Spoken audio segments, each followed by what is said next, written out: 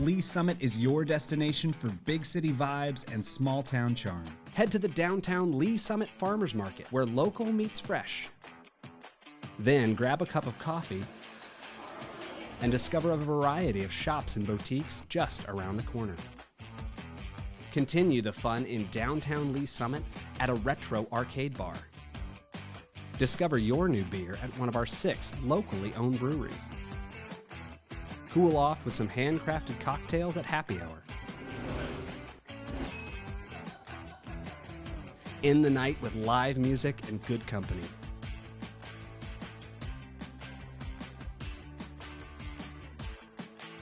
Lee Summit, Missouri. Hello, Lee Summit. Here's your flash briefing for the week of November 6th. City Council meet for regular session Tuesday night at 6 in Council Chambers in City Hall. If you can't watch, quickly catch up on City Council meetings by subscribing to the Council Debrief newsletter, which breaks down 3 to 4 key agenda items. Subscribe at cityofls.net. The city is hosting an online comment period for the Ward and Purcell's Intersection Improvements Project. The public can view project plans, exhibits, and provide feedback through November 15th. Find a link to the project on our Facebook page. The City of Lee Summit is excited to launch LS Aware, a free alert system designed to keep residents and businesses informed of emergencies and certain non-emergency events. The city can quickly send messages via phone, text, email, and more, depending on the preferences set up by the user. Learn more and sign up at lsaware.net. Calling all elves, the city's Cultural Arts Division is looking for volunteers to help spread some festive cheer downtown by decorating the planters. The decorations will be assembled at City Hall before placing them in the planters. Find a link to sign up on our Facebook page. And join in celebrating veterans on November 11th and honoring those who served during the Korean War. The parade will begin at noon at Lee Summit High School. Find more details about the event and parade route at downtownls.org. Thanks for listening and have a great week.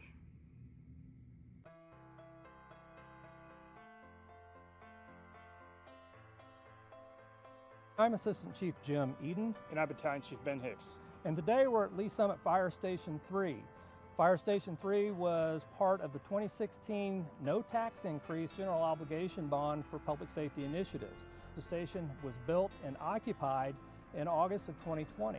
Unfortunately, due to the pandemic, we've not been able to give tours or have an actual ribbon cutting. So we want to invite you in today to give you the opportunity to see what goes on within a Lee Summit Fire Department station. Let's go take a tour.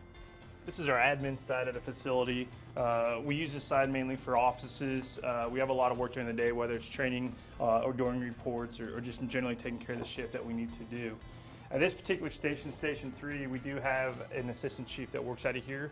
That person has their own office where they need to manage what's going on throughout the day with the shift and staffing, and as well as running calls out of here.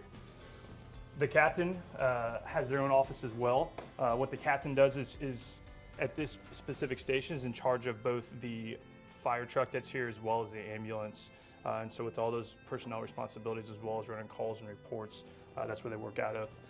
And generally for the rest of the crew, which is somewhere around 5 to 6 individuals, we have rooms to write reports, and we have additional training rooms and other rooms where people can work. Walking into our living area, I think it's important to recognize that we work 48-hour shifts. So in the evenings, after 5 o'clock, after work is done, we may have the opportunity to catch a game or something else as long as we're not running calls.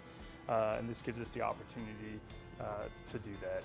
When we go into our kitchen, I think this gives you a great reason to know why we go to the grocery store. When you see fire trucks at the grocery store, what we're doing. Well, so for 2 days working for 48 hours, we buy all our meals at the grocery store, and then we come in here and cook.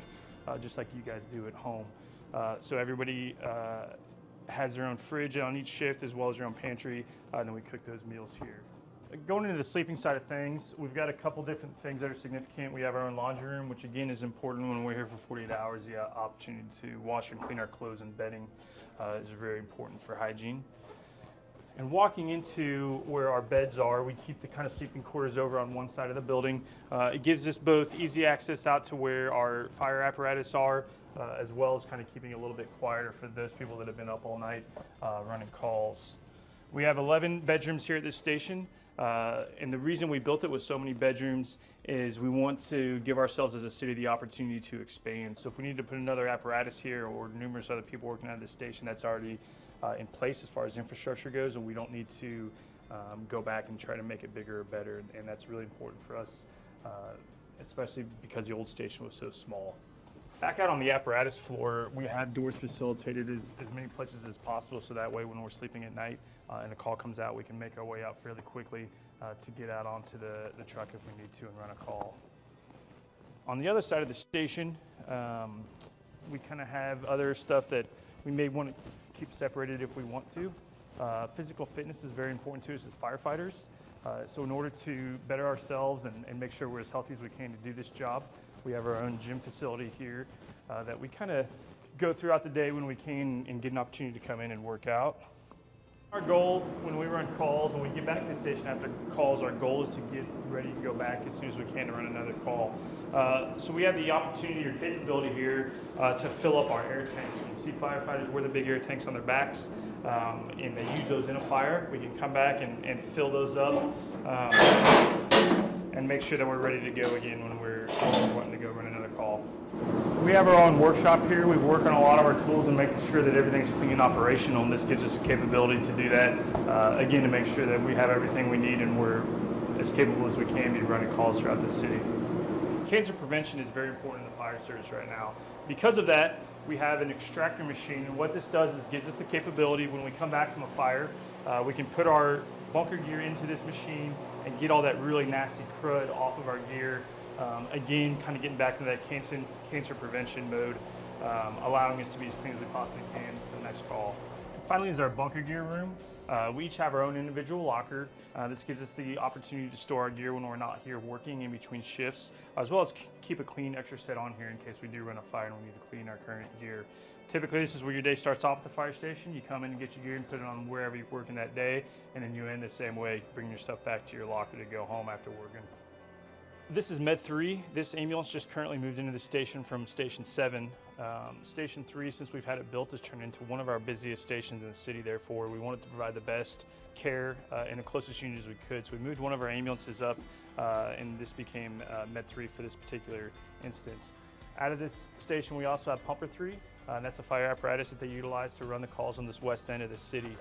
The last vehicle that you see is the chief's vehicle. We have 2 shift chiefs on shift every day, and they split the city. And this chief running out of this station typically covers the west and south area of the city, while our chief of Station 2 covers kind of that northeast section of our city, and they divide it up evenly.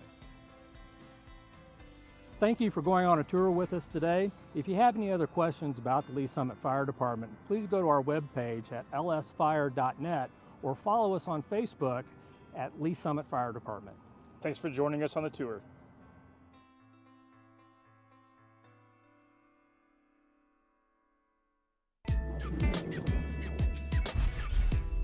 This month's Council Member Spotlight is all about Mayor Bill Baird.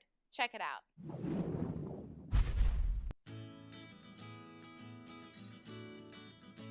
I have always volunteered in the community and I was always really involved, but then I ran for school board. Whenever I got done with my term, I just felt like I had more to give. It's always been my goal from day one is to get everyone in the community connected and working together, and I always called it a spirit of community. Well, Mayor's 24/7 and I have a job. I've had to work really hard at compartmentalizing, is what I call it. So during this time, I'm going to do work. During this time, I'm going to be mayor, even though I can get a call at any moment about mayor stuff. And so I've had to even work that much harder at setting aside time for myself or for family. So I like to exercise, I like to work out. Hillary's my wife. She actually goes to work out with me as well. And we do like to go downtown to the shops. We make sure we maximize our time together. I mean, I've got 2 kids as well, and we spend a lot of time with them. Lee Summit.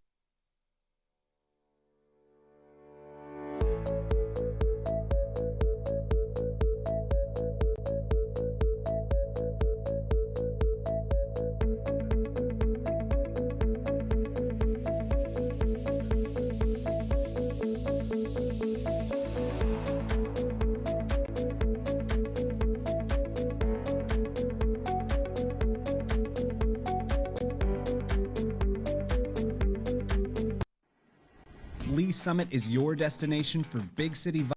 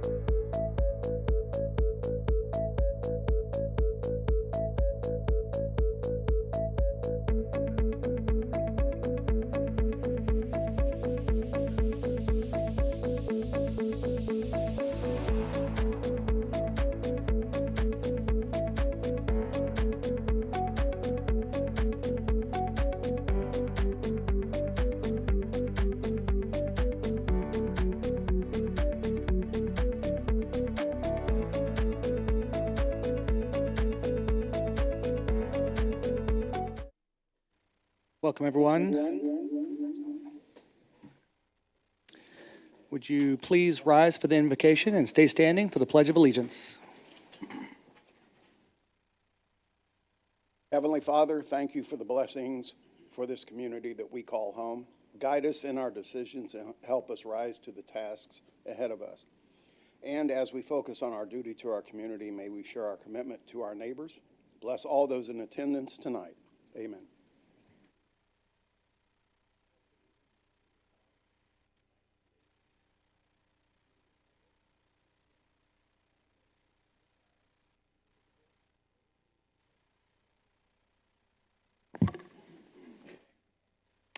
Again, welcome everyone. I'm calling to order the City of Lee Summit regular session number 54. Can I get a roll call, please? Councilmember Hodges. Here. Councilmember Felker. Here. Councilmember Lovell. Here. Councilmember Edson. Here. Councilmember DeMauro. Here. Councilmember Pryor. Here. Councilmember Shields. Here. Mayor Pro Tem Lopez. Here. Mayor Baird. Here. Next, we have the approval of the agenda. We have a motion to adopt the agenda by Councilmember DeMauro, seconded by Councilmember Edson. Discussion? Seeing none, please cast your vote.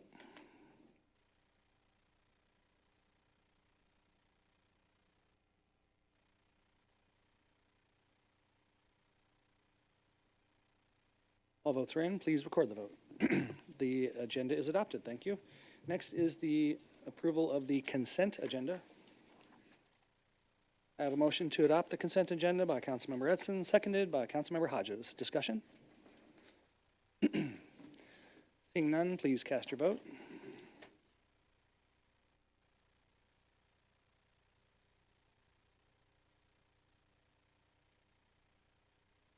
All votes are in. Please record the vote. Passes 9-0. Thank you all. Next is Council Roundtable. These are items of general interest, things going on in the community or in your district. Councilmember Shields.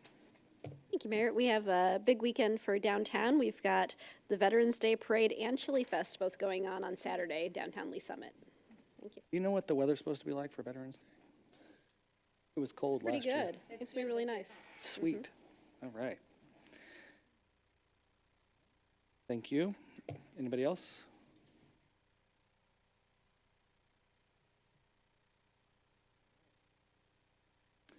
Then let's get to some business. Excuse me. We're going to dive into the public hearings. I'm going to close the regular session and open the public hearing in the matter of agenda item 4A, which is a rezoning from PO to RP4 and a preliminary development plan. Clover Communities Lee Summit, 830, 840, and 900 Northeast Douglas Street. Clover Communities LLC, or Lee Summit LLC, is the applicant. Would all those wishing to speak to this matter please rise and be sworn in by the city clerk?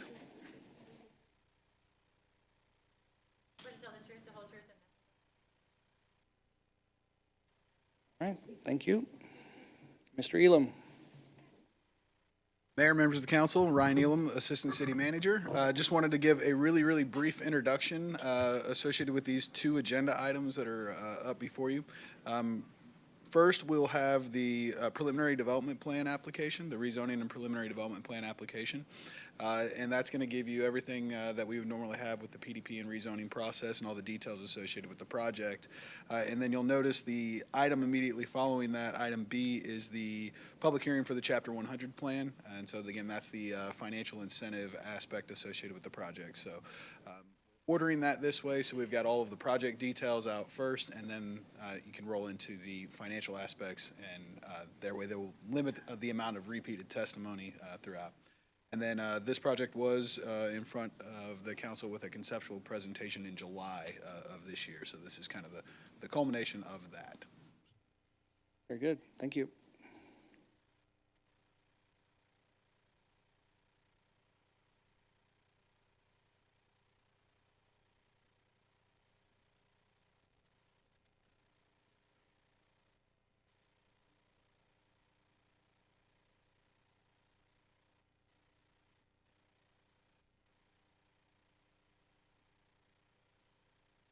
Russell Capelin for Clover Development. Clover Development, we are developers and owner-operators of age-restricted multifamily housing. We do this, we have 47 communities that we own and operate across 7 states. We're based out of Buffalo, New York. We have owned these communities since their inception. They're all market rate. We've never done any type of LIHTC or affordable housing. We've never converted to that. We've never converted to to all age. We are, we strictly are what we are, and we stick to that. We don't use any HUD financing. We don't use any other vehicles along that. We believe that there's a number of benefits that this brings to communities. It creates housing for senior population. It frees up housing stock that that they're currently in, that perhaps they want to be out of and into a community that offers a little bit more for them.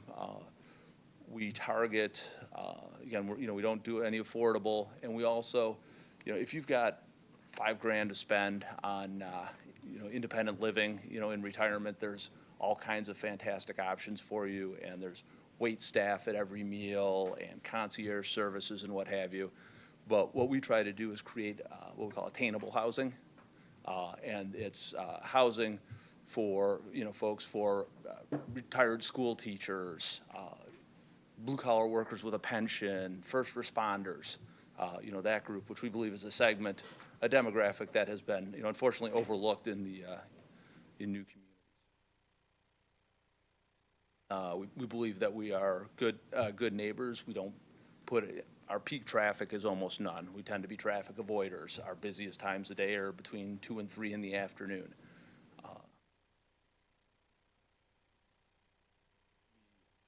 Because we don't have any dining or health care in our facility, we tend to use the community, the services available in the community. Most of our residents come from the community. We look at in determining need, as well as in our marketing, look at folks in a 3, 5, 7 mile radius from the property. We also obviously we don't have any students in the schools, so we end up being a net subsidizer of schools. We have unit amenities designed for all the unit amenities you expect, and designed for for seniors. Pull cords. We've got the higher countertops, the lower cabinets. All of our showers are walk-in, wheelchair accessible. Our communities have a senior-focused design where we've got community rooms and libraries, coffee bars, and we do have a beauty salon in there, outdoor patio spaces, fitness center will have fitness classes, and then we also have all the kind of the soft programming for seniors as well, card games, clubs, day trips to shows, what have you. As you know, our location is 830 to 900 Douglas, across from Lee Summit North High School, just south of Douglas and Tudor.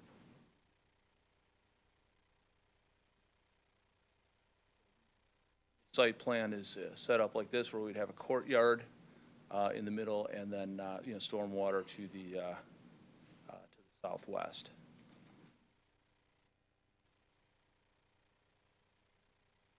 Rendering of our what the project would be, including the materials.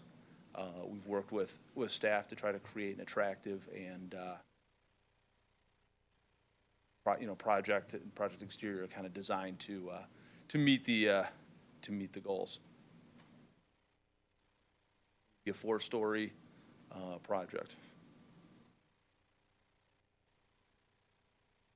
We have garages on site. We have 40 garages on the site for folks to use.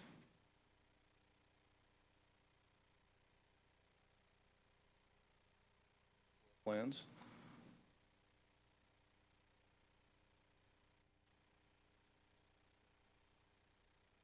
We are parked at 1.25 per, or I'm sorry, 1.2 spaces per unit. You know, however, if you look at our Midwest portfolio, we typically average about little over 1, and of those we utilize about 80% of those spaces. As I was talking about before, our traffic generation runs extremely low, particularly during peak hours.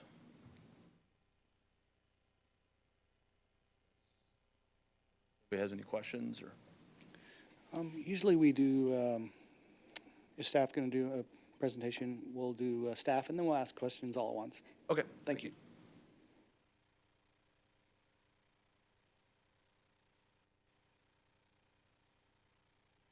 Good evening, Council, Mr. Mayor.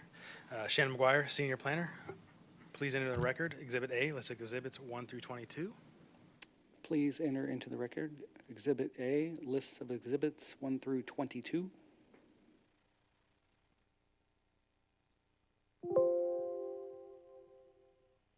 So as the applicant stated, they are seeking a rezoning from PO to that RP4 and approval of a preliminary development plan to construct a 128-unit multi-family apartment building for a senior living community on the subject site here. The applicant is proposing that alternate parking plan he just spoke about. They are at 1.21 units or stalls per unit for a total of 155 stalls for the project overall. To justify the reduction in the alternate parking plan, the applicant did submit a parking utilization survey for similar projects that they do own. They are also seeking modifications to the maximum density as well as the minimum lot size per unit. So currently, the comprehensive plan land use map does identify the future's land use as residential 3, which is in harmony with the proposed project before you today. Since 2016, the City of Lee Summit has committed to participate in Mid-America Regional Council's Community for All Ages Recognition Program. Part of this program is to create, implement policies to address the city's changing demographics. This recognition program does encourage communities to respond positively to the rapid increase in our older population, as well as adopt policies and programs that make the region a great place to live and age well. So the proposed plan does meet the goals of the Community for All Ages by providing that additional living opportunities to our residents. A little bit zoomed in on the site plan here. Again, the existing zoning is a PO, or planned office, and they are proposing to rezone into that RP4. Overall, this property is just a little bit larger than 7 acres. Total building square foot is going to be about 142,300 square feet with a height of 48.5 feet. They are proposing a density of 19.6 units per acre. 155 total parking stalls in the form of 40 garages and 115 surface stalls. They are proposing the use of various building materials to include vinyl siding. That's going to come in different forms, from lap to shake or board and batten styles of vinyl siding. They're also proposing some vinyl shutters as well as some stone wainscoting there. The proposed building materials are compatible with the design and construction of existing and recently approved multifamily structures throughout our community. To speak to that vinyl siding, it's not a product that we see very often here. They have provided us manufacturer spec sheets for the proposed material itself. The wall thickness of that proposed material is listed as 0.046. This is the same thickness level and quality that was recently approved for the TriStar project in 2022. The manufacturer also does provide a limited lifetime warranty for this type of product as well. So in keeping with similar projects and apartment complexes, they are seeking that modification to the density and overall lot size per unit. These modifications, again, are fairly common among other approved apartment complexes.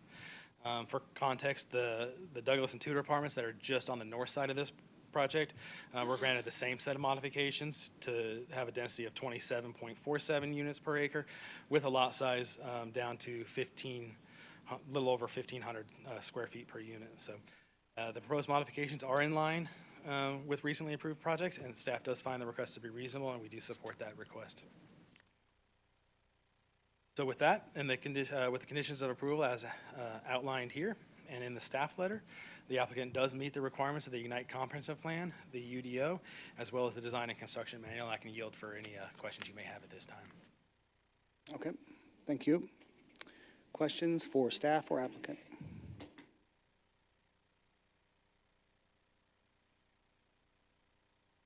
Councilmember Edson. Thank you, Mayor. I've just got a really quick question, Shannon. So I was trying to get my bearings. I just want to make sure I have this right.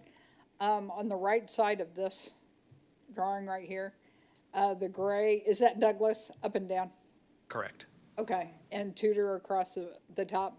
Correct. Okay, thank you. I just wanted to make sure I had that right. Thank you, Mayor. All right, thank you. Councilmember Pryor. Okay, so this might not be completely related, but Sled Hill, this won't affect Sled Hill at all, will it? I am not a Lee Summit native, so I'm Sled Hill's down here, correct? Mr. Dunning knows what I'm talking about. It's directly north of Sled Hill. So it does not impact water utilities properties in which people sled down the hill. Okay. Yes, thank you. And then, I don't know, is this an appropriate time to ask about potential, just 55 plus, a potential fire station and what exactly the future plans are? Is it, okay. I was just wondering, given that it's another 55 plus community, and I know that we'd recently talked about one being on Colburn Road, I was just wondering future plans of, I guess, Station 8 and where we are on that, as you could elaborate on that a little bit. Yeah, Chief, can you come up, please?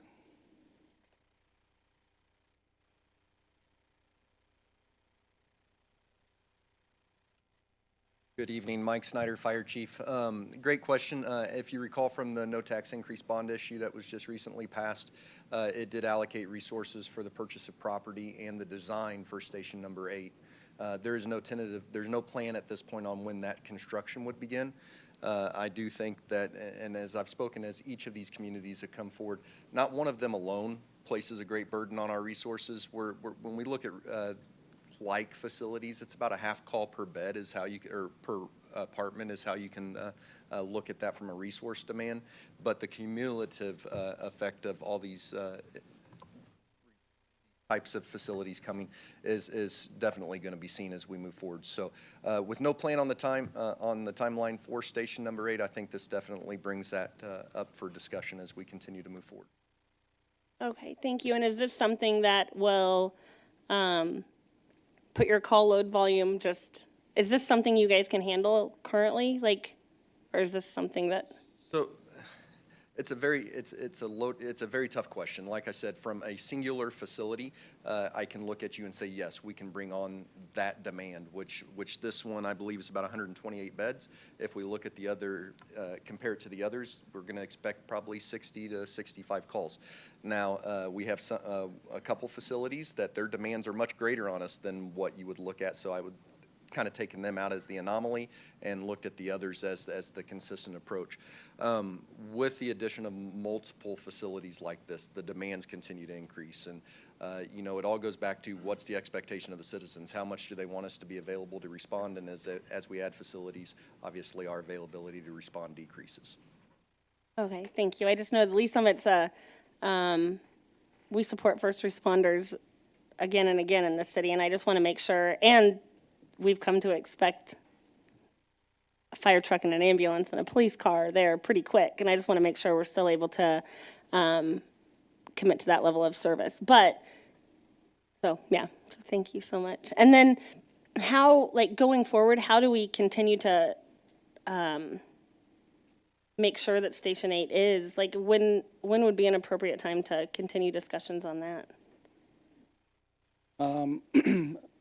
We can always, every year we have reports and such. Chief does a great job. I don't know when the next one, when the last one was, but we can always get updates. And he's pretty much on it.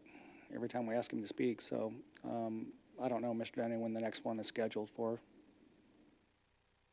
If I was tracking right, the next discussion for an additional fire station or other services. So we're planning to bring forward our approach to all the no tax increase bond issue projects here, I want to say at the meeting on the 21st.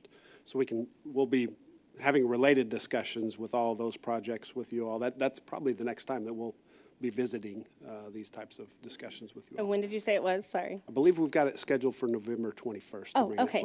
Okay, perfect. Thank you so much. Thank you. Member Felker.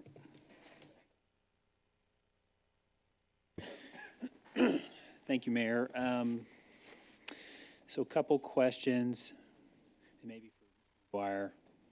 And one is just a kind of curiosity. So the 4-story project, and I don't remember or recall, what is our, at what point does the vertical element or the number of stories for a project require us to have some special approval? I mean, meaning, is there a limit? Did the ordinance in the city of Lee Summit restrict us to so many stories? I seem to recall there's a limit. I don't remember if it's 5 or 4. It'll be 50 feet. They are meeting all those height restrictions on this one. Once we go over 3 stories, then it kicks in the requirement for elevators. So that's one of this project does supply elevators as well. So that's another height. I mean, so what you, I'm sorry, I wish I knew the rules better, but is it just a vertical height limit above which we need additional approval, or? Yeah, so if we were to go above the UDO minimum standards, we would have to seek a modification for that, and we're not in this particular project. Yeah. Okay, just for my own knowledge. Then what you talked about, the exceptions today, are really ones that are consistent with other exceptions we've made for other apartment projects, the parking and the density, I think, in particular. Correct. And then I just... Well, sorry, step that back. The parking is lower than we've seen in other type projects, specifically because this is the type of project this is a senior living community. If this were a standard apartment complex, it'd be tough to get the parking down that low. But given that the type of residence that this is geared towards and the traffic patterns of that type of use, they have provided additional information that shows what they're providing in other Midwestern communities. This is actually higher than those. There is one in Independence. I do have, so this slide here shows what the other communities where they're located, as well as how many units they have, number of occupants that are currently occupying the structure, and then the number of units that they're providing. So the comparable in lease in Independence is they're providing 1.02 units or stalls per unit, where this particular one they're providing more than that. So they're providing more than any of their examples. Their average example is 1.04 per unit, where here they're 1.2 per unit. Yeah, and if comparing between those two, same number of units, 128, and so there's 25 more parking spaces. Okay, there. They did do a utilization, how much those parking spaces are actually utilized, and you can see it's an average of only 80% of those parking are utilized at any one given time. So comparable to Independence is 75, so we would see probably similar usage.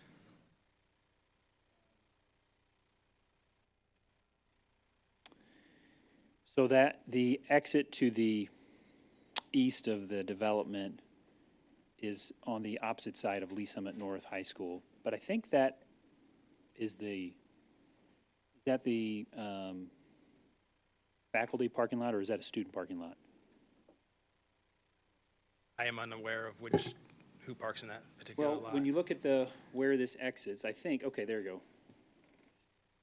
Part of what I was just thinking through is, okay, there was a comment somewhere in here about the highest traffic time might be between 2 and 3, and I thought, well, is that, I can't remember when high school gets out, but is that around a similar time? Is that something we should be of concern at all with that intersection in particular?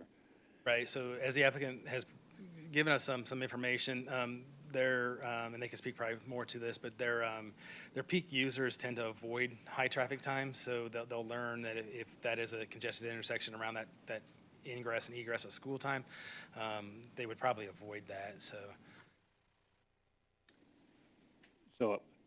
So again, we're just counting on the fact that the residents will kind of pick up that this isn't a great time to go out and about because there's going to be teenagers flying around. Right, the intersection is designed and capable of accommodating both during that time frame, but I mean, me, I would definitely avoid that time. Okay. Okay. One other question, and I did not review the Planning Commission video, and there weren't really any notes from the action letter that kind of described this, but I noted that there were some who were opposed to this proposal. Can you speak to what the tenor of that opposition was?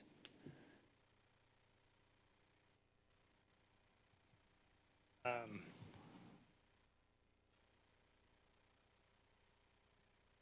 to think of how to. So there were some conversations with regards to some screening elements. Overall opposed to it, I think. Some felt that it just wasn't the right location for multifamily. That was the biggest opposition. Okay.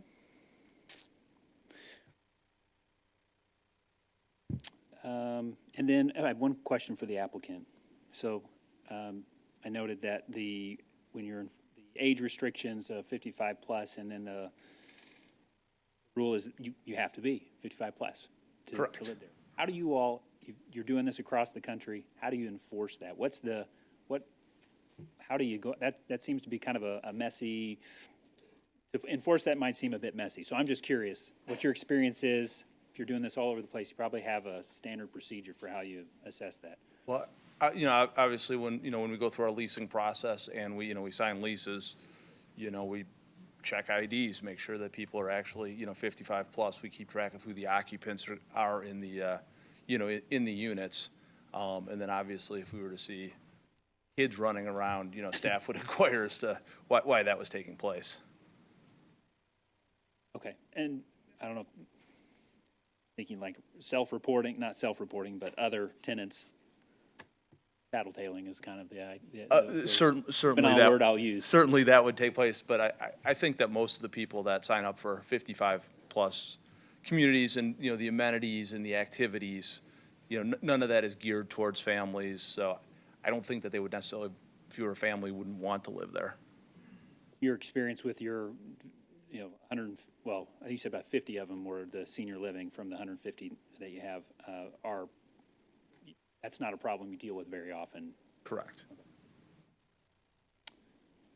Mayor, I think that's the questions I have. Thank you. Thank you. Thank you. Mayor Pro Tem Lopez. Thanks, Mayor. Mr. McGuire, probably first, and I have a question for the applicant as well. Some of my questions I had about the traffic situation kind of have already been asked, but I am curious regarding referring to the entrance again to this development. So it will be aligned with whatever that entrance is to the high school property, correct? Correct. Okay. And I guess that's something I hope, not hope, I have confidence our traffic staff will really look into and make sure there's the highest safety possible, especially at peak times. Correct. So to add a little bit more color to that, Michael Park did say that he believes that this is a mixture of student, staff parking, as well as with this project, they are proposing to add a turn lane, a couple turn lanes to help accommodate that additional parking or additional traffic. Okay, thanks. And then you showed some elevations of the buildings. Yeah, those. I noticed there's like the entryway has sort of a driveway. What's the setback? And I apologize, I didn't look at the Planning Commission video either, but what's the setback like from Douglas? I noticed there's that road there. 170.21 feet. Will there be any kind of decel or turning lanes or like for queuing during peak times? There will be a turn lane that'll be added in here to access You'll come in this way in here.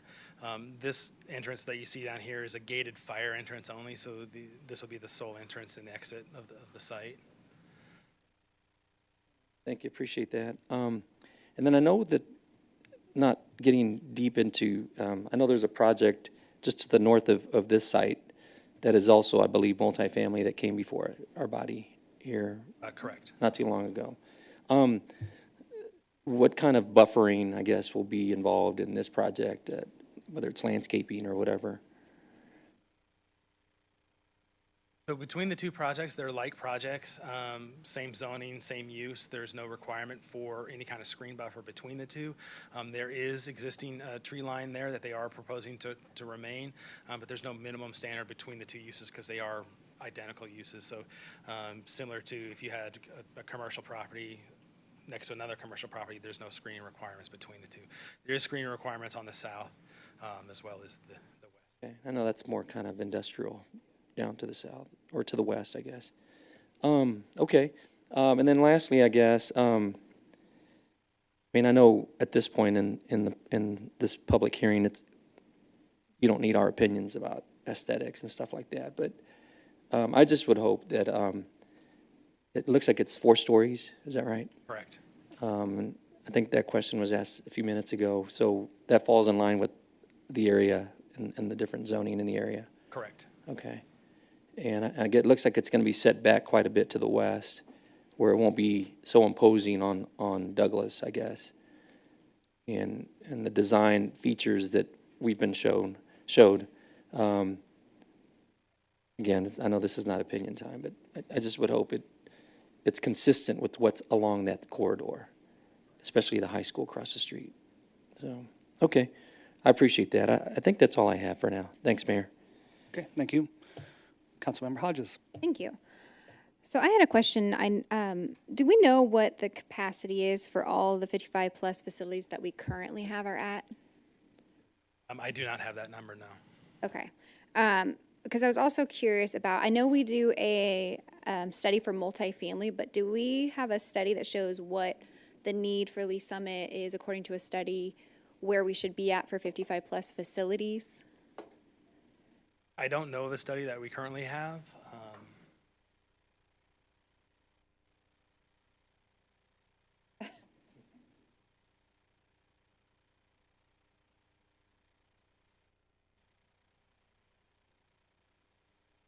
We don't have one.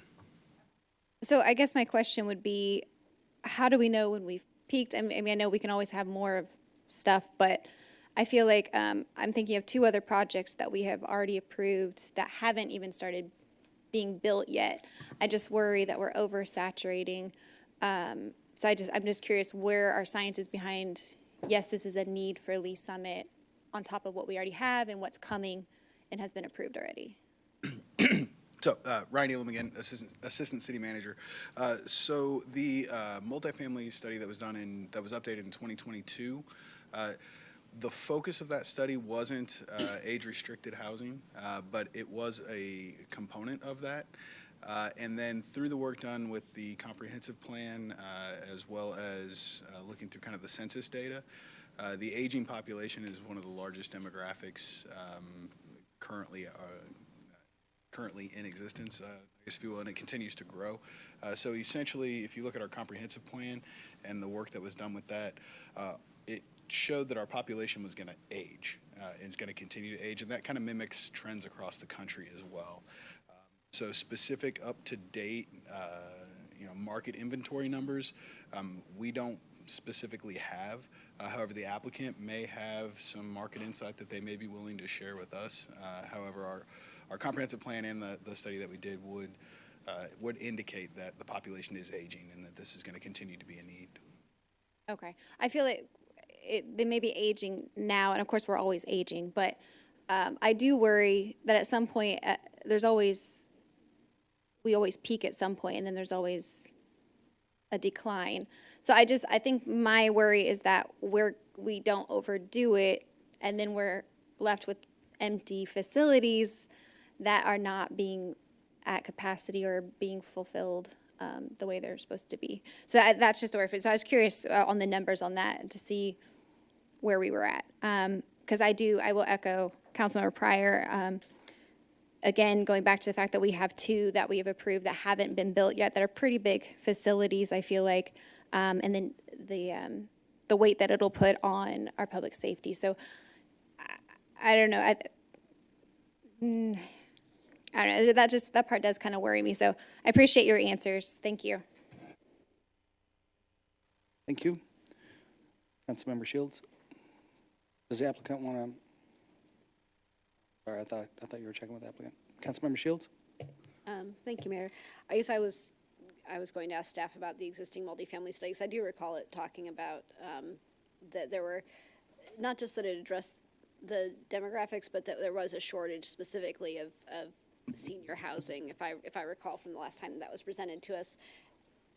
And I think it hasn't been updated really recently, but it's been updated fairly recently, hasn't it? 2022. I don't know about seniors housing specifically, but our current vacancy rates in multifamily aren't they still like, or the current occupancy rates are still in the high 90s? Is that Mid-90s, right? yes. Okay. I think those are all my questions. I just wanted to make sure I was clear on that. Thanks. Thank you. Councilmember Felker. Thank you, Mayor. Mr. McGuire, I was just going back to the presentation where I think on the list of approval conditions, number 6 was satisfactory development agreement with the city, which might address at a minimum road improvements consistent with transportation impact analysis. And then the prior staff letter did talk about like a left turn lane southbound. I presume that means to turn into the high school. So I'm just going back to this intersection, which maybe there's no problem, maybe it's not going to be an issue, but I'm thinking 55 on one side of the street and 17, 16, 18 on the other side of the street. And what I'm reading then is that there will be more conversation with staff before this goes forward to kind of analyze this question for at least putting in a left turn lane on the south, at least go back to that transportation impact analysis and see if there's anything else. Correct. So during the final development plan process, staff will re-review those requirements and ensure that it is a safe intersection. Speak at all to like at what point, I'm not necessarily a fan of just throwing traffic lights up, but at what point that become, as I read the transportation analysis, it obviously isn't recommending that at this point. Factor. I will defer that to Michael Park on what the warrants exactly are for a traffic light.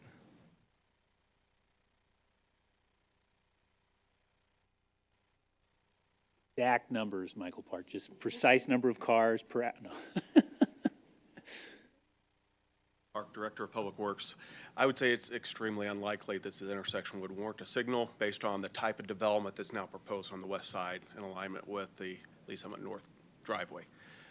You would need a much higher traffic generator to create the kind of cross-street traffic activity to warrant a traffic signal at this location. But as was stated before, they will be building turn lanes, and that really is the issue today. If you drive this 4-lane corridor and you watch the traffic in and out of Lee Summit North, it's the lack of a turn lane that's causing rear-end crashes to occur. They're waiting, and traffic's right behind them wanting to go through. So this really does help us mitigate that current safety issue that's been observed. What you see there is they will be building left turn lane, obviously widening Douglas. That provides an opportunity for the city to partnership in a very cost-effective way to build the turn lane into Lee Summit North. That's what that condition refers to. Okay. Great. Awesome. Thank you, Mr. Park, and thank you, Mr. McGuire. Thank you. Councilmember Pryor. Thank you, Mayor. Okay, so I know that, kind of piggybacking off of what Councilmember Hodges said, if in the future that 55, like when it's 55 plus and they're unable to, or if they're ever unable to fill every room or fill every unit, in that case, and if they decide to go all ages, would they have to come back before council for approval on something like that? Or is that something that they can just choose to do? I know the baby boomer generation is a huge generation, and then several generations beyond the baby boomer generation are not as big. So if that's something they choose to do, is that something, what does that look like? Mr. McGuire, what's the process? So currently, the approving ordinance does not have a condition in there that would require it to remain 55, or does not have a requirement to remain 55. And whether or not we can add that, I would refer that to legal advice. To the what? We could add a condition to require it to remain 55 or not. I don't know if that we could or not. The Mr. Bushek question, I think. So I'll start by referencing the next public hearing and the next item that we're going to have on the agenda. That's for the Chapter 100 plan. The plan does specifically say that this is for senior housing. And the plan doesn't go into a lot of detail. I mean, the title of the plan is for a senior living facility, and it references senior facility a couple times in the plan, but the focus of the plan is not to implement that restriction, although that is something that we could build into the implementation documents for the Chapter 100 plan.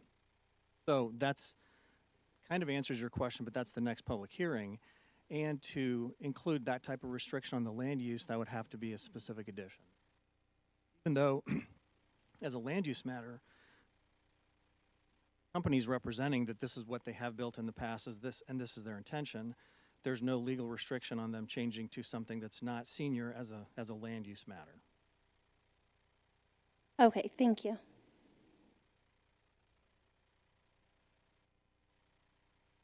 Thank you. Mr. Elam? Sorry, thank you again. So, going back to Councilmember Shields' discussion a little bit, and again about the market research, I went back and pulled the presentation up from 2022 that analyzed the market study that we had done, and the analysis of that showed that for senior renter households, that we had a 640 to 850 unit shortage overall. So there was a clear shortage identified, and that's the net shortage. It also indicated that the 65 plus demographic was the fastest growing demographic. Thank you. Councilmember Hodges? Sorry, this is probably for Mr. Elam again. Sorry, before you got too far. So with that info that you just said, where do we stand number-wise? Because actually there's 3 more that haven't built. I forgot about the Blackwell project as well. Was going to add some of those in. So what do our numbers look like where we sit now for what's been approved on top of what we already have? So I don't have that number right off the top of my head. I can probably go back and pull those projects up as to where we sit, but I'm going to, before I throw out a number, I know it's less than the 640 to 850, but I don't know by how much. So if I can get a couple of minutes, I may be able to pull that together. Thank you. You.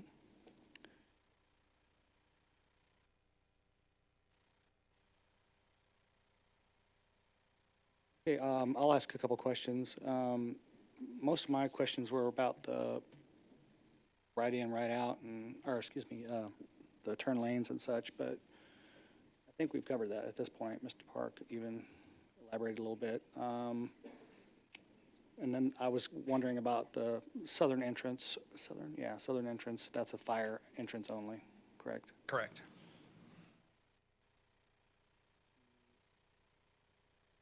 I noticed there's the community room. There's a community room. Pretty sizable. How many people do you think it holds for the applicant? Do you know?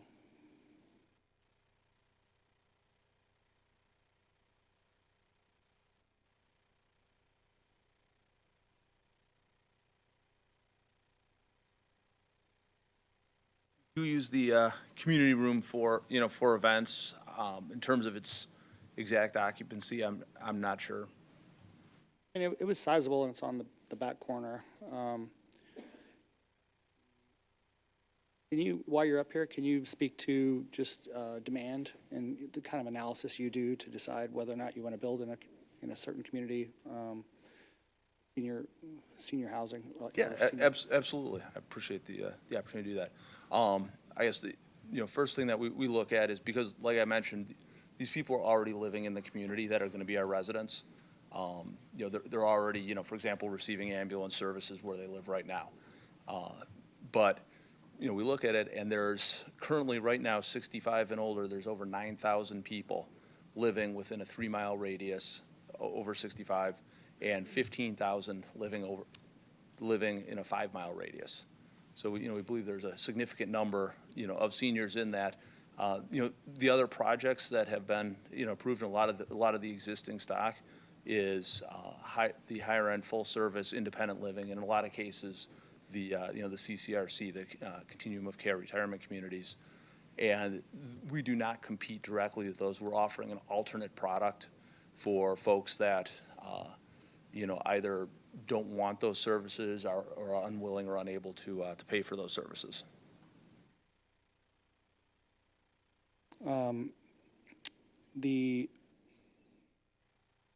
With regard to the those others, do you work? I'm just curious. Do you work? Offer any kind of referral services to them? I mean, you have to have some kind of network along those lines once you get into the community. I mean, there'll come a point in time potentially when somebody's unable to live independently, and you know would need to would need to go into a different type of care. How fast do you think you'll lease this up? I would expect that we'll have a number of units, you know, leased before we open through our pre-leasing efforts, and then certainly within, I would say conservatively within a year we would be at full stabilization. Really? That's pretty fast, but we've seen it before in this community. So, okay, what I think on the exterior.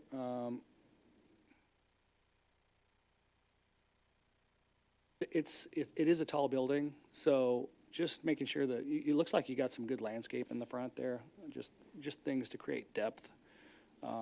Is that your intention? Yeah, absolutely. And we also have different materials and, you know, other elements to break that up. Also, one thing to keep in mind when considering the height is the building itself does sit below Douglas. I was going to ask you that. So when you see this map up here, you're saying that top left corner is actually going upward, top right corner is going up? Correct. Okay. The back, that's the back actually half why of the property is going down? Yes. Right, that's actually why we have the serpentine entrance drive. Yeah, so I to mean, accommodate that you have a grade lot of change. trees at the front there, and then you got the trees in the middle area. I think a big building like this, it's not even that big of a building, but it stands out as you're driving along, and having those types of landscaping will really help. And so the parking goes all the way around, so you can make one big loop all the way around and get out. Correct.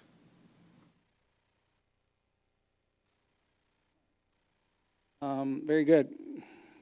I will go to the next council member. Mr. Elam, do you want to report? Yes, thank you again. So I may ask a question here real quick just to make sure that I'm capturing everything. So the way that we look at it, what we would consider a 55-plus product versus, say, a scenic development product, that's the one down in Raintree, that is a different product in a different category that wouldn't really be included in that 640 to 850 range because it's more of a continuum of care facility. So it's that higher level of care. So the projects that we're looking at, we've got the Blackwell project that's got about 113 units in it, and then Colburn Ridge had about 220 of senior living. That was about 333. And I wanted to confirm, is there another project that I'm not thinking of? No, because you said the Raintree one's That's a different category. Different category. Okay, well then let me ask Raintree and you. the Princeton, those are all higher level of care. Yeah, please. So my question was, so I started thinking as you were pulling those numbers. So do you know how many we have? Because I feel like maybe I drive by some and I'm thinking they're all kind of the same. But do we know the numbers on how many of the 55-plus facilities do we have that are assisted versus independent living? So, I'm going to go off the top of my head a little bit. The Princeton, Benton House, Scenic Developments, Raintree Village, the John Knox Village product, those are all more of your continuum of care facilities. There's a couple of memory care facilities as well. I can't remember the name of it, but I can picture right where it was at. So the Wilshire is another. So as far as independent, kind of like what their project is that they're bringing. Out because they did break that down. I just don't have that summarized right in front of me. Thank you. Thank you. All right. Okay, we're going to go to the next part, which is there anyone that wishes to speak in favor or in opposition to the application? Please come forward. Are there any additional questions from the council? Does the applicant care to make any further comment? Hearing no further testimony, I'm closing the public hearing and reopening the regular session. Is there any council discussion on this application? Gretson. Thank you, Mayor. I'd just like to say that, and you brought up a lot of what I was going to say. I appreciate the applicant and the staff working to on the setback and the landscaping, because I think, and I've said in the past, I think where we get in trouble with any type of large apartment project is we build them right up to the sidewalk a lot of times, or they're not landscaped well. And I just think this is done really nicely. I love the curved driveway. I think it's going to be a great project. So thank you. Thank you. Councilmember Shields. Thank you, Mayor. I really like this project a lot. I think that it'll be a real benefit to the city. We need more housing like this, an attainable market option. I was actually just speaking to a woman in Lee Summit just a couple of days ago who was telling me about how hard it was for her to find a place to move to in Lee Summit when she was not wanting to live in her own home anymore. She didn't need the continuum of care and she didn't have the income for that. She said, I'm not low income. I bring in $3,000 or $4,000 a month with my Social Security and my pension, but I can't find a place that fits me. I don't qualify for something like a Section 8. I don't have the money for the continuum of care. I need something. And so I think something like this really helps someone like that who's already part of our community, who needs somewhere to go and they're ready to downsize and maybe wants a little bit more community. I think it's great that there's going to be so many planned activities, community room, all that kind of stuff to help with people staying active. So I really like that a lot. I really liked what we talked about with the traffic and the street improvements to maybe even improve some safety in that area, adding turn lanes and widening the road. I think that's really great. So I'm definitely in support of this. And then on a more kind of general note, I'm sure this will surprise nobody, but I really think that we ought to increase the density that we allow in this district. I think it's strange that you look at this table of all these different variances that we've approved, where all these different facilities are coming in at 20, 25, 35 units an acre, and we only allow 12 in the code, and they all have to get variances. Like, if this is what the standard is, and this is what we approve basically all the time, we ought to just change the standard to reflect the reality. And also, on that note, I appreciate reducing the parking for a 55-plus community, and I think that is something we could look at changing in our standards too, that if you are an age-restricted community, you don't need as much parking on site. So those are things that I would love to see us discuss at some point, changing those requirements. So thank you. Thank you. Mr. Denning, those are good conversations to have later. I mean, we've had them many a time, but it's actually been a few years. It's actually been quite a few years. So we just need to put it in the queue and bring it up through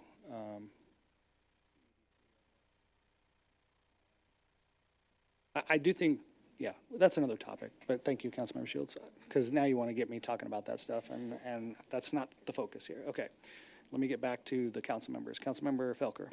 Thank you, Mayor, and Councilmember Shields, you kind of just encapsulated a lot of my thoughts and comments, so just appreciate the project. I think it looks good, and I like the attention to detail, and I appreciate the dialogue we've had about the different things that could be concerning, and again, what this community can mean to those who are looking for this kind of a place. I'm just reflecting on going to visit my wife's grandmother in Salt Lake City, very different community, but I kind of think where she stays is something like this. And I just thought, well, and she's of that age demographic where that would make sense. So. Yeah, thank you. Mayor Pro Tem Lopez. Thanks, Mayor. Not to repeat what's already been said, I agree with those comments. Thank you for coming in to our community and wanting to invest and bring this kind of a service and concept into our community. So I think as an elected body, I think, we're here to ask the questions and be critical at times, but we do appreciate, especially if you're from out of town. And you said Buffalo? Okay.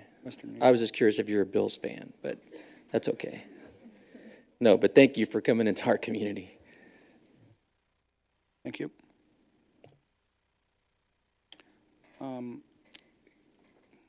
I kind of caught myself calling it a big building. It's really, like I said, it's not really that big, but I think sometimes it would help us if you put the landscaping in on some renderings for us so that we can,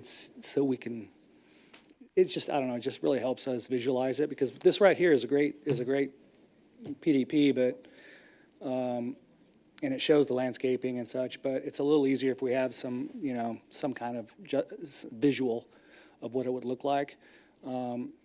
Especially when it is going to be, the elevation changes so much, because we've had this conversation, Councilmember Edson brought it up earlier, she's brought it up many times, that when we do this, can we not that we're trying to hide it, but just have it blend in a little bit more so it doesn't, so this was a little bit tough to picture, and this is actually up my alley, and it's still a little bit of a challenge. But I definitely know that we have a need, and it's scary to a few of us up here when you're talking about 55 and older and we're approaching that age. But we all have uncles and aunts and parents in the community, so we all know people are in need. We just want to make sure that you're going to be successful and full. And I think the way things are going, you're probably going to be full in a year, like you said, or at least within a year and a half or two. So I'd be supportive of this as well. With that said, I'm going to ask Councilmember DeMoro to please read Bill number 23-204. Thank you, Mayor. 830, 840, and 900 Northeast Douglas Street, all in accordance with the provisions of Chapter 33, the Unified Development Ordinance of the Code of Ordinances for the City of Lee Summit, Missouri. Thank you. We have a motion to move to second reading, Bill number 23-204 by Councilmember DeMoro, seconded by Councilmember Shields. Discussion? Seeing none, please cast your vote. All votes are in. Please record the vote. It passes 9-0. Very good. I think we're going to be talking about this a little bit more, though, because we've got another public hearing. So I'm going to close the regular session and open the public hearing in the matter of. You guys are good. We don't need a break or anything, right? Okay. Try to get through this one for sure. In the matter of agenda item 4B, this is a Chapter 100 plan for Clover Independent Senior Living. Clover Communities Lee Summit LLC is the applicant. Would all those wishing to speak to this matter please rise and be sworn in by the city clerk?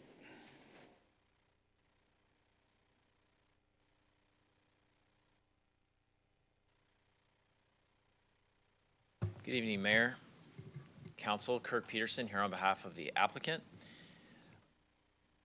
I think you're going to be thrilled. This may break a record that I will be very, very brief, at least, of course, be here as long as you always promise that.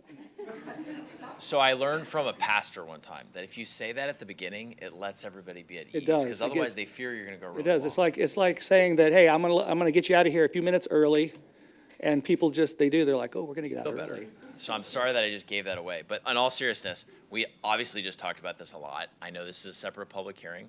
So what I plan to do, Mayor, is I will introduce topics and sometimes say, for the record. So if somebody pulls this up, they'll say, and we just talked a lot about this, but we can talk more if you have questions on that. Also, also because you see so much, and we haven't been together on this project with the proposed public-private partnership since this summer. So I will spend a little bit of time on those details. And I will say it will be, sometimes this doesn't happen. Sometimes the informal direction from this council is to work on X, Y, and Z. This happened to be a conceptual presentation, as you would remember, that just said, keep going. So you're not going to hear anything different from what you heard this summer. But again, it's a public hearing, so I will present a little bit on that as well.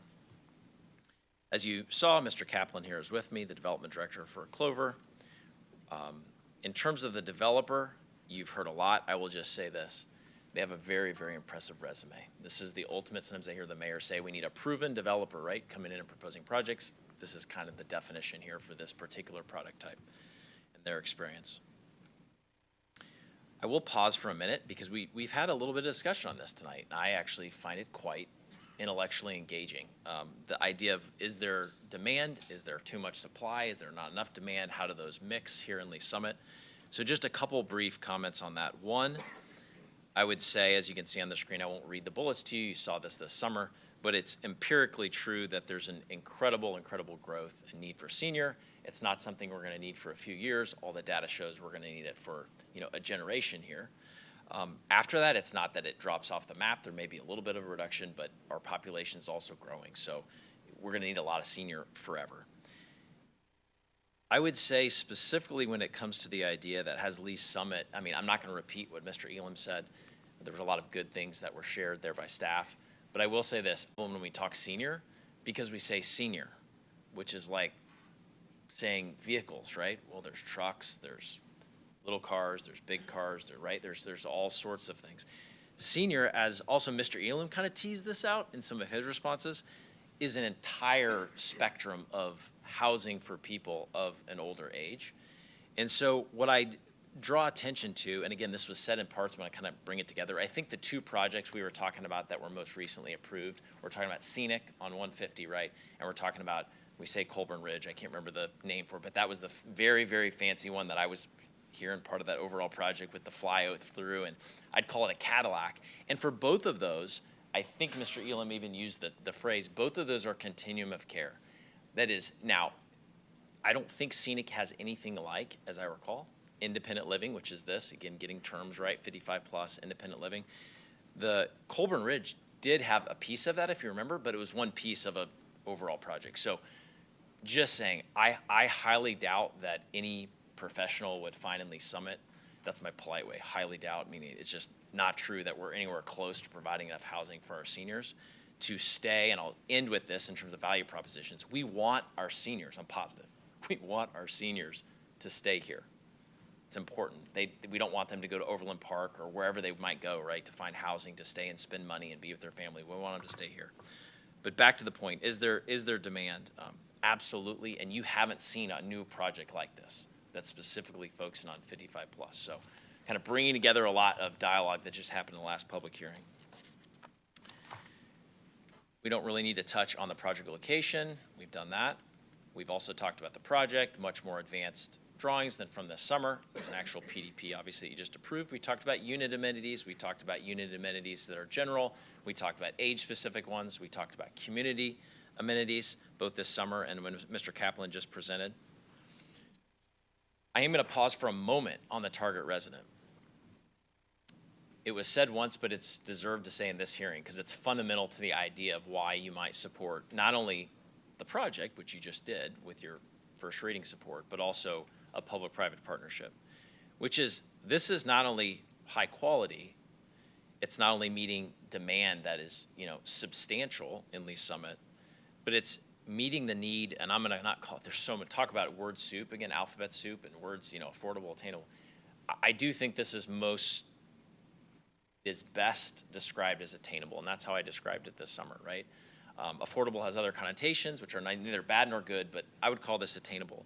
And so when Mr. Kaplan focused on the idea of first responders, retired teachers, other workers that have a pension, traditionally they are not going to be able to support the really great project, and I mean that for everybody to hear forever in this presentation, like Colburn Ridge, that's incredible. That's a totally different price point. Not everyone either can choose or will choose that product. This is something entirely different. And just like we talk a lot about attainability for just in general housing, single family, multifamily, whatever, this is attainability for our seniors. And especially those, as Mr. Kaplan said, as they've done this, 50 some odd times, they know where their residents come from. They come from within 3 to 5 miles. That's incredible. They want to have the same hairdresser. They want to go to the same restaurant. They want to do all the things they've done and stay in their community. And this proposal tonight, public-private partnership, is what makes that happen for them. So now, ending with the focus of this presentation, which is the public-private partnership. There's one tool that we're proposing for you to support, same as this summer, Chapter 100. There's 2 pieces to that tool. The first is predictable taxes, predictable pilots, predictable taxes. The amount would be $1,800 per unit. You've heard that number. We've used that a number of times over the last 18 months with a 3% biennial inflation.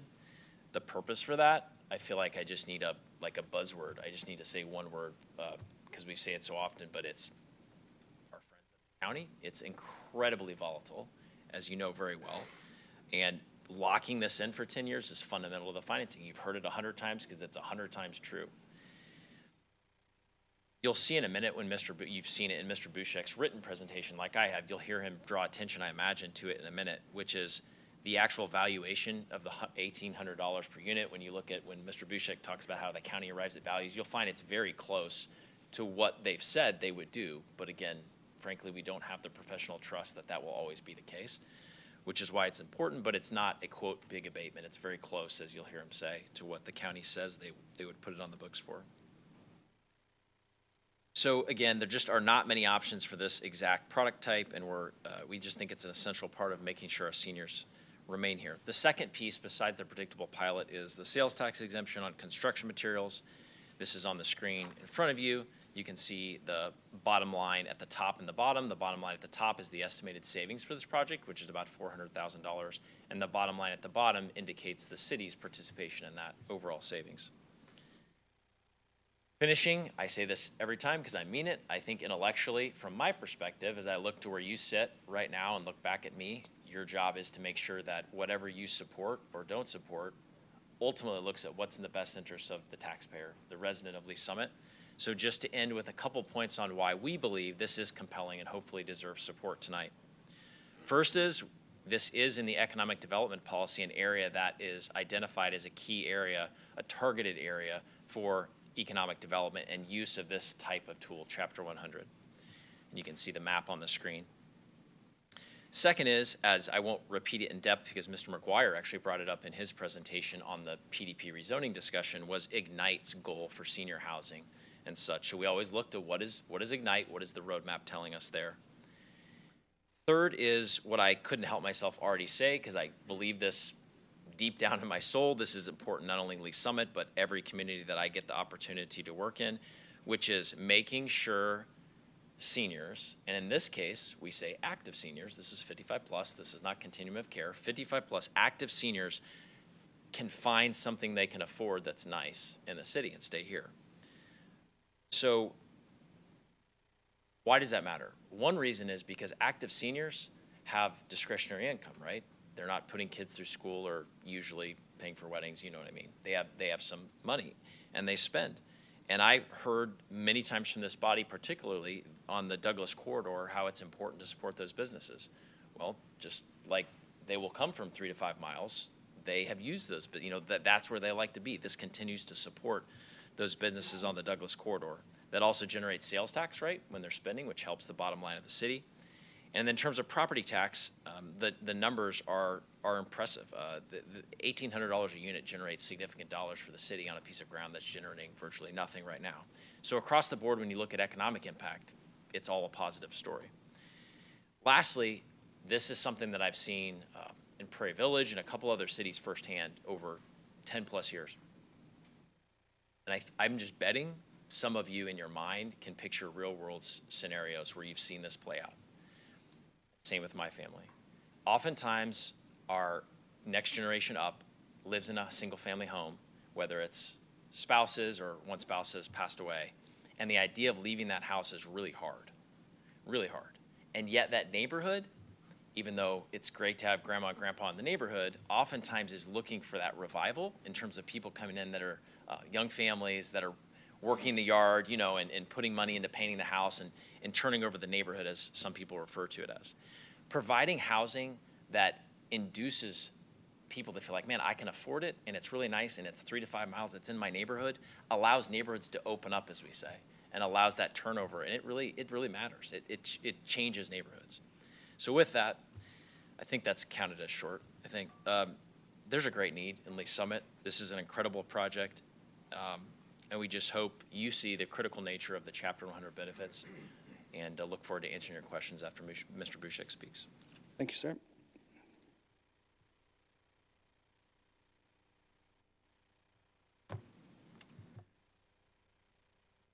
Good evening, David Bushek, Chief Counsel of Economic Development and Planning.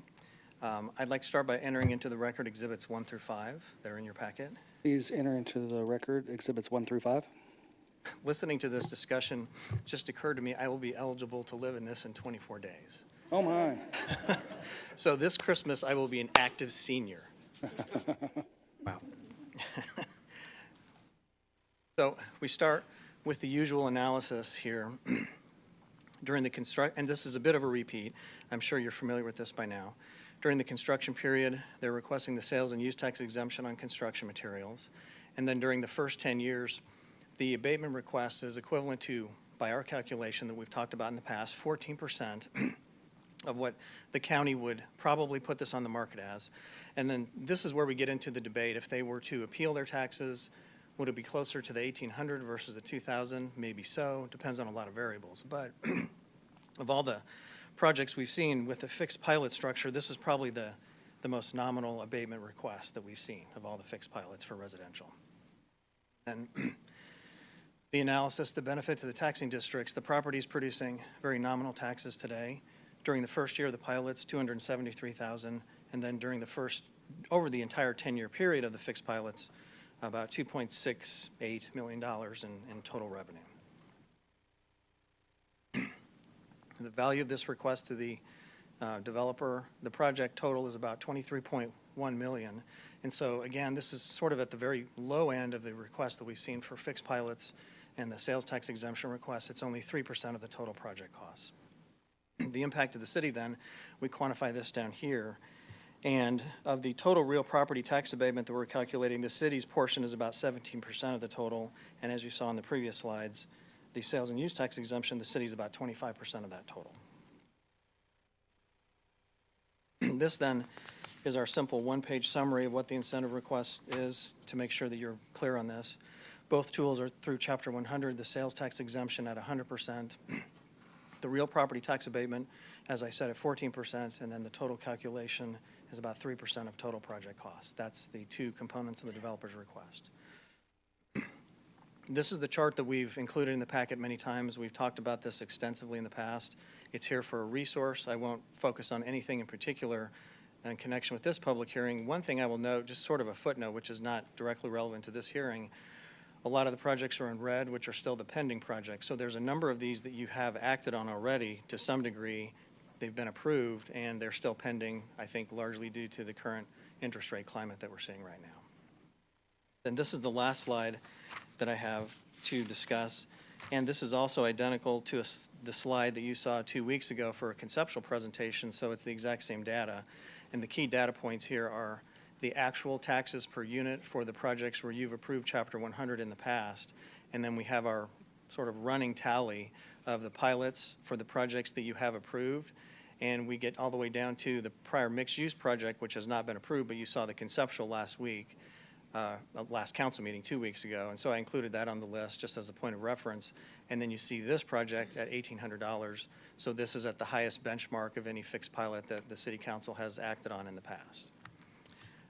The last thing that I will note is that on the issue of the senior restriction, I mentioned during the last public hearing that the plan itself, the title is the Clover Senior Independent Living Project.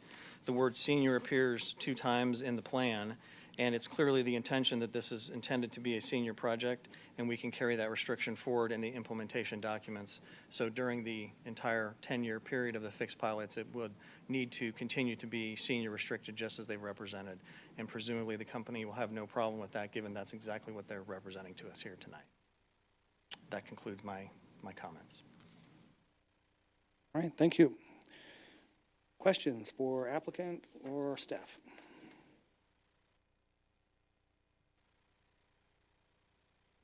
Yes, Councilmember Lovell.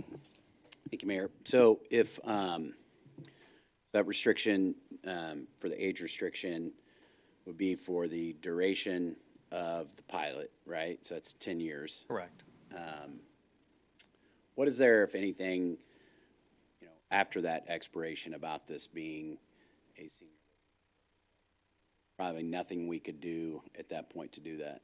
Correct. I don't think there's anything we could do legally at that point.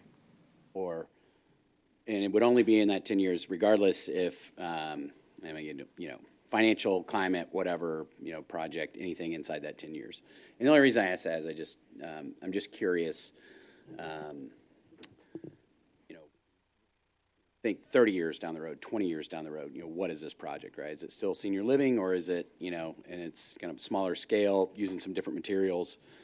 I just want to make sure, like, if we're approving this for senior and we want it to be attainable for seniors, that's the intended use, and we do as much as we can to lock that up, especially with the pilot for the 10 years, but then also, like, think 10, 15, 20 years down the road, too. So it feels like, anyway, I guess that's my question to you. Yes, so we do have that. Some comments for later, but. Yes, we do have that control measure during the first 10 years, during the fixed pilot period while the tax abatement is in effect, or the Chapter 100 plan is in effect. And then after that 10-year period, it goes back to whatever the market conditions are at that point. They would not be legally this company or any future company that owns and operates the project would not be legally restricted to maintain it as senior only at that point. Thanks. Thank you. Councilmember Felker. Thank you, Mayor. Mr. Bouchek, so just on that same line of questioning, I think you said this earlier, so forgive me if you answered this thoroughly enough earlier, but if the senior living restriction was, or could it be, incorporated into the PDP, I realize that's now a step past, but is that a mechanism? No, I don't think so. I mean, we actually talked about this a bit, sidebar with the city attorney, and we've talked about this issue in the past in the similar context, and we don't think we could do that. We're in a situation where this company could voluntarily agree to that restriction, even if we didn't have the Chapter 100 and the restriction that we can build in through that. But if another party came in, I don't think we would be legally able to force that restriction. Got it. Okay. And is that just generally not, so when you're saying you can't enforce that restriction, what? Age restriction. Age restriction you can't Correct. enforce, but you're permitted from the federal housing regulations to offer it from the provider side. I'm just kind of contrasting, meaning they are permitted to restrict who applies and who they accept, but we as a governing body authorizing through the different mechanisms now, the only way we can do so now is when you're saying we can tie it to an incentive request. Correct. So we're meaning outside. they would spoil the incentive. They could still do it. They would just lose the incentive if we tied. Is that an accurate? So I think there may be two questions you're asking there, and I'll try to answer. So it will be senior restricted during the 10-year life. If they decided that they would like to make a change, say in year 5, they would have to come back and request an amendment to the plan. That would require a new public hearing, just like tonight, and you'd have to visit that issue. And then the plan would have to be amended, the implementation documents would have to be amended to eliminate that restriction. That's sort of the technical answer of how that issue would be tackled during the 10-year pilot period. And then afterwards, they can continue to restrict it just as they plan to do from a business standpoint, but it's not something that falls within the orbit of our zoning powers. And I think that's where I'm going to, is that zoning, the zoning authority we have does not permit us to put that kind of restriction in place. Correct. Okay. Okay, thank you on that. So I have a couple questions about pilots and just things I've been thinking about in regards to this this incentive and so forth. $2,091 was the number you gave, I think, earlier on a different slide, as what we think, and that's, can you articulate, as you have before, how we arrive at that number? That's our number that we think the county would assess the Correct. property. per And door. that's using what we've come to call the 90% rule, which is we assume that the county, and they've told us this, will value the project if you use the construction cost as the basis of the valuation.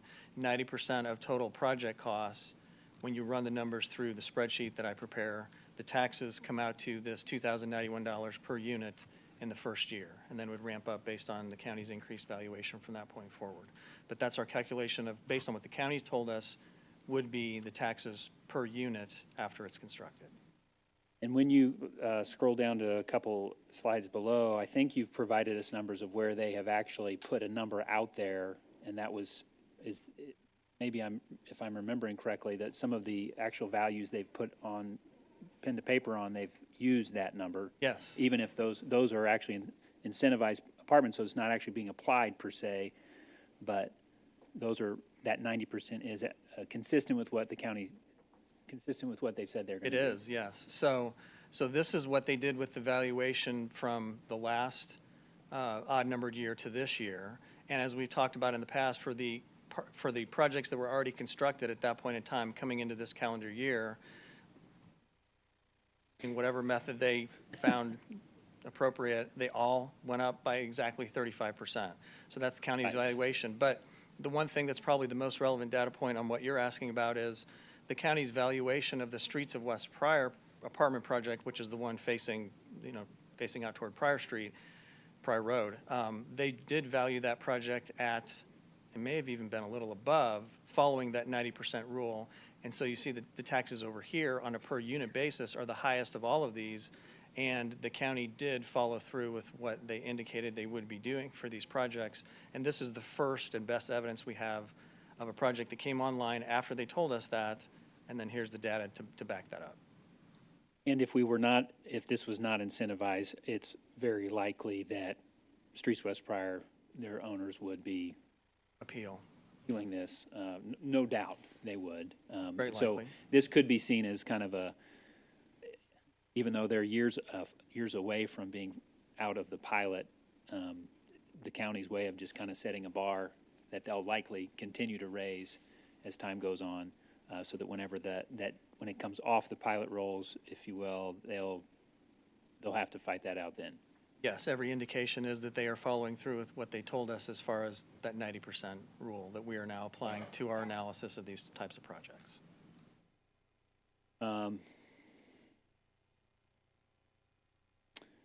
And I guess on this, these are incentivized projects, I know in the bottom box. Are we aware, and I don't think any of this has this in it, but any apartments that are,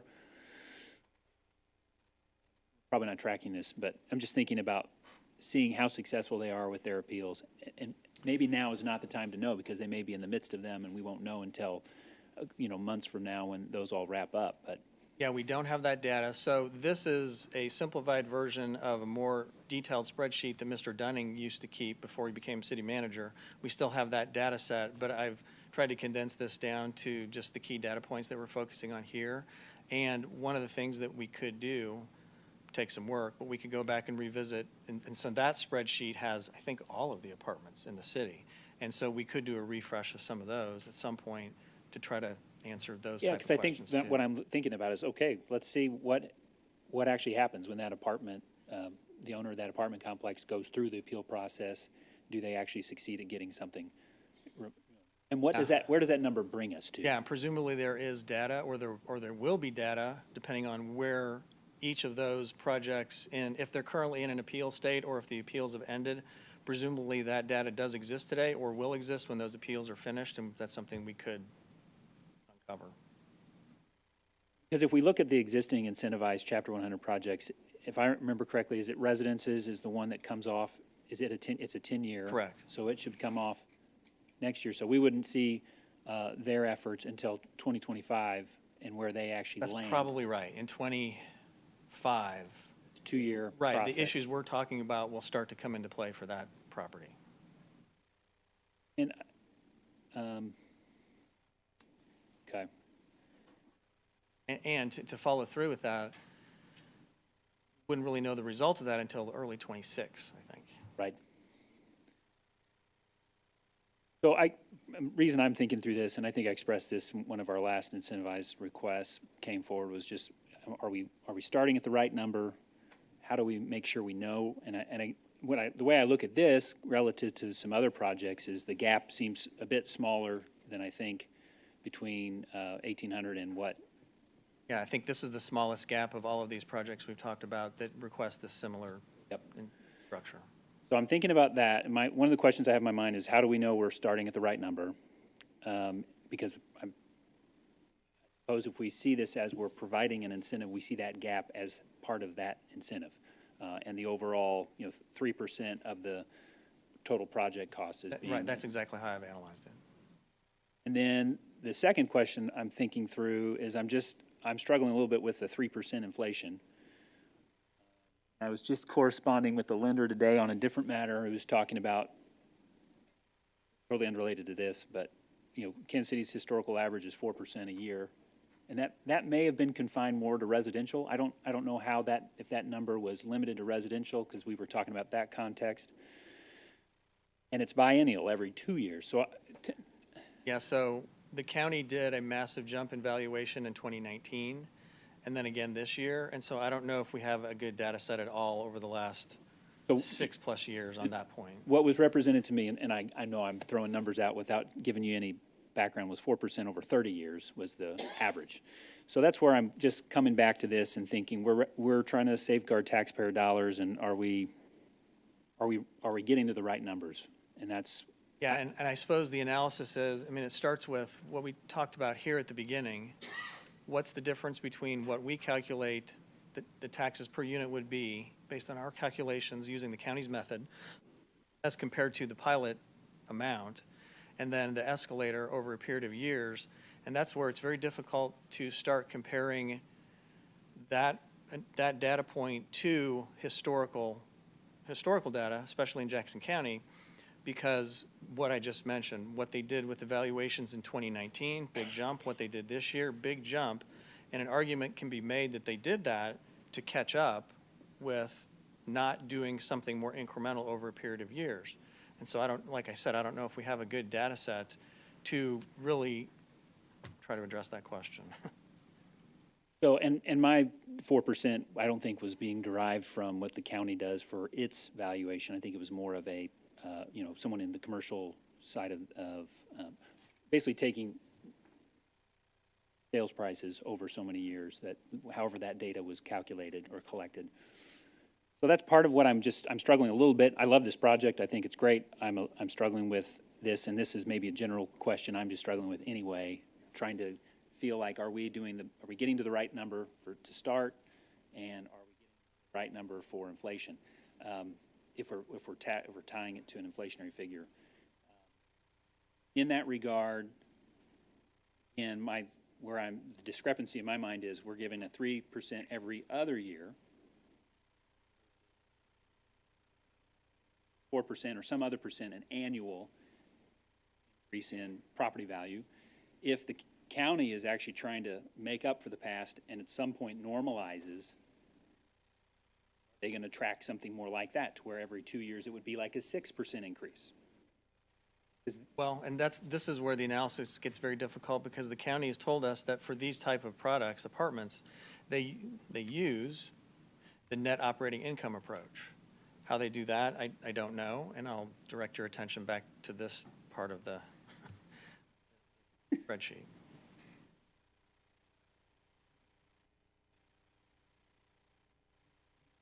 Well, I sincerely appreciate the dialogue. I hope for the applicant's sake, that I'm, if I vote contrary on this, and maybe that's not where I'm at now, but I'd really appreciate the dialogue, Mr. Bushek, trying to help me kind of work through some of my thoughts on this. Thank you, Mayor. Thank you.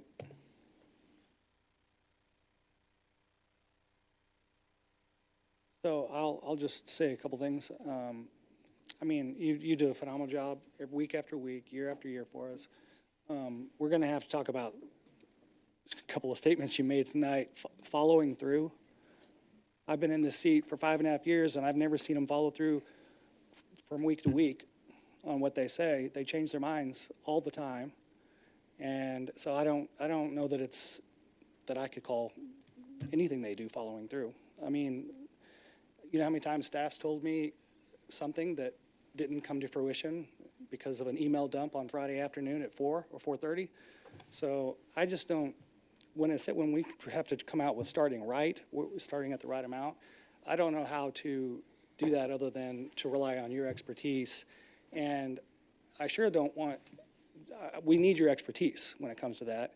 And because I'm not counting on a predictability from Jackson County when it just hasn't been there for the entire time I've been in office. And so I don't know that how we know. I just know that I think we need to be consistent, and I think we rely on you to do that.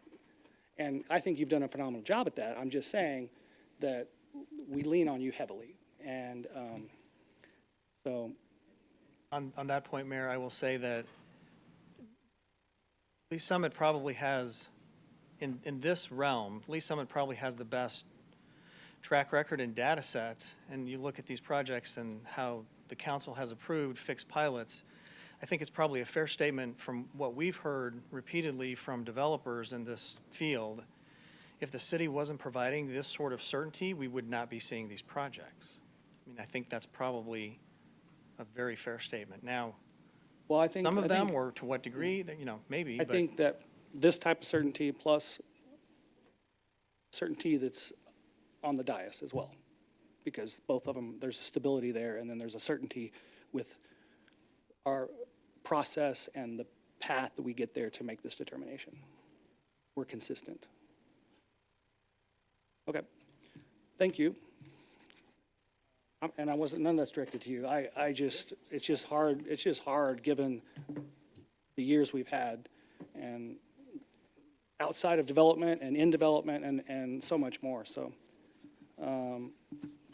Okay, so let's go to, is there anybody that would like to speak in favor or in opposition to the application? Please come forward. Are there any additional questions from council? Does the applicant care to make any further comment? No, thank you. Hearing no further testimony, I'm closing the public hearing and reopening the regular session. Is there any council discussion on this application?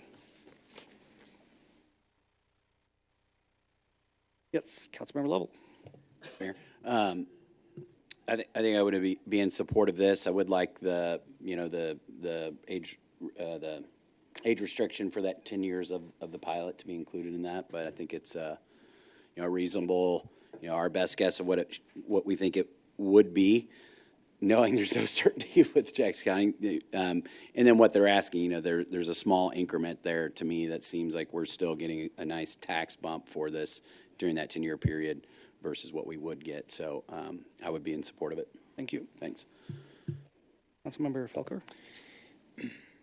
Thank you, Mayor. And I like the project. I'm not sure and this is perhaps just me reflecting some of my own wrestle with this and how I can resolve it. I appreciate, Mayor, what you're saying, and certainly from reflecting on the county's approach to this is kind of maddening. So I think where I'm not sure if I'm good on the 1,800, although I recognize it is getting closer to where I think we should be. The 4% or 3% biennial, I think, is a piece that I'm just kind of looking at and wondering: are we doing the right thing there? Should it be different when it's a every other year increase? A conservative increase, I think, for property values is 3% on an annual basis. And certainly, if there's some data out there that may say it's even higher, are we losing something here that maybe we should be factoring into these kind of proposals? So, not against the project. I'm going to vote no on this, on the incentive element of it, if for that reason alone. Thank you, Mayor. All right, thank you.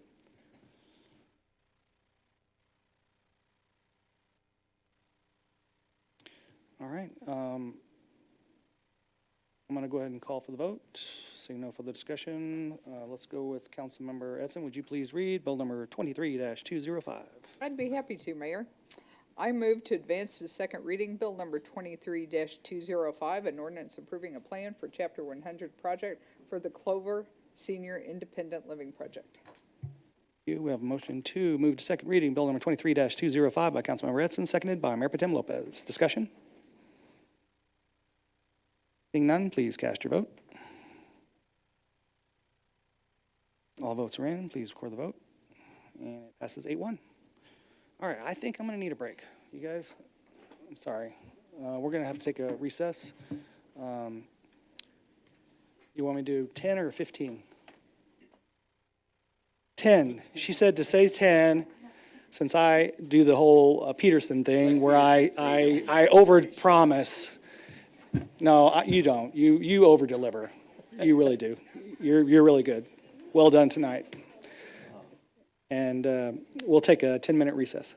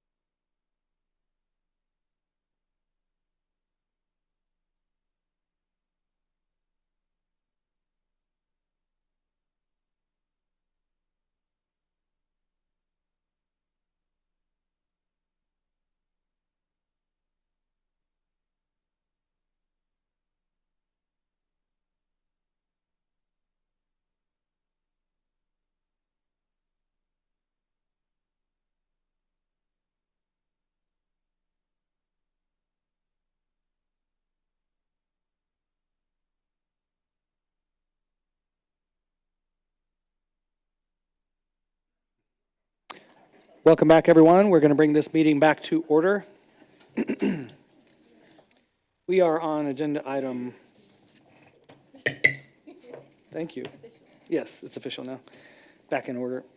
We're going to go to agenda item 4C. We're going to close the regular session and open the public hearing in the matter of rezoning from ag to CP2, and a preliminary development plan, Cowboy Carwash, 3601 Southwest Hollywood Drive, KC Cowboy Properties LLC is the applicant. Would all those wishing to speak to this matter please rise and be sworn in by the city clerk? If you're on Zoom, please turn on your Zoom camera to be sworn in. All right, thank you. All right, who's going to go first?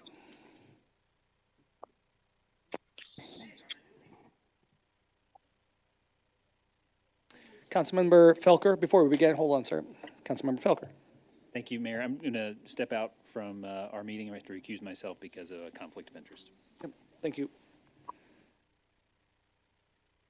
All right, now, go ahead, sir. Good evening, Mayor and Council. My name is Matt Mayer. Mayer Design Group. We're located at 4400 South Lindbergh, St. Louis, Missouri.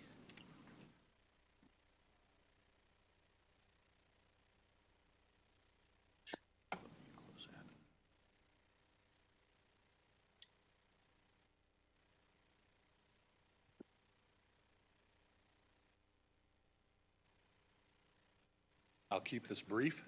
Kind of run through a handful of slides. It's my understanding that staff, Mr. McGuire, will be presenting the project in a little more detail. First slide here helps locate the parcel and the property for the project.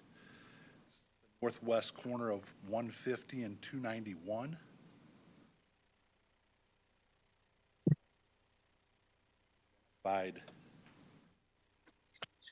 Highlighted in yellow, that parcel is across the street from what is currently under construction as the Whataburger, is my understanding. Site plan indicating ingress, egress, flow, and vehicular circulation. Project is a tunnel-style car wash.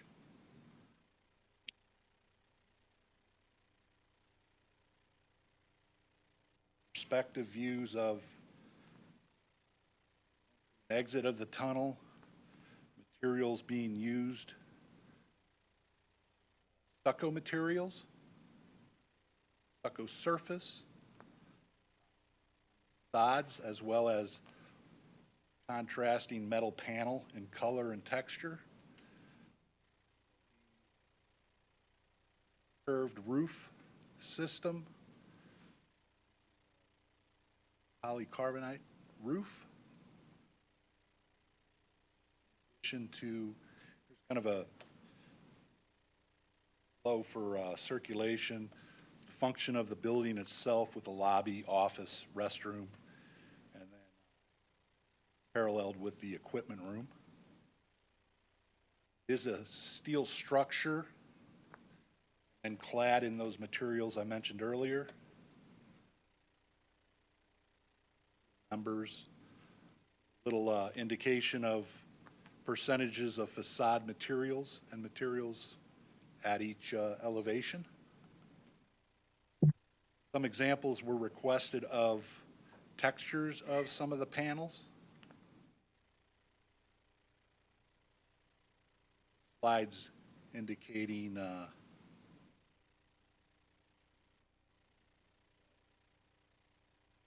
grade points, terrain. A landscape plan meeting with the municipal requirements, calculations, and there's a plan. Discussions about this last slide that I'm presenting about the vacuum system being used on site, and decibels and travel off of the site. Staff will speak to that a little more.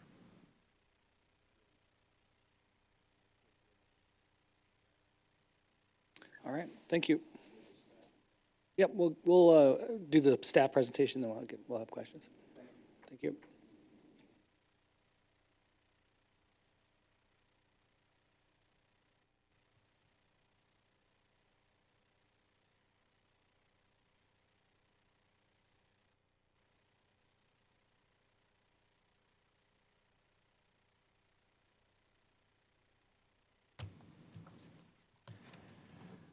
Good evening, Mr. Mayor, Councilmember Shannon McGuire, Senior Planner. Please enter the record Exhibit A, list of exhibits 1 through 24. Please enter into the record 1 through 24.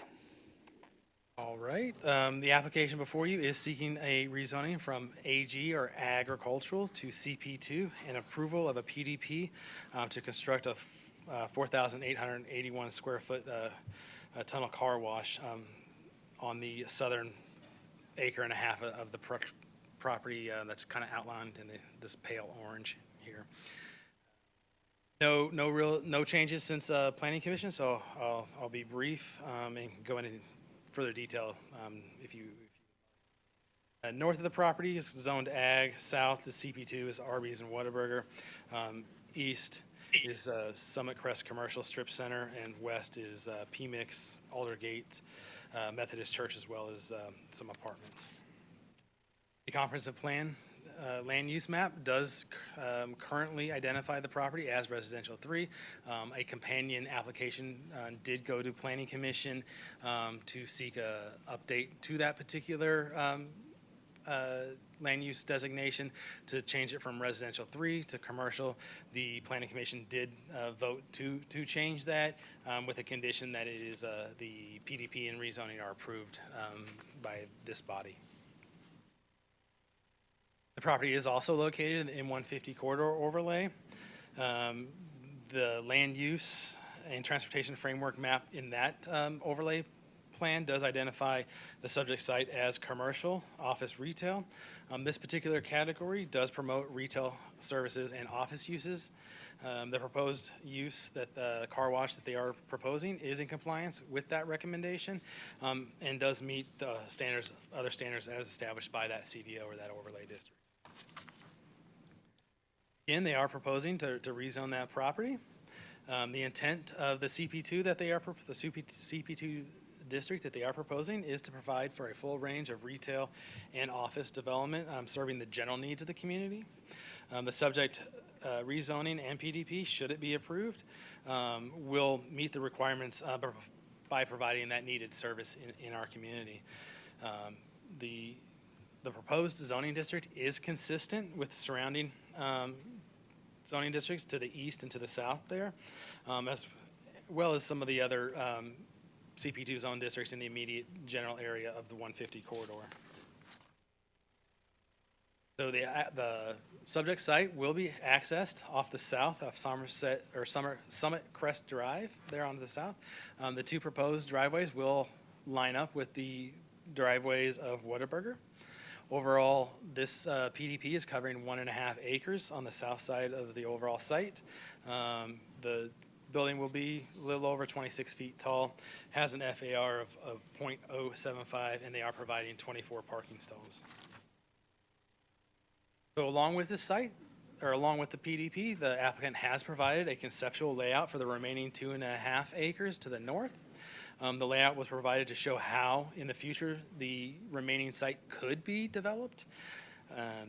As no elevations or a full PDP information wasn't submitted, no development may occur on this site until such time a separate PDP comes before the Planning Commission and this body as well. As the applicant stated, they are proposing a mixed use of different materials to include stucco, some metal panels, exposed steel, as well as glass and polycarbonate roof. These are materials that are pretty similar or compatible to other buildings and developments throughout the community as a whole. Now, the metal is a conditional material that the UDO limits to an incidental rule or as approved by the City Council and Planning Commission. So the use of this material has increased throughout the years, and it's similar it's similar. The supplied manufacturer spec sheet kind of gives us, how far and how loud it's going to be. So at that 50-foot level, it's going to be 65 decibels, which is where our UDO requires it to not be any louder off-site than that noise. So as you see, the noise is in compliance with the UDO noise ordinance, isn't leaving the site until, if you get all the way out to here at the 150 feet, we're at 55 decibels. If you compare 55 decibels just to less than a normal talking voice, where that 65 is just slightly more than that normal talking voice. So they are in compliance with the UDO noise ordinance. So with that, with the conditions of approval as outlined here and in the staff letter, the application does meet the requirements of the Ignite Comprehensive Plan, the UDO, and the Design and Construction Manual, and I'll yield for any questions you may have at this time. All right. Thank you. Questions for staff or applicant? Council?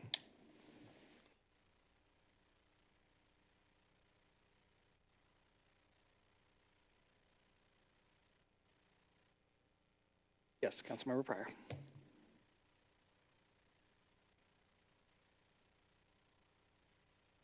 Thank you, Mayor. Well, actually, mine's more of a comment, but could you remind me again of where the other car wash, the McBee's Coffee and Car Wash, could you remind me? I know it's near there, but it's closer So that's to... going to be west along 150 in the Arbor Walk area, so significantly off map from any aerial that I have here.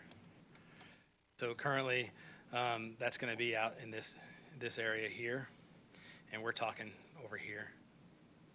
Okay, and then can you point to, if you're familiar with it, the other car wash that I believe it's on Raintree Parkway? Is that one still operating?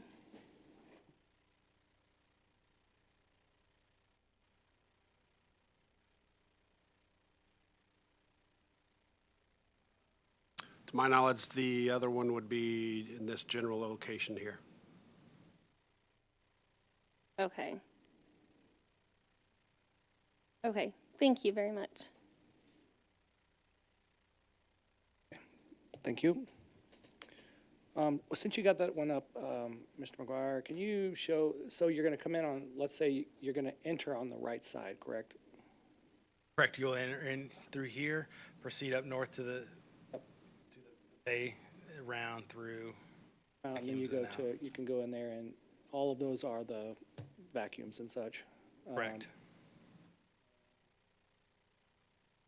So down south, you see the Whataburger. Are those the actual entrances? They match up? Is that what? Correct. Okay.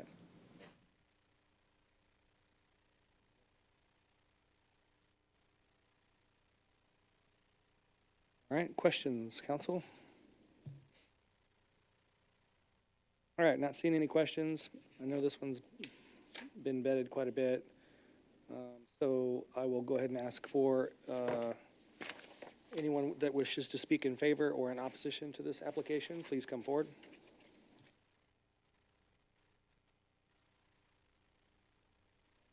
Any additional questions from council? Does the applicant care to make any further comment? All right, thank you. Hearing no further testimony, I'm closing the public hearing and reopening the regular session. Is there any council discussion on this? Good. Councilmember Pryor, would you please read Bill number 23-206? Thank you, Mayor. I move to advance to a second reading. Bill number 23-206, an ordinance approving a rezoning from District Agriculture to District CP2 Planned Community Commercial District and Preliminary Development Plan for Cowboy Carwash on approximately 1.5 acres of land located at 3601 Southwest Hollywood Drive, all in accordance with the provisions of Chapter 33, the Unified Development Ordinance of the Code of Ordinances for the City of Lee Summit, Missouri. Thank you. We have a motion to move to second reading, Bill number 23-206 by Councilmember Pryor, seconded by Councilmember Shields. Discussion? Seeing none, please cast your vote. All votes are in. Please record the vote. It does pass 8-0. We'll follow that up with another public hearing. We're going to close the regular session, open the public hearing in the matter of agenda item, I believe this is 4D, a special use permit for a car wash, Cowboy Carwash that is, 3601 Southwest Hollywood Drive. KC Cowboy Properties LLC is the applicant. Would all those wishing to speak to this matter please rise or turn your Zoom camera on and be sworn in by the city clerk.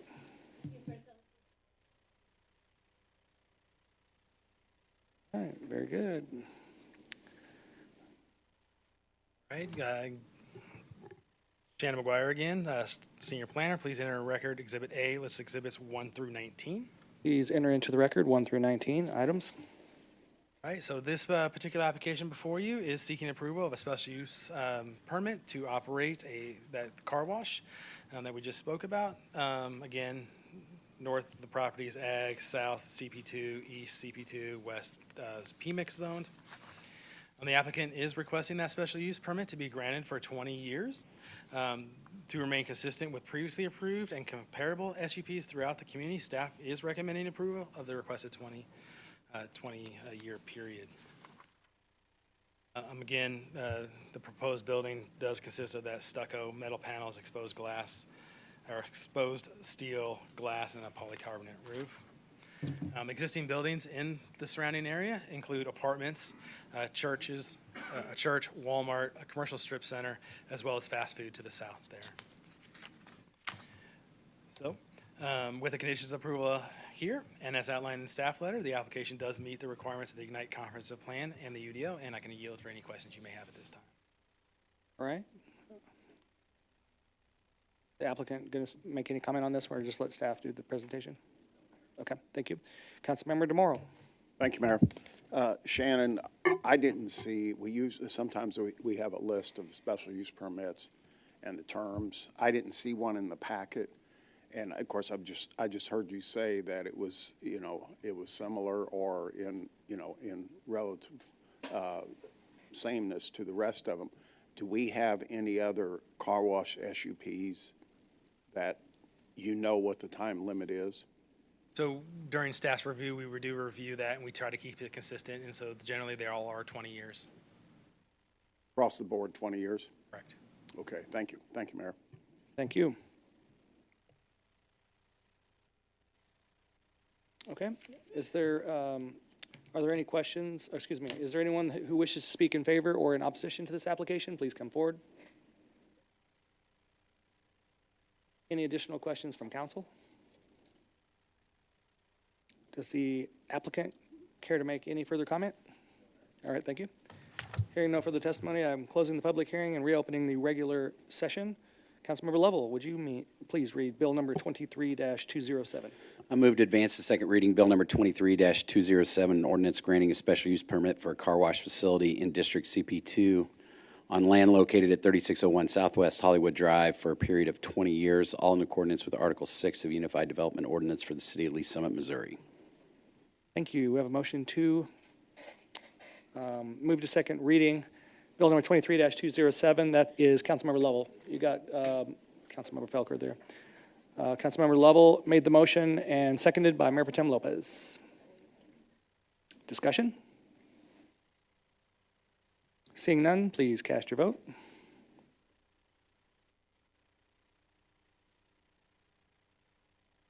All votes are in. Please record the vote. It passes 8-0. Thank you. Yep, have a good night. We're going to close the regular session and open the public hearing in the matter of agenda item. Yes, please. Agenda item 4E, this is a preliminary development plan, Lee Summit Flex Space, 60 Southeast Thompson Drive. Kimley-Horn is the applicant. Would all those wishing to speak to this matter please rise and be sworn in by the city clerk? All right, very good.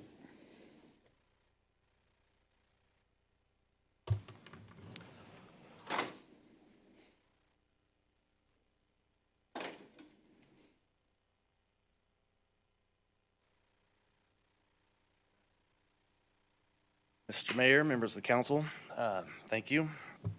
I do hope to get you out of here early tonight because I am losing my voice, and I apologize for that, so let me know if you can't hear me.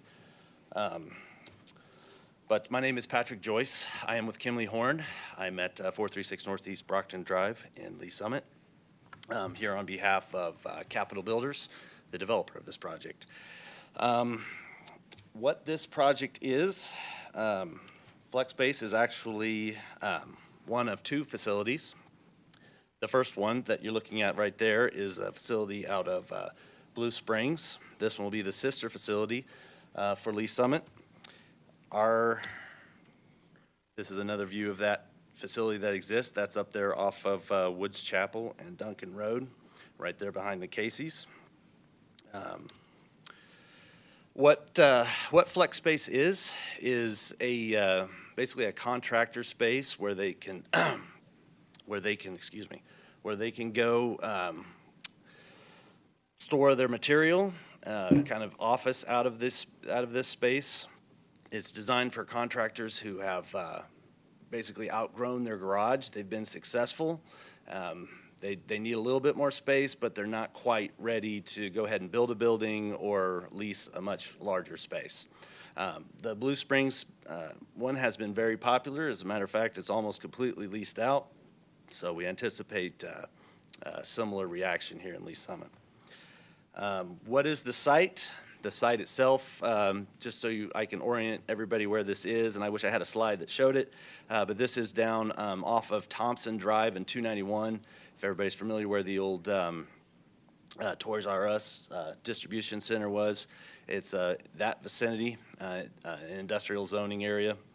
The site itself will be accessed off of Decker. This is going to be a one-way street through the site. We've got two buildings which face in towards each other with overhead doors. Both buildings are 12,000 square foot sprinklered.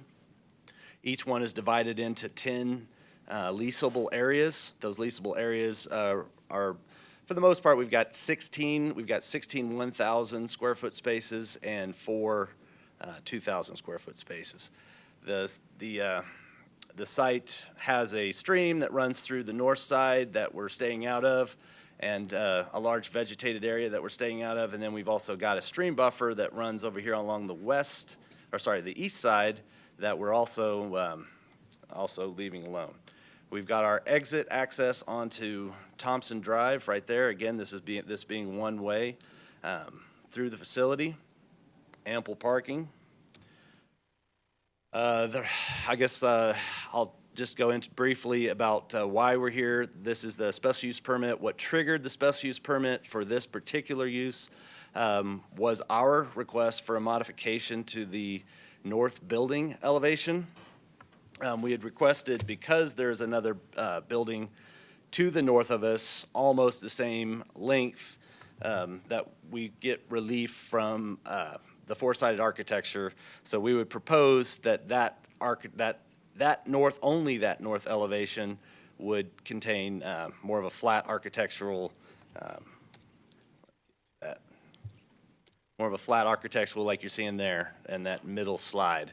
That one shows basically architectural black metal panel, which is also the second modification that we're requesting is the use of that architectural black metal panel, which is something similar to, which I'm sure Hector will probably go into too. So, but it's similar to what was on the last application. Just to kind of give you a few pictures of what the facility looks like. These are 4 architectural elevations showing what the overhead doors, those again will face in towards each other. And then that one that you see up there in the upper left-hand corner, that's what will be facing Thompson. And then on the north elevation, all you'll see is the architectural black metal panel. This is some of the vegetation that remains. This is looking east, right at that building that's on the north side. So you can kind of see what the existing vegetation is going to look like. We're proposing to leave essentially all of that. There's a creek there. We can't really get into it anyway. So this is looking north. Our building will be along all that vegetation, and then the north elevation will be the one you don't see that's up against that vegetation and then up against that, that existing building. So with that, that's the brief presentation, and I can stand for any questions after the staff presentation. All right, thank you. Thank you.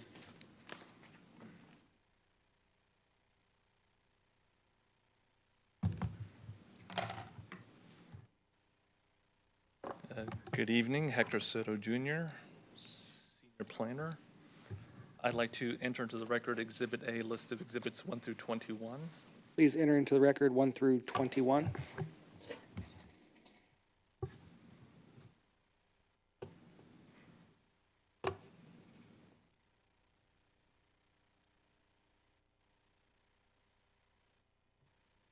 As Mr. Joyce has already described, the application before you is for a preliminary development plan for a flex space development composed of 2 buildings. Well, I'll back up a little bit, sorry. I started jumping ahead, but I'll try not to reiterate too much. But one of the points that Mr. Joyce brought up was that I'd be able to perhaps bring up a site plan or site map that would help kind of orient you to this location. So we're looking at the site. It's about 2 1/8 acres at the northeast corner of Decker and Thompson Drive. So as you come off of 291, it is one of the gateway properties along this Thompson Drive industrial corridor that meanders to the east and then continues further south, eventually providing a means to get to Hamblin Road on the backside. So the predominant zoning in that area is industrial. At the further reaches, you do see, at the fringes, you do see some PMIX as you get further north of 16th Street, closer to Bailey. You see a little bit of CP2 on the other side of 291, but by and large, this area is industrial in nature. A little bit of a mix of industrial and residential in the Watt Acres subdivision.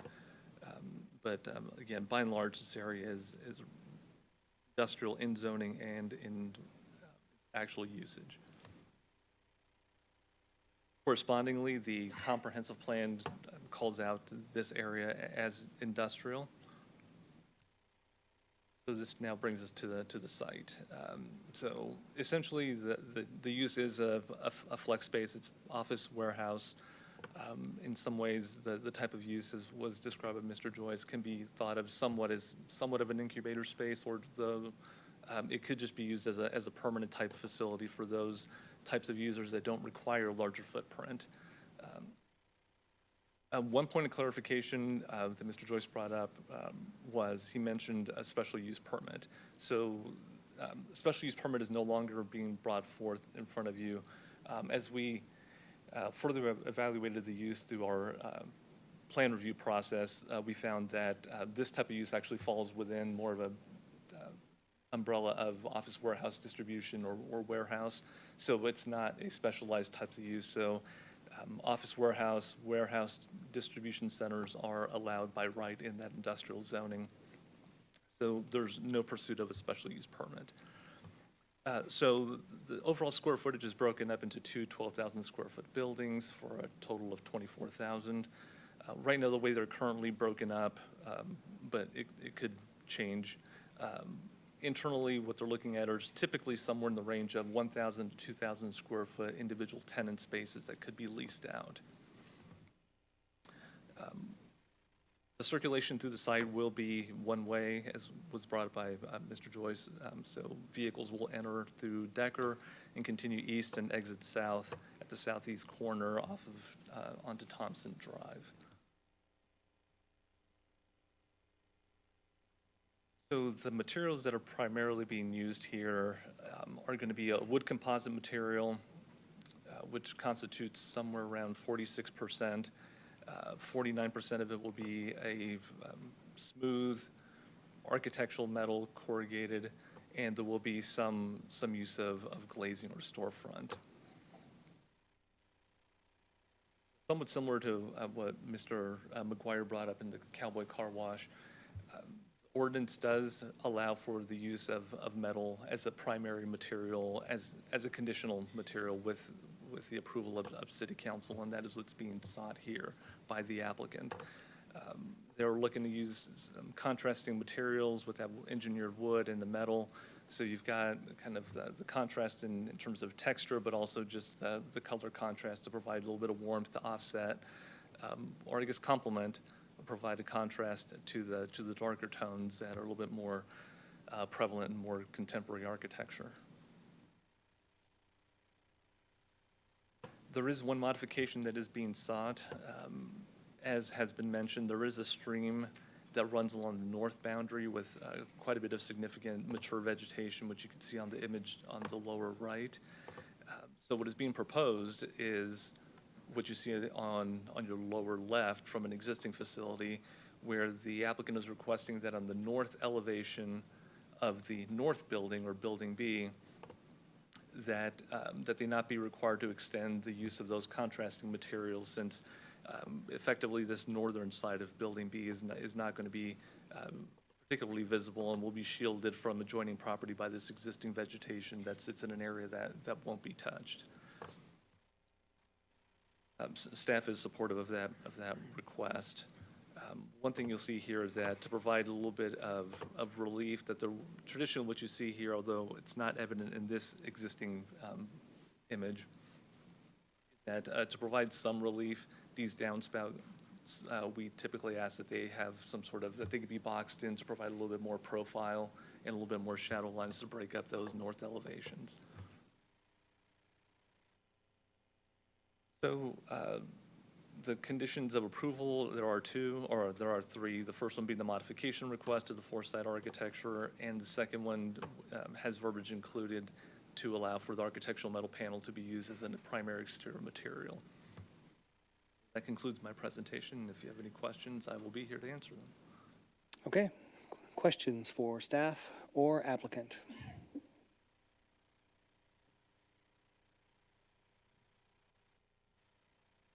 Councilmember Edson. Thank you. I've got a real quick question for the applicant.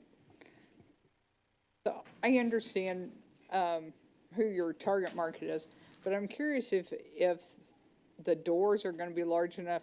Could somebody, if they're an over-the-road driver, an independent over-the-road driver, and have a semi-truck cab, are they large enough to store a cab in?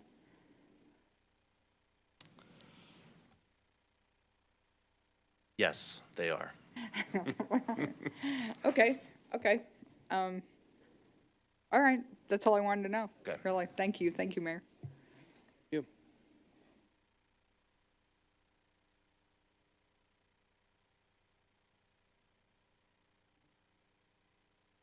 I had a question, but I'm getting late, so I've forgotten what it was already. It had to do with, I don't know. It was a good question. I'll save it for after we get out of the public hearing. Other thoughts I have. Is there anybody here that wishes to speak in favor or in opposition to this application? Oh, I know what it was. When did you build the one in Blue Springs? When did you do that? That one's been under construction for the last year. It's just being finished up now. Okay. Final landscaping and stuff is underway right now. And like demand for that, you said was high? Yes, it's almost fully leased up. And it's not even done? Yeah, right. Thank you. Is there anybody here that wishes to speak in favor or against, in opposition to this application? Please come forward. All right, any additional questions from council? The applicant care to make further comment? See, we saved your voice tonight. Hearing no further testimony, I'm closing the public hearing and reopening the regular session. Is there any council discussion on this application? Yes, Councilmember Hodges? No, I just wanted to say that I love the design of this, so I think it looks wonderful, and so thank you for bringing something like this to Lee Summit. Thank you. Councilmember Edson? I agree. It's a great project. It's a great idea.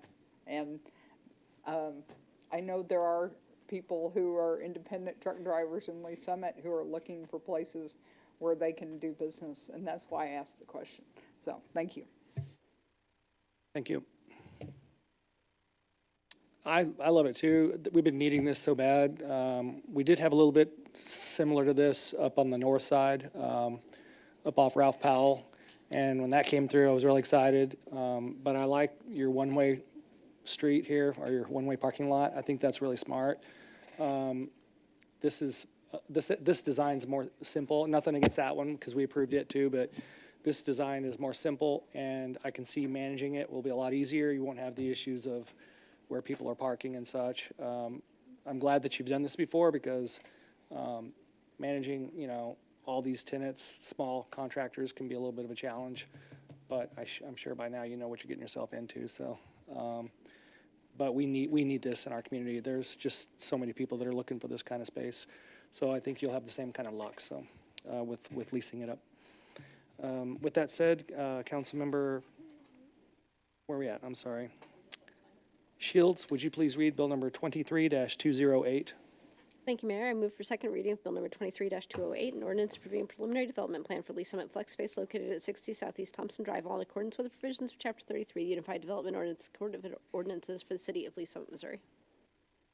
Thank you. We have a motion to move to second reading, Bill number 23-208 by Councilmember Shields, seconded by Councilmember Hodges. Discussion? Seeing none, please cast your vote. All votes are in. Please record the vote. It passes 9-0. Thanks for investing in Lee Summit. Next, we're going to close the regular session and open the public hearing in the matter of Unified Development Ordinance amendments to Article 2 pertaining to applications and procedures, Article 5 overlay districts, Article 7 subdivisions, and Article 8 site standards. City of Lee Summit is the applicant. Would all those wishing to speak to this matter please rise and be sworn in by the city clerk?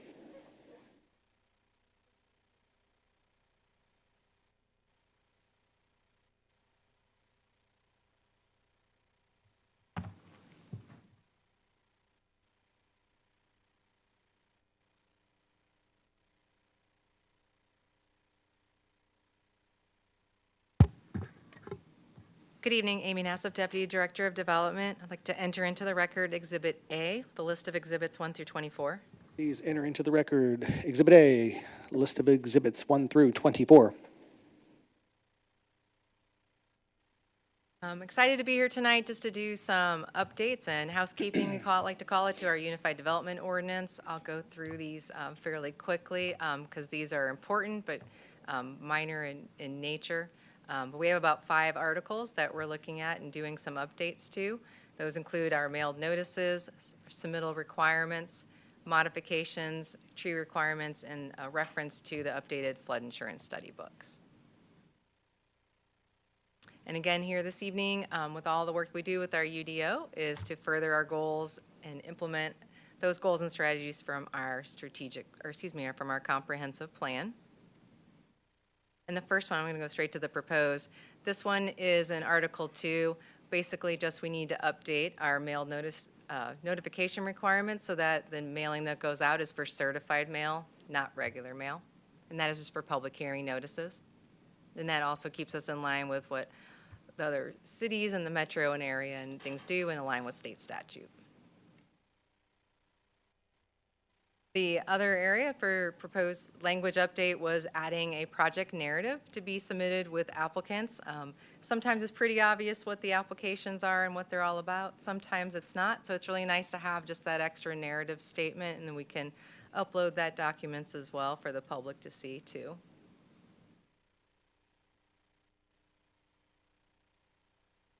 Then the next section of the proposed updates here deals with our exterior building elevations. We currently already do receive color architectural elevations or color renderings. We always request and ask for additional information on those dimensions, the color, the building materials used, but our current code just doesn't have that really clear and written out, so that sometimes we're doing that during a pre-application meeting or after. So this just clarifies the items that we're already getting from our applicants that you see on projects like this evening. And then this one was just cleanup language too. This section here deals with modifications. We're not changing any process, and we are not changing any of the steps to get the modification. It's just making the language a little bit more clear and easy to read. And also the reference section needs to be to Article 2, which is where our procedures are instead of what the article had in there, which was a little slight error that we had. This one is just a very, very long, as you can see, huge long paragraph, sometimes then harder to read for the public and then can be hard in translation too. So all we did here was just clean it and separate and section it up. Just improve that readability again for the general public. No changes to our procedures or our processes at all, just language cleanup. Am I going too fast? Okay. And then this one here is that FEMA has released and published the new flood insurance study books for Jackson County. In order to remain active in the National Flood Insurance Program, we are required to accept and approve and adopt those new study books, and we have to do that before December. So that's just what this language does here. And then again, this is just a very small, just needed to correct the reference there to correct to the Article 2 for procedures. Our tree conservation plan language just needed to strike out one sentence because it references a preliminary plan, even though that the rest of the language doesn't refer to that at all. And then again, just removing to keep everything consistent with the terminology that we use for our preliminary plans and conservation plans, just have that in here instead of the previous language that was there. This is a little bit more exciting of a section. Here we're talking about our tree sizes and the caliber sizes during planting. So something that we hear a lot about from our developers is it's really difficult to obtain and get the inventory and have that with the 3-inch calibers at the time of planting. So did some research and talking with applicants and developers and what supply is out there right now, updating this to 2.5 inches, and then also providing a provision for those smaller deciduous trees too.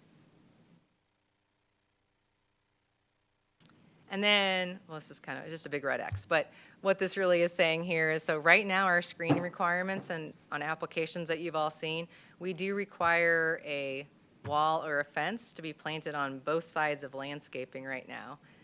That makes it really, really hard for maintenance, and it also doesn't provide an opportunity at all for having berms instead, which is also something that's encouraged and I think even brought up this evening. So we're removing the requirement. The wall or the fence still has to be there, but on either side of the planting, not in the middle of it. And then just some examples of berms that are used at the area. So we did a lot of research on this and had our meeting and discussion with the CEDC in August. And these updates are the same updates that came out of that committee at Planning Commission public hearing earlier. They recommended approval as well, and there was no changes out of there. And happy to answer any questions. Okay, thank you. Questions?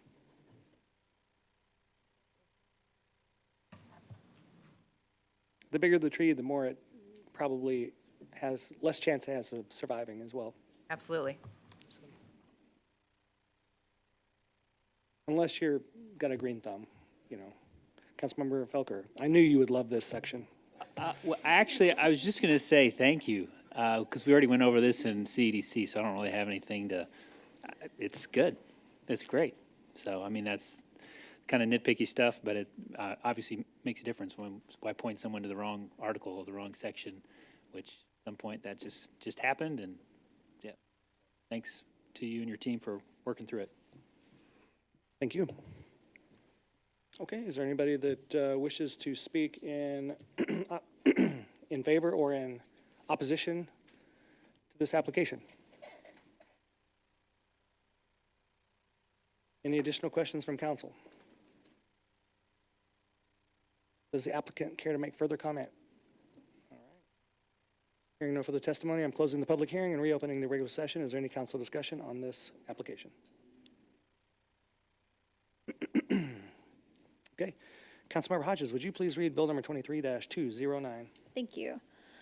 I move to advance to second reading Bill number 23-209, an ordinance amending Chapter 33 of the Lee Summit Code of Ordinances, Article 2 pertaining to applications and procedures, Article 5 pertaining to overlay districts, Article 7 pertaining to subdivisions, and Article 8 pertaining to site standards, City of Lee Summit applicant. Thank you. We have a motion to move to second reading Bill number 23-209 by Councilmember Hodges, seconded by Councilmember Shields. Discussion? Good job to CEDC. Seeing none, please cast your vote. All votes are in. Please record the vote. Passes unanimously. Thank you. We're going to close the regular session and open the public hearing in the matter of agenda item 4G, the Highway 291 South LCRA Development Plan. City of Lee Summit is the applicant. Would all those wishing to speak to this matter please rise and be sworn in by the city clerk.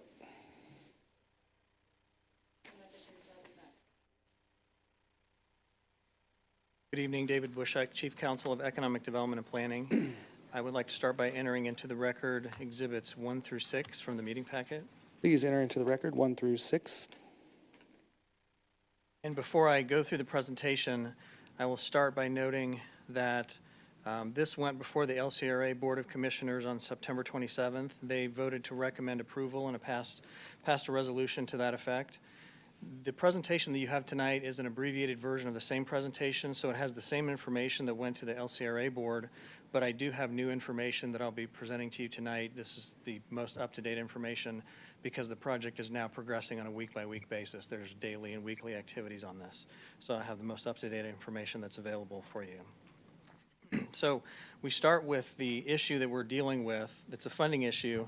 The main problem is the state is unable or unwilling, which we'll talk about in one case, to fund certain highway costs associated with the roads that are in MoDOT's jurisdiction in the city. And so this is designed to address that issue. And then secondly, we anticipate inflationary impacts on the 291 North Interchange project, and so this is designed to address that issue too.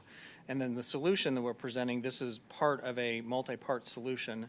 We could use an LCRA plan, which is what's before you tonight, combined with a community improvement district to lessen the impact on the city and provide reimbursement to the city. And we would do this through this LCRA plan by partnering with future development in the corridor in the area that I will show you. This is the area of focus, and just to orient you, this is Highway 50 running through the city. This is the 291 North interchange. The Troop A Highway Patrol facility is located here. Quick Trip is located here. This is the 291 South interchange with the roundabout as you come out of the downtown area, flowing south on 291 South. This is the Odessa area. You've seen a lot of trucks and I think vans parked here.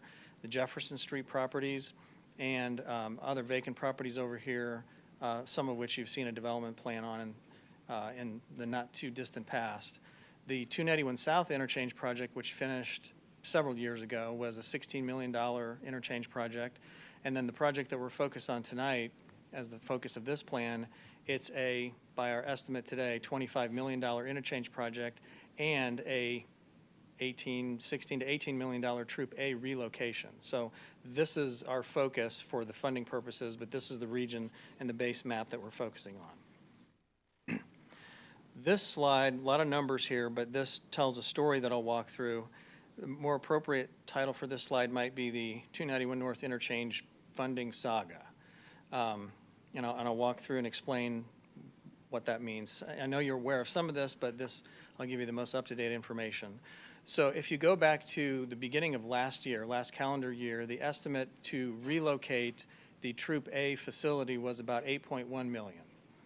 And based on the contract that this council's already heard about in the past, the city is obligated to pay that $8.1 million, and in fact, the city's already made that payment as of today. Those funds have been already paid into a state fund, and I'll give you a little more update on that in a moment. In June of last year, contractor for the state indicated that the actual Troop A relocation cost is going to be more like $18 million. So huge jump in costs based on inflation. So we, along with cooperating with the state and state agencies, went about trying to solve this problem. So to fund the Troop A relocation, we start with the city's commitment, $8.1 million, and then in 22, the Missouri legislature passed a bill which included another $3.25 million in funding for the Troop A relocation. And then in June of last year, we learned about this drastic cost increase that was anticipated.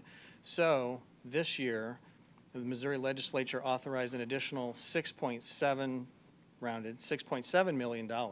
So as of May of this year, we had full funding for this amount. So these three amounts here, including the most recent appropriation from the Missouri legislature, would have fully funded the anticipated cost of $18 million. Then, in June, right at the end of June of this year, the governor exercised veto power specifically on this piece of appropriation. The governor vetoed this 2.7+ million component of what the Missouri legislature had just passed and left $4 million in the budget. So, as of July 1st, the project, this amount, which was the estimate at that point in time, would have been short by this amount.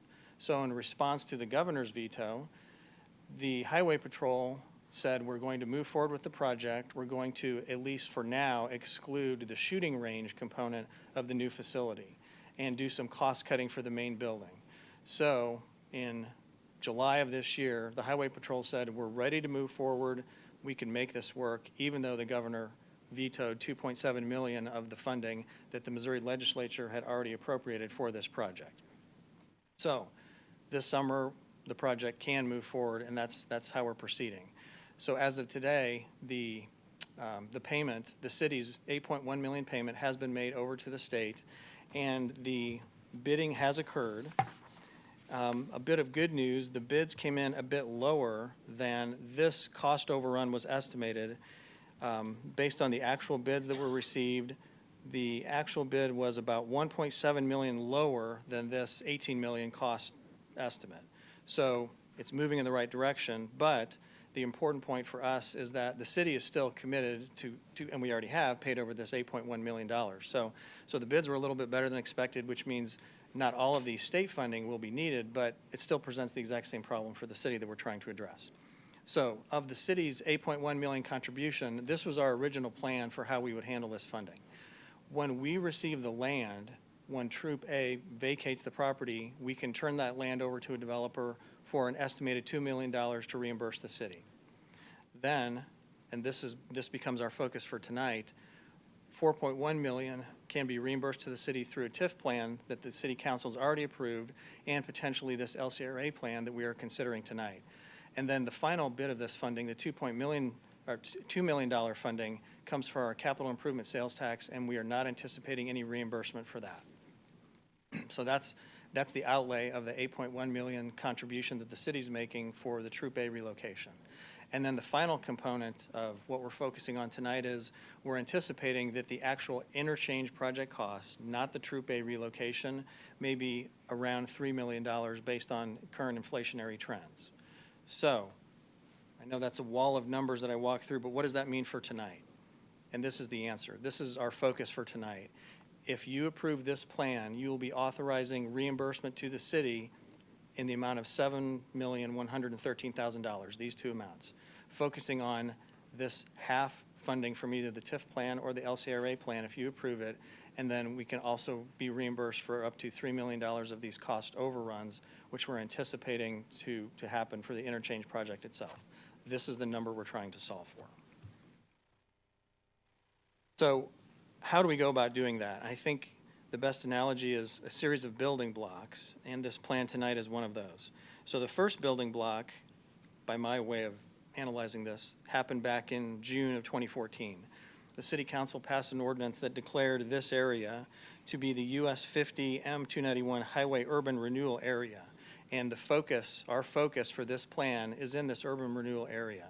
So a previous composition of the City Council already approved this urban renewal area and declared all this property to be blighted already. The second building block in the funding is the TIF plan that the City Council's already approved. Back in 2020, the City Council approved the TIF plan with the red is the redevelopment area boundaries, and then the yellow are the 4 project areas. This project 4, which is a restaurant, has already been activated and generating TIF revenue. Eventually, Quick Trip will relocate their existing store to approximately this location, and that will be a future TIF project. And then when Troop A relocates to a new location in the city, about 4 acres will become available for development, and that can generate TIF revenue to reimburse the city. So this mechanism is already in place. This is building block number 2. And then tonight, we're considering building block number 3. This is the redevelopment area of the plan that's before you tonight in this public hearing. And the idea is that we can partner with future developers who engage in development or redevelopment in this area to generate funds to reimburse the city through a particular mechanism. And this map shows what we anticipate to be the approximate project areas. You've got the Odessa area here, the Jefferson Street properties that will probably be a companion to the Odessa redevelopment, and you've got these parcels over here that will eventually develop, we anticipate, along this corridor. And then you have the area that I just talked about, which will be the Troop A redevelopment area, and then Quick Trip when it moves its store. So this is our focus for future partnering to make this plan work. This is then a diagram of how this plan might work. So if we take the Odessa area as a future redevelopment project, if a project comes forward, we would engage in tax redirection through this structure. The bar graph in the middle represents, in concept, the amount of taxes that would be generated by this parcel in any given year. And this is an example of how the mechanism could work. We anticipate that when this property redevelops, this company will be making an incentive request of the city. And so through this partnership, this is an example of how it might work. 50% of the property taxes could be abated to reduce costs for the developer. 25% imposed as an assessment could be used to reimburse the developer, and another 25% in the form of an assessment could be used to pay to the city to reimburse the city for the costs that we're incurring for the Troop A and the interchange that I discussed at the beginning of my presentation. That's how this mechanism could work as projects come forward. This is the final slide that I will focus on, and this is, it's not exactly, it has budget components, but I'm calling it the reimbursable project cost schedule, and I'll walk through what this is. This is a little more detail of the numbers that I just showed you at the beginning. This first column here, this is the exact budget from the city's cost share agreement with MoDOT for the interchange project with this inflation amount of $3 million built in. So there's an attachment to the cost share agreement that we have. This is the exact budget from that cost share agreement. And then it breaks into 2 components, MoDOT's component and the city's component. This is what MoDOT will fund, and then this is what we're focused on. This is what the city will fund. And for the interchange project itself, for that inflationary component that we anticipate will happen when the bidding happens next year, the city can be reimbursed under this plan up to $3 million for that inflation that we're anticipating. And the city would only be reimbursed for the actual cost overrun. So if this amount ends up being $2 million or $2.5 million, that would become our actual potential reimbursement, actual cost overruns as compared to the actual budget that's attached to the cost share agreement. And then the second component, this is the budget for Troop A relocation. Before the bids came in, which I just described to you, this was the anticipated cost of the project. It's a little less, but the city's component of this is still that $8.1 million that we've already paid. And so the focus for this LCRA plan is, like I said, about half of the cost that the city is incurring. So the bottom chart then is a summary of everything I just said. This condenses everything down into one simple chart. The interchange project is anticipated to be this amount. Troop A relocation is anticipated to be this, less 1.7 million based on the bid that just happened 2 weeks ago. And so this is the amount that the city would be authorized to be reimbursed through this LCRA plan if you approve this plan. That's how this plan would work. I know that's a lot of information and a lot of numbers, but the bottom line is if you approve this plan and if we're able to partner with future developers in this area, the city could be reimbursed up to this amount over the life of the plan. I'll stop All right, there. very good. Thank you so much. Questions for Mr. Bushek and his very simple chart?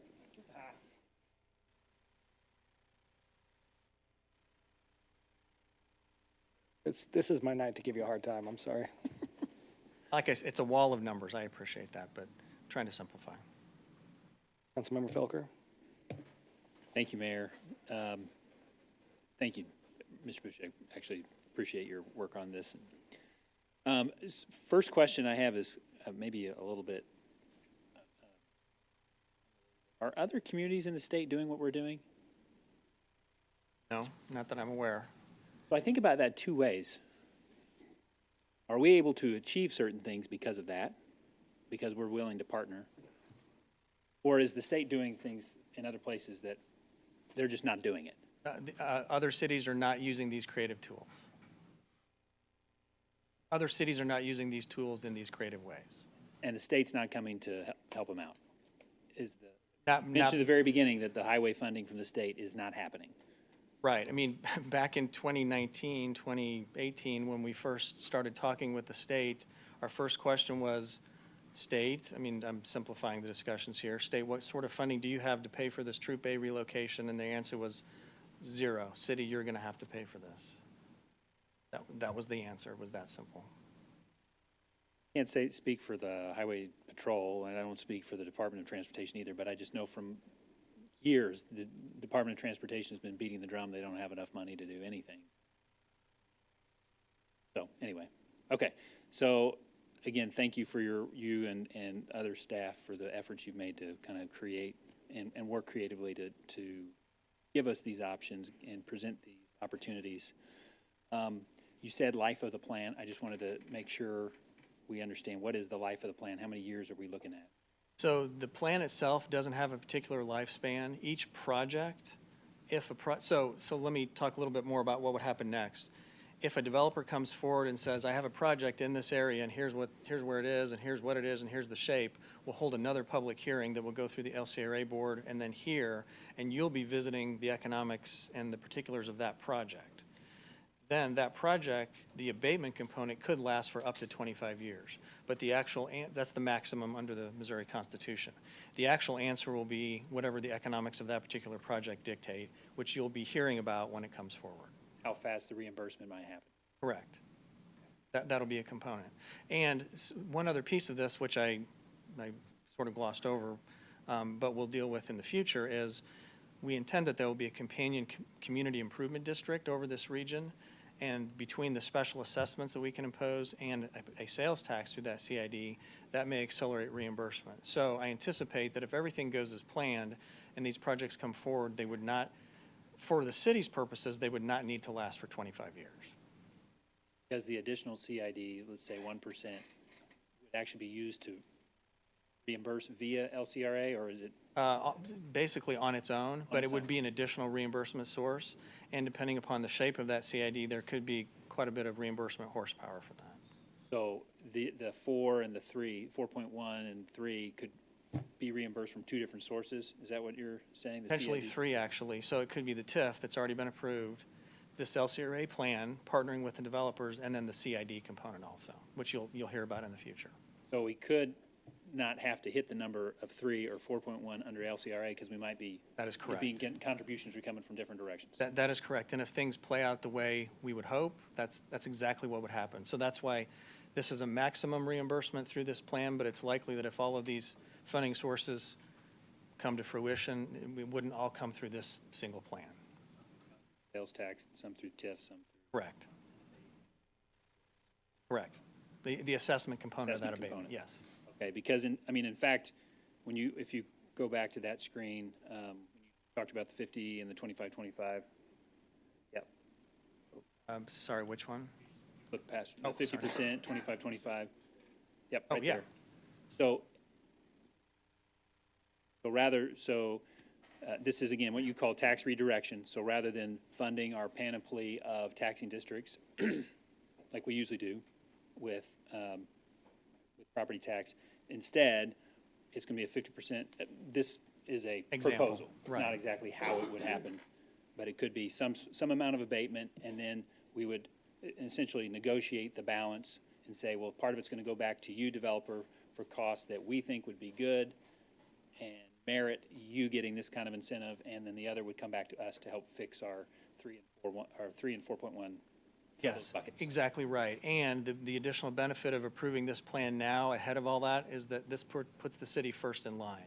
So we have first priority to reimburse the city, and then the monies can flow down through the waterfall to reimburse the developer. So this puts us in a priority position. And that was my next question, is why do we do this? Why do this now rather than when a developer comes forward? That was So the answer. This we get puts to us in lay a the- priority position. We kind of get to lay the groundwork and say, if you want to come play in the sandbox, these are some of the rules.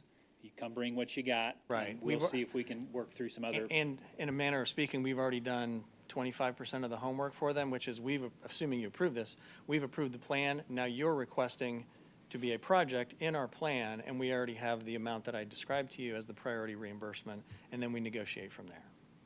Looking at this chart, again, not being able to project too far into the future as to what any of this is going to look like, but we would be analyzing, okay, what elements of the project do we think we would want you to be reimbursed for because they're of such a nature that we think that tax dollars should go that way? Correct. What other element of your project is such that we think we're willing to give you the incentive to do it, meaning have the abatement? Correct. Say, hey, your project is such that we really want it. We think it'll have other benefits that will come back Right. immediately and over time. Yeah, we're exactly right. And we anticipate in a scenario like this with the Odessa property, I mean, you see the condition, and you know the condition of those Jefferson Street properties, which are just off this slice of map here. There's substantial cost just to get to a greenfield state for redevelopment to occur. That's where the analysis will go. Okay. Great. Well, thank you again for your work on this. Appreciate it. Thank you, Mayor. Thank you. Councilmember Lovell. Thank you. So just kind of piggybacking off of that, is us doing this going to be detrimental to that developer's ability to get the funding mechanisms necessary to get that? Like, since we're first or they're second, I mean, like the Odessa site probably we got the most likelihood of coming before us sooner rather than later, right? Yes, I think so. And so I was just wondering if anything we're putting in place here is going to restrict their ability or make it more difficult for them to get the financing, do the things they need to do to actually develop it. Good question, and I think the answer is no. We've been in discussions with them at a very, even pre-conceptual level for quite some time.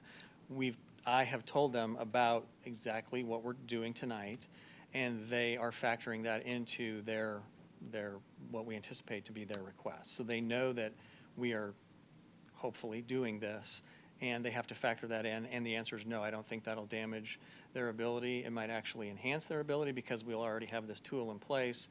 It's a known quantity, and then we can negotiate from there. And then the only other question I had, because this stuff, some of this stuff was set in motion before, is this our willingness to, provide funds for Missouri Highway Patrol, is that like out of goodwill? Is that just us saying, hey, we want you here? Or, and then do we also, I don't know, are they exempt from property taxes or anything like that with their new facility, or do we actually earn anything off of that as well? No, that's a state-owned property. It's owned by the state today, will be owned by the state while the Highway Patrol's there, tax exempt. And back to the answer to the first part of your question, goes back to the origins of our discussion starting in 2017, 2018 with the Missouri Highway Patrol. And their statement to us was, we have no funding. City, you're going to have to fund this. And the Highway Patrol needs to move for the interchange project. And this city council decided this is a priority project for the city. Those are the parameters that we have to work with. We're trying to unlock that land for the interchange and do more growth. And so it's like, hey, well, we can't just move. So it's a public-private, Yes. public partnership. Yes, that's accurate. Okay, so I think that's it. Thanks, appreciate it. By the way, you do great spreadsheets. I love your spreadsheets. Thanks. Thank you. Mayor Pro Tem Lopez. Thanks, Mayor. David, thank you for just putting all this effort into all this and simplifying this wall of numbers as best possible. So this is really helpful for us and public, whoever's listening to this tonight. Kind of to keep along the same process of questions that my colleagues have already asked. Are there, so are we going to cap the 7.1 million? Yes, under this plan, that's the maximum that could be reimbursed. Okay. Unless we amend it in the future, but I don't anticipate we would need to. Okay, not really knowing for sure what other, I mean, we have an idea of development areas, redevelopment areas, but not knowing for sure what's gonna go in. We're gonna set our own cap. Yes. Okay, all right, so that's one question.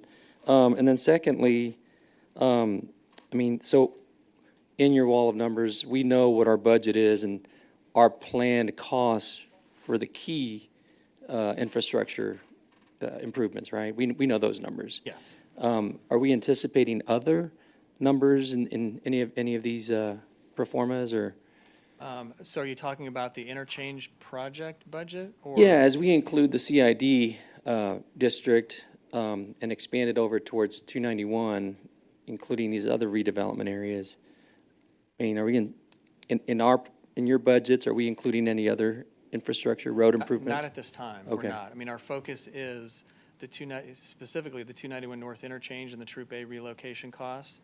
The sort of wide open answer is there could be other costs that are eligible, but that's not our focus right And that's now. project by project basis of Yes. what other developers come in? Okay, Correct. all right. No, this is great. I think this is very helpful and really makes it a lot easier for us to proceed. So thank you. Thank you, Mayor. Thank you.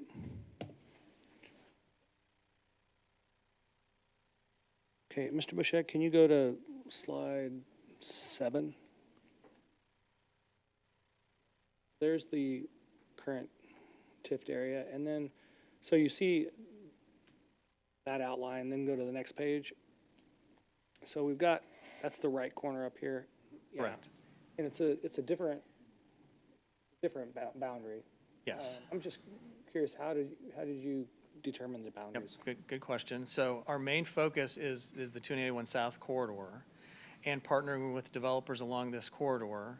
And then this area is included mainly to include the location where we're going to spend the money within the boundaries of this redevelopment area for consistency. And then this connection along the right-of-way is just to create a connector between these two areas. But our main focus will be these areas over here with the expenditures happening over here, Troop A relocation and this.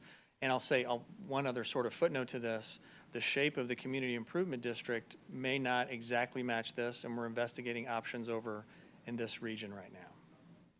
Well, the reason I'm asking also is because, I mean, you've captured here a lot of blighted area. But I wondered, I mean, there's some stuff you skipped over because it's not exactly blighted, but yet there's a lot of metal buildings right there on that 50 highway corridor, and I just wondered why you skipped those, like on the south side of 50 highway. Yeah, so there was quite a bit of discussion on what the boundaries should be, and we investigated different iterations of this. And should these boundaries, for example, include, you know, a larger area down here? And one of the, I guess I don't know if strategic is the right word, but part of the thinking was to start moving forward with this reimbursement mechanism. Our primary focus is the development that we anticipate to occur along these corridors, this corridor, and the property owners that have already come in and started talking with us.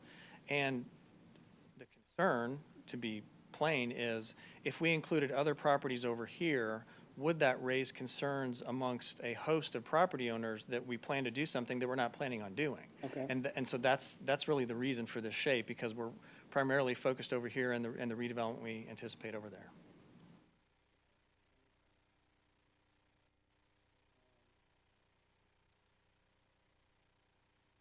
Well, I'm excited because you've captured most of it, and there's a lot of discussion going on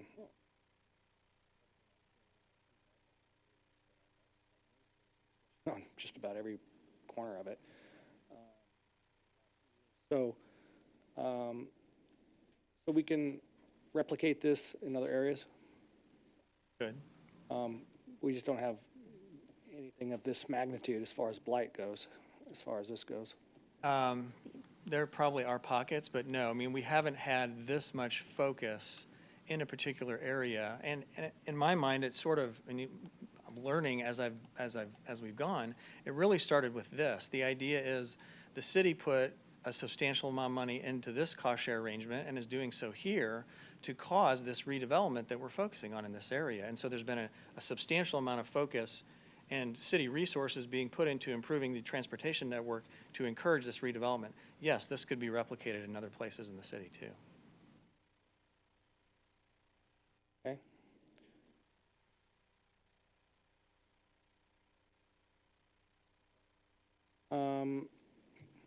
Other questions from council?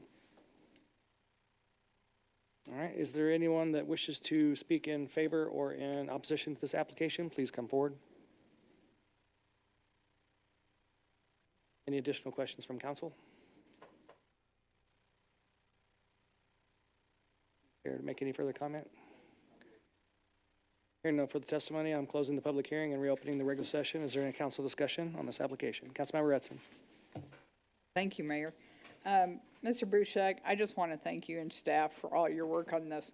You know, there have been past council members, me included, who absolutely did not want to pay one dime to move the Missouri Highway Patrol. I still think it falls on the state, but and we could just leave it there. I'm still fine with that.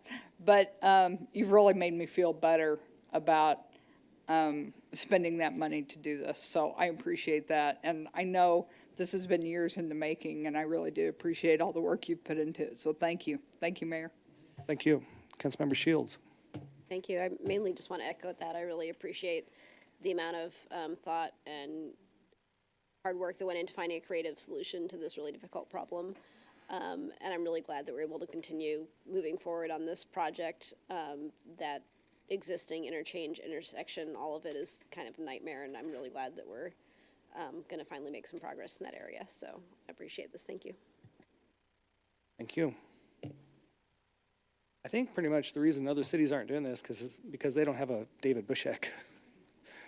So we are pretty proud of you. So I've been teasing you all night, but this is just brilliant stuff. Mr. Douglas, is this brilliant stuff?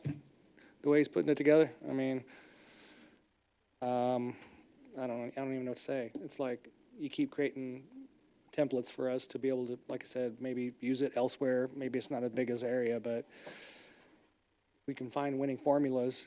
The way you're putting them together, we can take care of blighted areas. We can redevelop, invest in ourselves. I know you keep finding the best way for us to do that, so I appreciate all the work as well.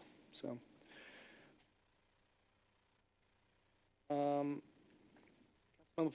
Councilmember Felker, I think you get the honor on this one. Would you please read Bill number 23-210?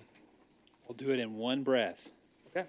Mayor, I'd like to move to advance to second reading, Bill number 23-210, an ordinance approving the Highway 291 South Land Clearance for Redevelopment Authority, LCRA redevelopment plan.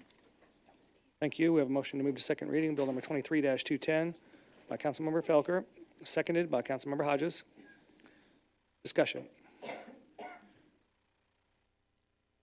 I'm sure you have a lot of help on this stuff, so kudos to staff and all the, Mr. Dunning, Mr. Head, and everybody in the law office that works with you on that as well. Seeing no discussion, please cast your vote. All votes are in. Please record the vote. It passes unanimously. And that takes us to public comments. No more public hearings. Well, I'm sure I could get a volunteer or two out there, but we'd have to post it. We have to post it, so. Any public comment? Okay. Do y'all need a break? Okay, resolutions. Wait, break, 5 minutes? 5 minutes. 5-minute break? Why don't you here for this one? Oh, you're gonna come back in a little bit? We can handle business without you. Huh? Legislative. Oh, That's a stage for that. I got you. Well, we're gonna read this first resolution, and we're gonna decide what to do after that. So, Tricia or Curry Fowler, would you please read resolution number 23-26? I am. Resolution number 23-26, a resolution adopting the 2024 Legislative Intergovernmental Program for the City of Lee Summit, Missouri. All right, we have a motion to adopt resolution 23-26 by our city clerk. Discussion. Councilmember Felker. So, real quick, I'll be as quick as I can. Can I assume that we are planning a capital visit for, that the legislative committee is considering a date for that? And if so, do you have one in mind? And Mayor, I guess I'm asking tomorrow. We haven't, but that's a good discussion item, I think. Just thinking, the further in advance it's planned, the Oh, yeah. better, We can better get your that. opportunities. Yeah, it's usually, is it February? Yeah. Mhm. Yeah. Oh, usually with MMLs when, got it. Thank you. That's it, Mayor. Yeah, they're pretty good. I mean, we've been lucky. They've really been awesome the last few years, receptive. But we have those dates. We can get those out. Although I don't know that I can stay at that hotel ever again, Mr. Dunning. It's gotten so bad. What? Oh, Councilmember tomorrow. I don't think I can stay at that hotel again. That Capitol, yeah. Oh, Jeff City. I thought you meant Washington. I was gonna No, say. no. You remember? The one in Jeff City, I didn't have air conditioning and it was hot. And I walked downstairs and I'm like, I don't have air conditioning. And she said, oh, honey, just open the window. Well, I'm on the 10th floor and opening the window is dangerous. At least I thought it was. I mean, and plus there's no circulation, so the air doesn't come in the hotel room. Yeah. And I didn't have hot water. Both. I'm just saying, Where were you? in the Capitol Plaza, yeah. Okay, we have a motion and a second, and any further discussion? We will go to Jeff City. I want everybody to go. Seeing none, please cast your vote. All votes are in. Please record the vote. And it passes 9-0. Would our city clerk please read resolution number 23-27? Resolution number 23-27, a resolution to declare the official intent of the City of Lee Summit, Missouri to finance the cost of the Downtown Market Plaza Project. And Mr. Boshek, you want to just give a quick, or Ryan Elam, are you going to come down? Or Mr. Dunning, you want to just quickly give a descript? Because I read it and it's all good, but I want to make sure I'm doing a Councilmember Felker here, making you.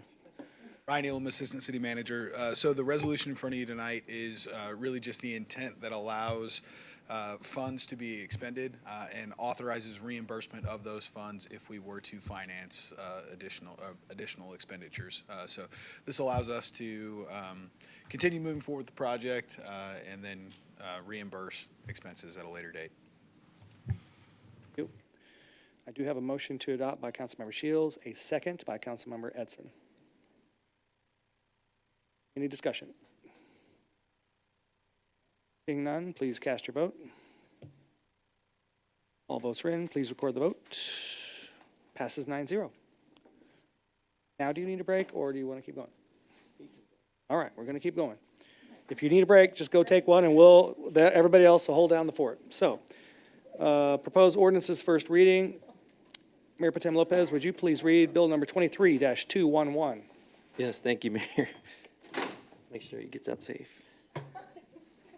I move to advance the second reading, bill number 23-211, an ordinance vacating a portion of a certain easement located at 290 Southeast Thompson Drive in the city of Lee Summit, Missouri. Thank you. We have a motion to move to second reading, bill number 23-211 by Mayor Pro Tem Lopez, seconded by Councilmember Hodges. Discussion? Seeing none, please cast your vote. All votes are in. Please record the vote. It does pass 8-0. Councilmember Shields, would you please read bill number 23-212? Thank you, Mayor. I move for second reading of bill number 23-212, an ordinance accepting final plat entitled Woodland Oaks, Lot 1-42, and Tracts A and B as a subdivision of the city of Lee Summit, Missouri. Thank you. We have a motion to move to second reading, bill number 23-212 by Councilmember Shields, seconded by Councilmember Pryor. Discussion? Seeing none, please cast your vote. All votes are in. Please record the vote. Passes 8-0. Thank you. Councilmember Edson, would you please read Bill number 23-213? Thank you, Mayor. I move to advance to second reading Bill number 23-213, an ordinance accepting final plat entitled The Village at Discovery Park, lots 1 through 13, and tracts A and B as a subdivision to the city of Lee Summit, Missouri. Thank you. We have a motion to move to second reading, Bill number 23-213 by Councilmember Edson, seconded by Councilmember Hodges. Discussion? Seeing none, please cast your vote. All votes are in. Please record the vote. Passes 8-0. Thank you. Councilmember Pryor, would you please read Bill number 23-214? Thank you, Mayor. I move to advance to a second reading, Bill number 23-214, an ordinance approving the assignment agreement among New Longview Farm Office, LLC, Brittany Harrington, and the City of Lee Summit, Missouri for the property designated as Redevelopment Project M, containing the farm office and the dairy manager house as historic preservation improvements pursuant to the New Longview Tax Increment Financing Plan.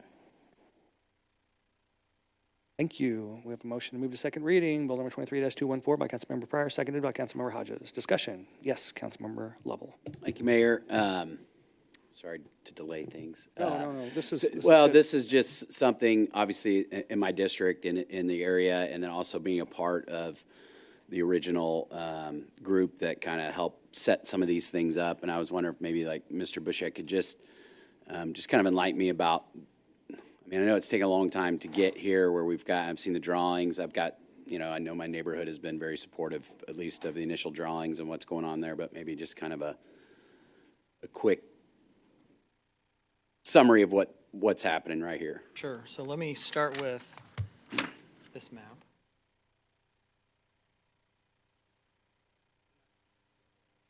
And I think you also mentioned to me, we are going to get a full presentation later. Yes. So I'll go ahead and start with that. We've asked Russ Pearson, who's the principal of the primary developer of record under the TIF plan now, to make a sort of full presentation to you, give you a full update of what's going on out there. And he said he's agreeable to doing that at the December 5th December 5th council meeting. So we anticipate that will happen. Just give you a high-level overview of where things are at from his perspective. And then to focus on what we're talking about here, Project M, right in the middle here, that is the location of the farm manager's office, farm manager's house, and the dairy manager's house, which are on the list of potential reimbursable historic preservation improvements under the TIF plan. And the way this works under the TIF contract, when there's any sort of land sale that happens in the redevelopment area, the contract delegates authority to the city manager to approve those. And so those have happened from time to time in various areas on here. For example, the various projects that Box Development, which Mr. Pearson is the principal of, you've seen occur, the office buildings and the veterinary clinic and so forth. When those properties change hands, city manager is authorized to approve those, which has happened in the past. Whenever there's an assignment of TIF reimbursement, such as with the historic preservation improvements, that's something that comes to the city council. So that's why this is before you tonight. So it requires city council action to authorize an assignment agreement, and that essentially lets another party step into the shoes of the developer to receive reimbursement for undertaking historic preservation work on the historic preservation improvements that are on the list of reimbursable cost items. Gotcha. So there's dollars set aside to renovate these, and this is now the new owner in the sale was going to get assigned those to help renovate the properties, right? Exactly. Okay. I think that's it. Just appreciate the summary. It's been a long time coming. I know a lot of people in my neighborhood were excited to see the drawings and know that there's some things going on there, so thank you. Thank you. Edson. Thank you, and I appreciate you asking about this. So, when the renovations are done then, does the developer get to sell that as a private residence? No, so I think the plan is, if you approve the assignment, that will also approve, we're treating this as an approval of the transfer of property. So this is what I think the sequence of events would be, but it's not entirely under the city's control. Then the sale would occur to the new buyer, and the buyer would essentially step into the shoes of the developer, which is then eligible to receive reimbursement for eligible historic preservation improvements to those two buildings. And at that point, they will be owned by a new party, the person who's proposed to be the buyer. And that person can then, through the developer, Box Development, request reimbursement for eligible costs to those buildings. I don't feel like you answered my question. Okay, sorry. Are we doing this so this becomes a private resident, can be sold as a private residence? I think I will let the applicant, the other parties, answer that question because they can tell you the particulars of what they're planning to do, at least at a conceptual level. And we have some of the visuals here to share with you. So I will ask, while I'm pulling this up, I will ask them to come up here. I apologize to and everybody on the explain. dais for slowing this down.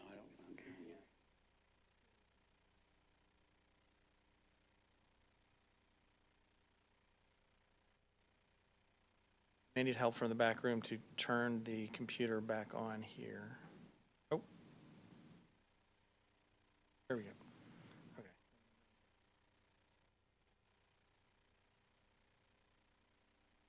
These are the visuals that they can use to talk through. And I'll ask them to come up and talk through this with you. Good evening. My name is Brittany Harrington. I'm the proposed buyer for this property at 801 Southwest Longview. So what we're planning on doing is we're remodeling them to their previous historic selves and leaving them pretty much as is. So from the outside perspective, we're keeping everything the way it is, the bones, the windows, the doors. Even the clay tile roof is going to be restored to its original clay tile self with just some new underlayment below that. And we do propose adding, so this is the original, this is the office building that you see that's still standing there. And then this is the new proposed 3-car garage to kind of modernize it and bring it up into today's world. But you can see just kind of a list of the site upgrades just really quickly. There's been no utilities there for 50 years, so we're just kind of bringing that back up to par with modern day codes. The farm manager's office is the one that we will be converting to a personal home. So that will be where me and my family live. And we plan on definitely bringing this back into a farm life again, within city codes, obviously, but just having a garden in the back. And Robert Long's vision and kind of the way Longview was structured was some really cool English gardens and very neat landscaping. You know, he spent over $100,000 a year back in 1914 just paying more than the projects were bringing in, just so that way he could make the property more beautiful and landscaped. It was his own personal thing that he loved to do. So we're bringing that back with landscaping and tons of trees, tons of fruits and vegetables. And this is kind of an up-close view of the garage. It'll be a new 3-car garage, 1,700 square feet. The garage doors are built just to be basically identical to the horse barn stall doors that you see already. This is kind of like the backside of the house and the new garage. And then there is the site plan. So this is a good overview of the property. So this, on the left side here is Longview Boulevard. And then this is where the barns are, right across the street. This is going to be a stucco fence all around the outside with gates and kind of honoring Robert Long's fences as well, where he did wooden posts in between columns. And then the driveway getting back to the farm manager's house. We kind of have to do a really long driveway from the from the east side here, just to be able to get to the farm manager's house and not impede on Longview Boulevard. But we're trying to make it as cool as possible and landscaped well as well. So, any questions on the use?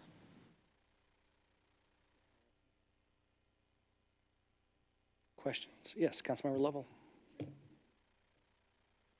Well, it wasn't necessarily a question, but I do believe, like, when we set those two houses aside and put those monies there was that the intent was that either someone would pick them up and move them and live in them somewhere else, or be able to restore them the way they are. So I think that was kind of the original intent, that it would be private residence or some sort of rental.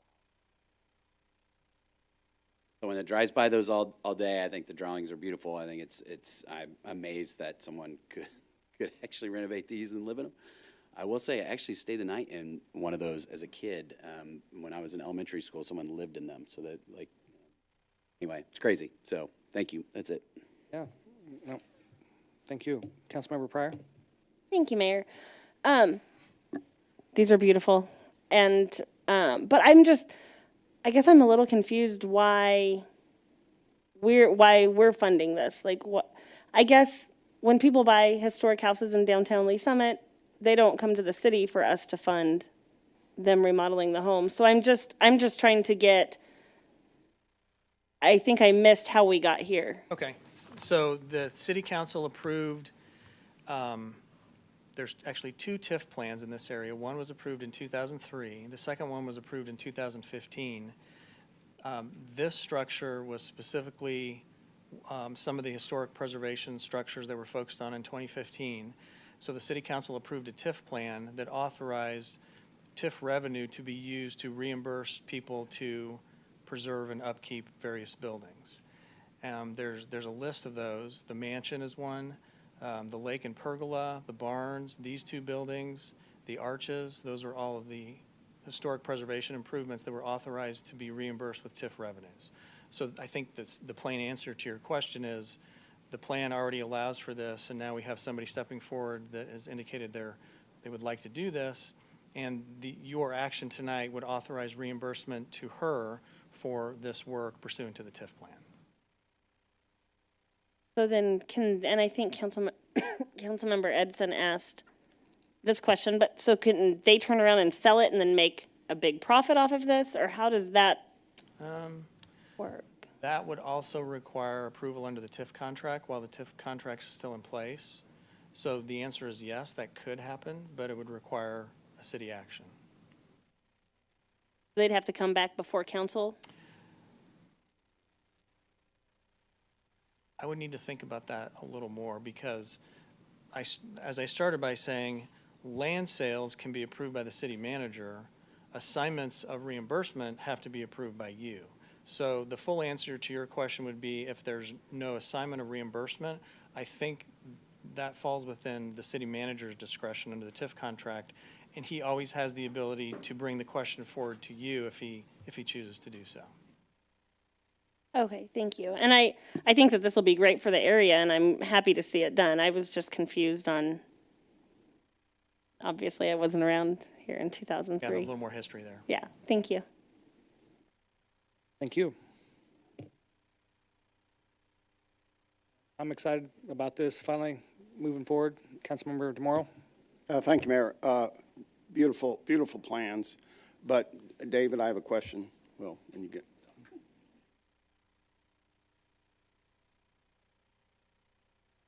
So just to reiterate and completely understand, the assignment of this property is and can be done by the manager without the city council approval, but the sale would be a different story? I think just the opposite. City manager can approve sales. Assignment of reimbursement has to be approved by you. I said it backwards, yeah. Okay. And that was in the original TIF contract? It's in the TIF contract today, yes. Written that way? Okay. And there's one other aspect that Mr. Dunning just reminded me of, which you haven't asked about it, so I didn't mention it, but it's worth mentioning. In order to receive the reimbursement for the finished product, they have to provide a historic preservation easement to the city. So the city already holds historic preservation easements on the Show Horse Arena, which is part of the school, on the arches. We will soon on the lake and pergola, and these buildings will fall into the same category. She'll, as the owner, have to provide a historic preservation easement to the city, which means basically the exterior has to stay the same look based on the finished product and can't be changed without city authorization in the future. So, back to the assignment, or the sale. This, and I'm trying to remember, this has been a long time, and so I'm trying to remember everything that's happened prior to this. That was the original plan to start with, is that correct? And the historic preservation has already been applied for, correct? First part of your question, yes. I'm not quite sure I followed the second part. Well, the historic preservation, you said that's assignment to the city? Go over that. Oh, the historic preservation easement. The easements. Yes, so the city, so the property owner grants to the city the historic preservation easement, which basically preserves the look of the exterior of the building, and the exterior can't be changed without city approval. All right, so we still hold some authority over. Right, and the premise behind this is, and this is the basis of the TIF plan is, and there was an extensive amount of discussion when the plan was considered, what does the city get as a result of the TIF plan? If the city's providing TIF revenues to preserve these houses, what's the benefit to the public? What's the benefit to the city? The benefit is these buildings are preserved and maintained in their current state, and they don't change, and the view isn't blocked, and they're preserved for the long-term benefit of the area. And so the historic preservation easement is essentially the end product and primary benefit to the city and the public as a result of the TIF plan and using TIF revenues for that purpose. And you did include the school. So we have a historic preservation easement, even though R7 owns that Correct. building. Yes, on the Show Horse Arena, not on the entire school, but on the Show Horse Arena portion of the school. All right, thank you, Mr. Bushek. Thank you, Mayor. Yes, thank you. Councilmember Lovell. Sorry, one more thing, and just kind of maybe addressing what Councilmember Pryor was asking. So, I think the original thought was that the housing developers that were there were that those would be restored and be part of that development, understanding that it would be a private owner. But we were wanting to preserve the historical buildings, right, versus tear them down and lose them forever in history. And so whether we think that it is a fascinating history, the barns and all of that and what it is, but the cost to restore these things. So I think the original intent was all along is that, hey, you got to restore those. It's going to cost a lot to do that. We're going to unlock some of this TIF. You can do whatever you want with it, but we're going to have some easements there to maintain the integrity of those, and there'll be a historical feature. Again, whether that was right or wrong years ago when we did that and what we were trying to preserve out there with the barns and some of those other things, I think this was part of that intent. So it might be a mischaracterization to think that it's here's all this money, go do it, now you go sell it for a windfall.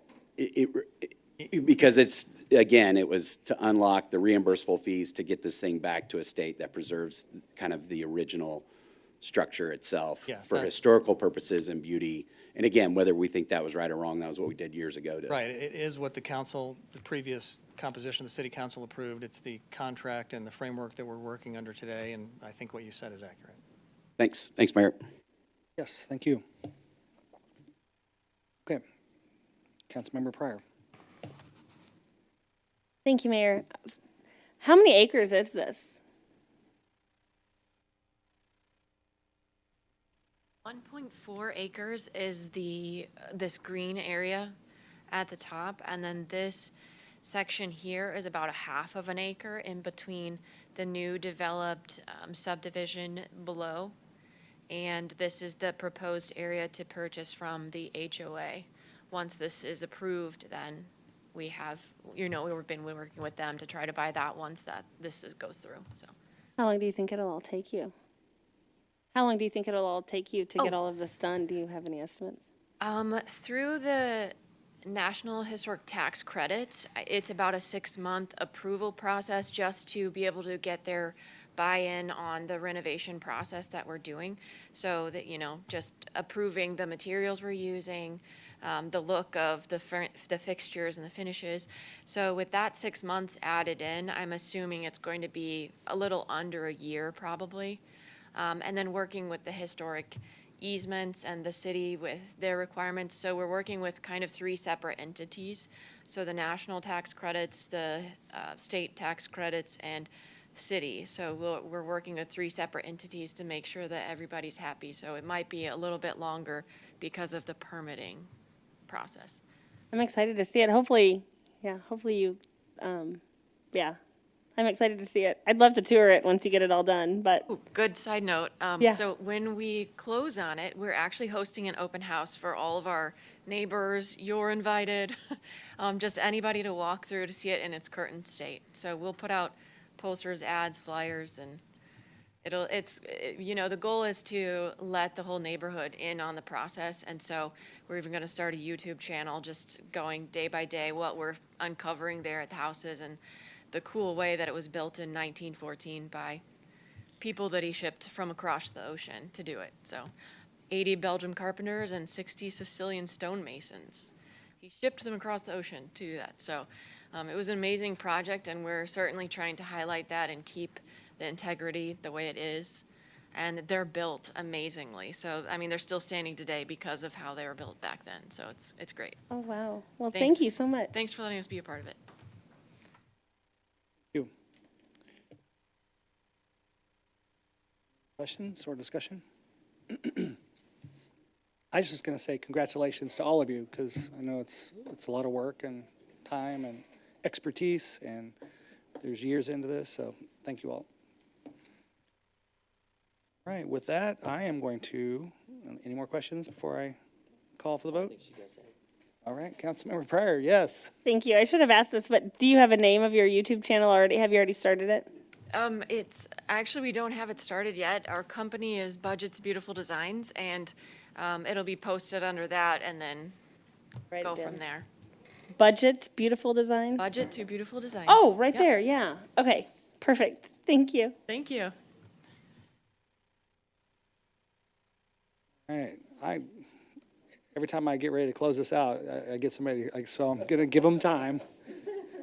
Anybody else got any comments? All right. Please. Yeah, I think we've read the motion.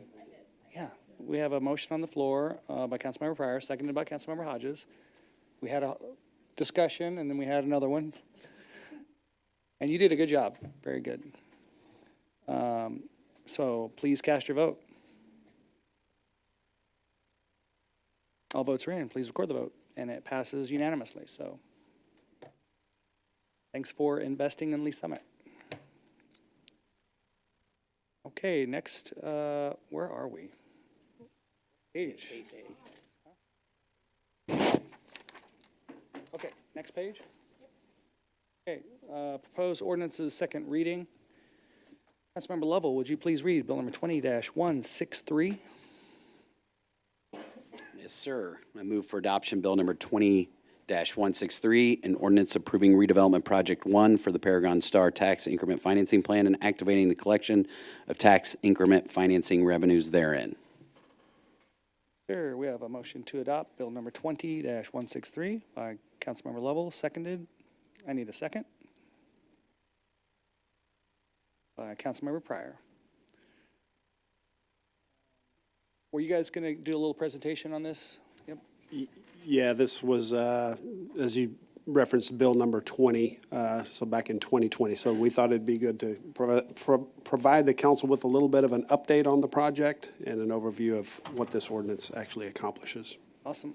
Thank you.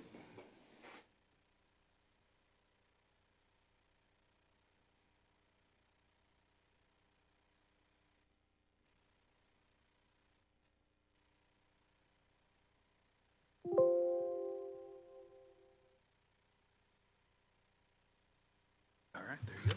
Okay, thank you, sir.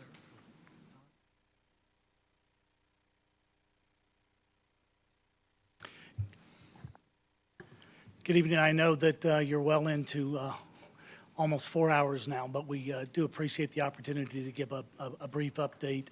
You'll be hearing from Flip Short and myself, Bill Brown, with Paragon Star, and Christine Bushyhead with Bushyhead Law. I think we're going to kick this off. Flip would like to make a few opening comments, then Christine will talk a little bit about the TIF amendment, and then I'll try to give a brief update on the current status of the project then, if that's okay. Good evening, I'm Flip Short. Thank you very much for having me here tonight. I ran into John after a break a while ago, and I said that I'd be able to cut my presentation down from an hour to 45 minutes, and I will speed that up.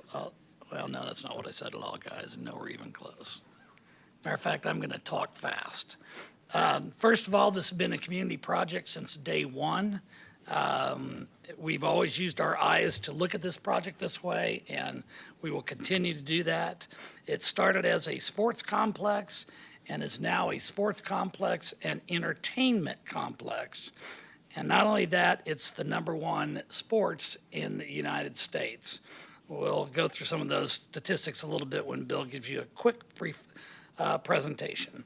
I do know that everyone wants to know exactly what we're doing out at Paragon Star. However, competition wants to know exactly what I'm doing out at Paragon Star. And that's not fair to Paragon Star to let other people come up with what we think are great ideas and have somebody else take those away from us. So yes, we have tight lips many, many times. I've run into Mr. Dunning a few times, and I've asked him if I could have meetings with him.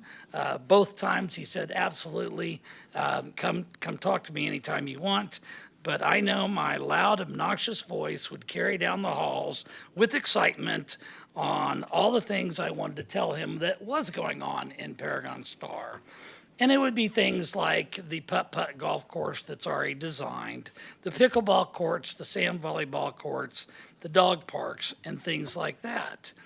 But again, I don't want to tell anybody what we're doing there, and I think you would appreciate what that means. What I do want to tell you is that we've already purchased over $750,000 in sculptures. One artist has pieces all over the world, and the first piece will be installed in the next couple of weeks. Actually, the second piece, the first piece was already installed. It's a bunny, and if you've been out there, you've seen that. The project's not complete, so didn't bring up pictures tonight to show you. And then I guess the one that's most exciting is the Magic Tree Pop-Up Bar. It opens the night before Thanksgiving. It's located right next to the new location of the Magic Tree. I know everybody on the city council knows what the Magic Tree is. So even though I don't want to tell you everything that's going on at Paragon Star, the excitement is still amazing. We know what the project's brought.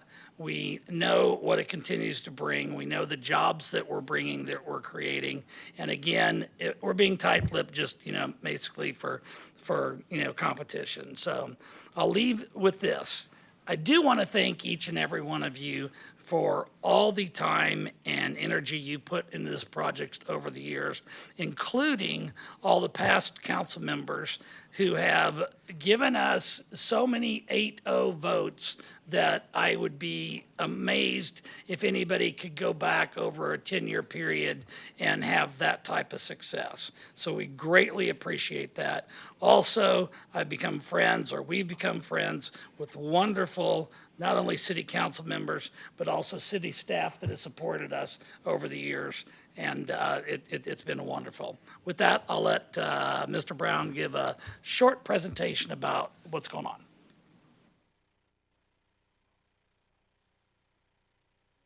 No, this is not Mr. Brown.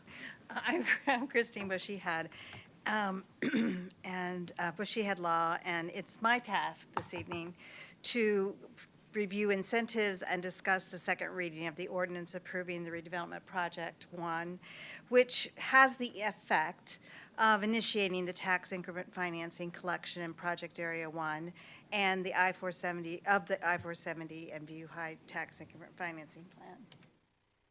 So this is Project Area 1. As you all know, it's a destination $250 million mixed-use development, state-of-the-art sports and recreation, entertainment hub, and luxury apartments in the village, and also in the sports complex area. I think what's important is that there's approximately 120 acres here, but the village, the part that is the producer of the eats and the pilots of the TIF revenue, is about 21 acres of that 120. I realize that everyone has varying degrees of knowledge about the I-470 and View High TIF plan, and I don't want to unintentionally not highlight an interest that you might have. So we're going to make an effort to try to hit all the high points, and we do invite you, in case we miss anything, to please ask questions immediately after our presentation. The I-470 and View High redevelopment plan area is actually 333 acres of development in 3 project areas, RPA 1, RPA 2, and RPA 3. Interestingly, as I had said, only 21 acres of Project 1 contains the concentrated pilots and eats producing village. There are some eats that are projected from the sports complex, though minimal, as you might expect with that particular land use. The North Village, what we call the North Village, which is the part of the development that is north of Paragon Parkway, so this part here we call the North Village, is about 5.5 acres.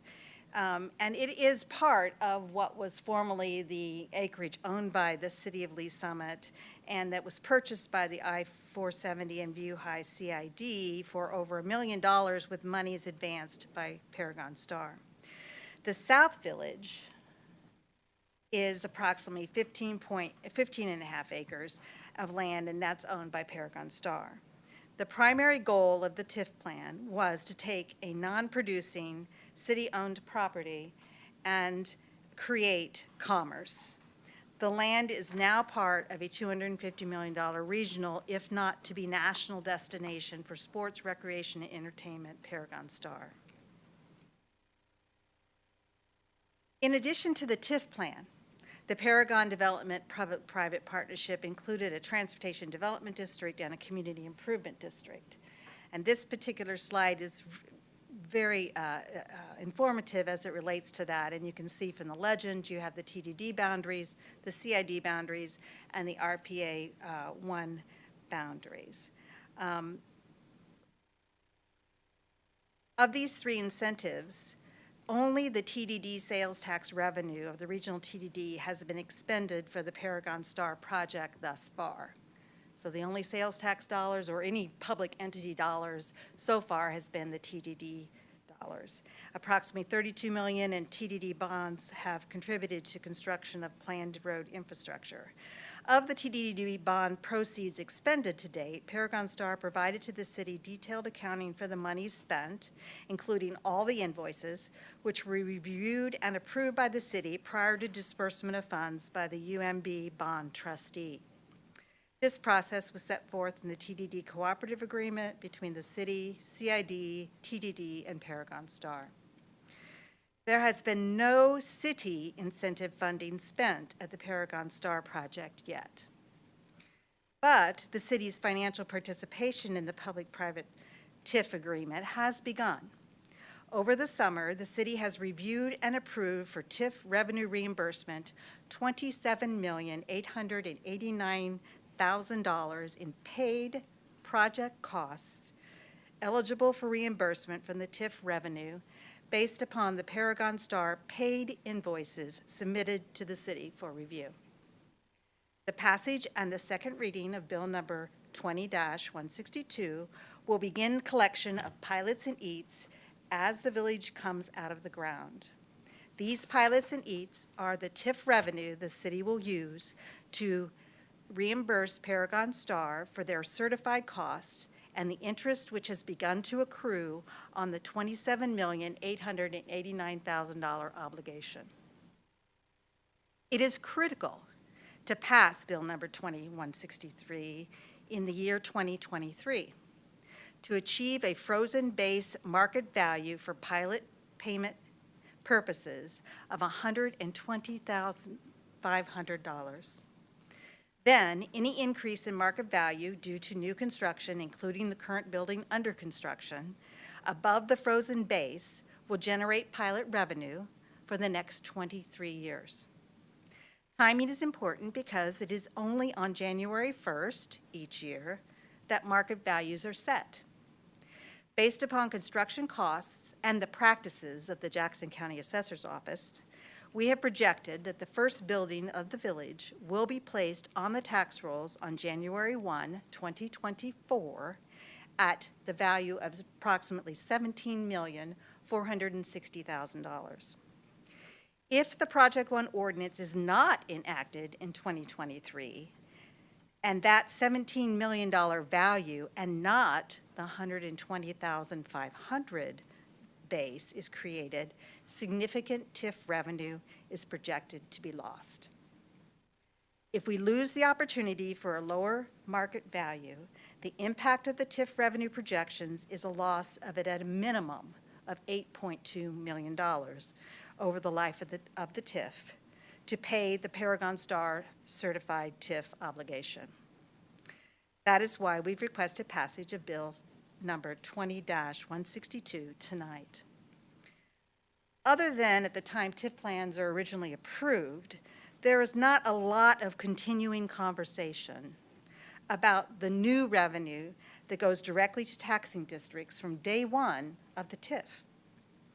Based on projections over the life of the TIF, even with sharing certain sales tax revenues with the TIF 50-50, and the special pilot sharing of this particular TIF, the city benefit of the TIF plan during the lifetime of the TIF exceeds the city's portion of TIF revenue that will go back to the development. Paragon Star has taken a worthless piece of unproductive land and built a community asset of a regional sports complex paid for by Paragon Star and to be reimbursed under the TIF plan from the captured sales taxes of the TDD, CID, the zoo, Jackson County, and Lee Summit, and from the real property pilots from the Hickman Middle School District, the Metropolitan Community College, Jackson County, Mid-Continent Library, the Mental Health Services, and Lee Summit. Truly a community asset funded with community dollars.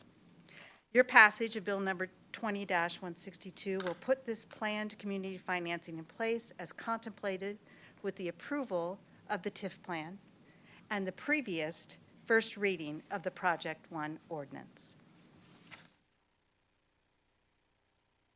And now Bill will come up this time, and he is going to give you an update on the project.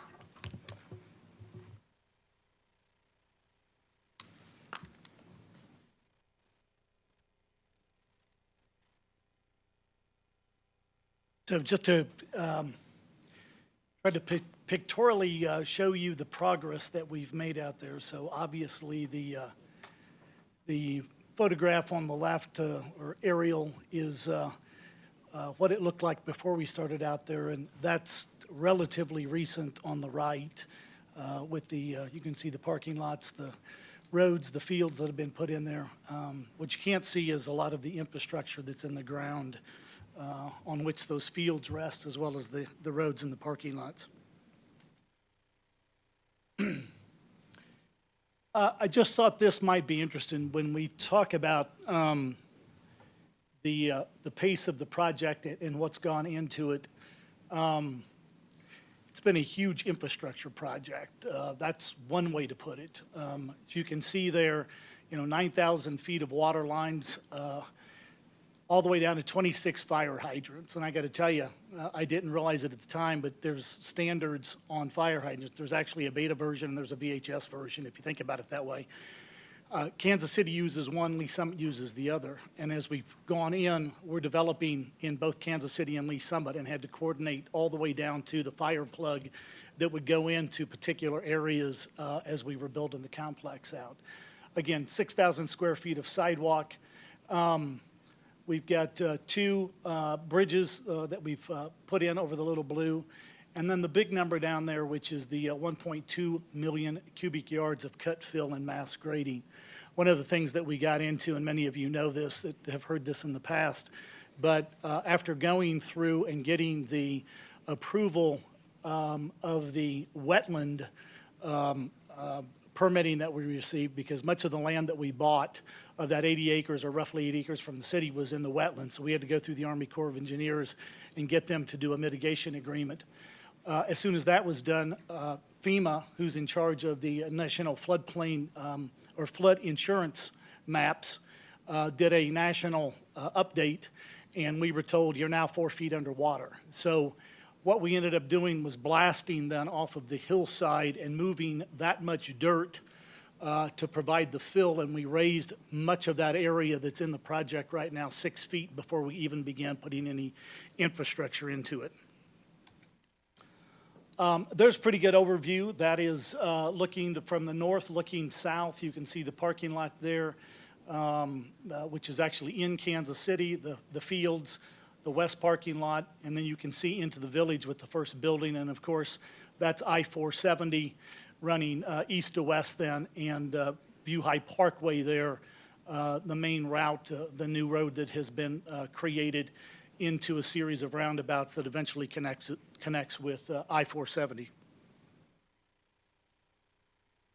So I think we talk about a state-of-the-art sports complex, and that is one of the things that has been a promise of this development team since we responded to the RFP that was put out by the city looking at a possible use of the property, that roughly 80 acres that the city owned at that northeast corner of View High and 470. And so today, right now we have 10 fields. It's approximately 1.2 million square feet of artificial turf. It's a product called LigaTurf, which is made by AstroTurf.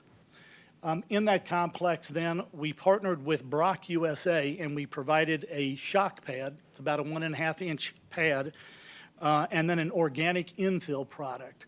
So when you build the fields, you do your grading, you've got an aggregate base of roughly 24 inches. Typically, you'll come and put the carpet on top of it. What we did instead was to put this shock pad in there from a safety perspective.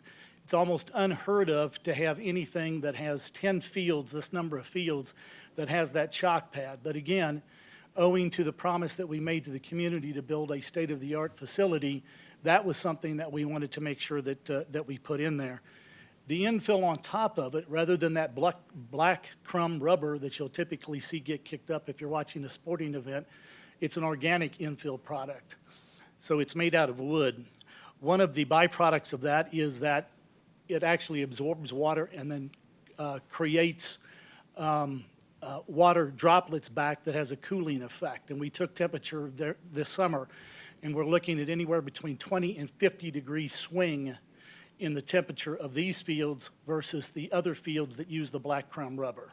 We went to 3 other facilities on a hot day back in July and did temperature readings. And so that was the product that we had been told it would do that, and the measurements bore that out. This is the only complex in the entire country of 6 or more fields that has both the Brock shock pad and the Brock infill product on it. So again, the shock pad absorbs the impact while the infill maintains the stability of your footing. Athlete safety has been at the top of our list in making these selections. What we're also seeking, and this is a little bit unheard of, is a certification on all 10 fields by FIFA, or the Fédération Internationale de Football Association. So FIFA has been the international governing body for soccer for 118 years. And we're, again, one of the very few complexes in the country that's going to be able to boast 10 FIFA-certified fields. Moving on to the lighting that we've got out there. And again, it's a must-go system. Most other local complexes have traditional metal halide lights. We used LED. LED is more energy efficient, and our light output on those fields is a 50-foot candles on fields 2 and 10, and 75-foot candles on field 1. Now, 75-foot candle is high enough for high-definition video broadcasting at night, and that's on Field 1, and that was very intentional. To show you the differences with other complexes, though, in the metro area, a majority of the youth complexes in the area are at a 35-foot candle in light output, with only the National Training Center at 70 being close to the levels of lighting that we have at the complex. We mentioned 6,000 square feet of sidewalk. You'll notice there's wide concourses out there to be able to move about.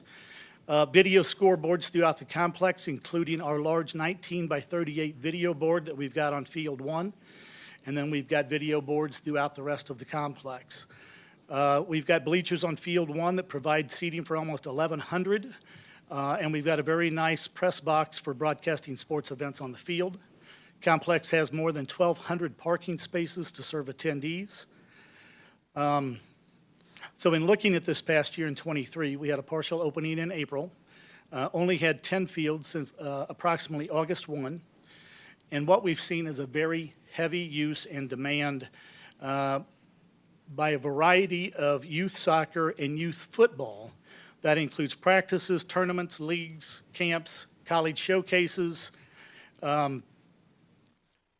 We are estimating approximately 1.2 million visitors will go through that complex in a full calendar year. So we're looking at looking to hit that number in 2024, just based upon the patterns that we've seen already at the complex. The project represents a significant economic stimulus to the community. To date, a significant amount of our work has been done with local contractors and using local suppliers, including those based right here in Lee Summit. We've injected millions of dollars into the local economy through the development of this complex.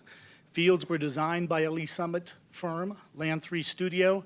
It was built by a Lee Summit firm, Mid-America Sports Construction, and we anticipate that this will remain the case as we build out the rest of the project.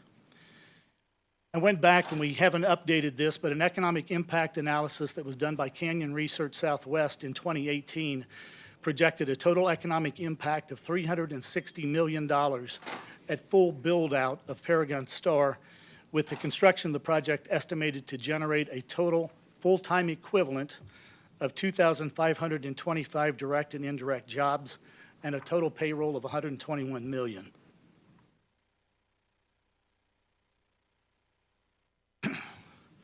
As I indicated, demand has been very strong. We've had a variety of users and events.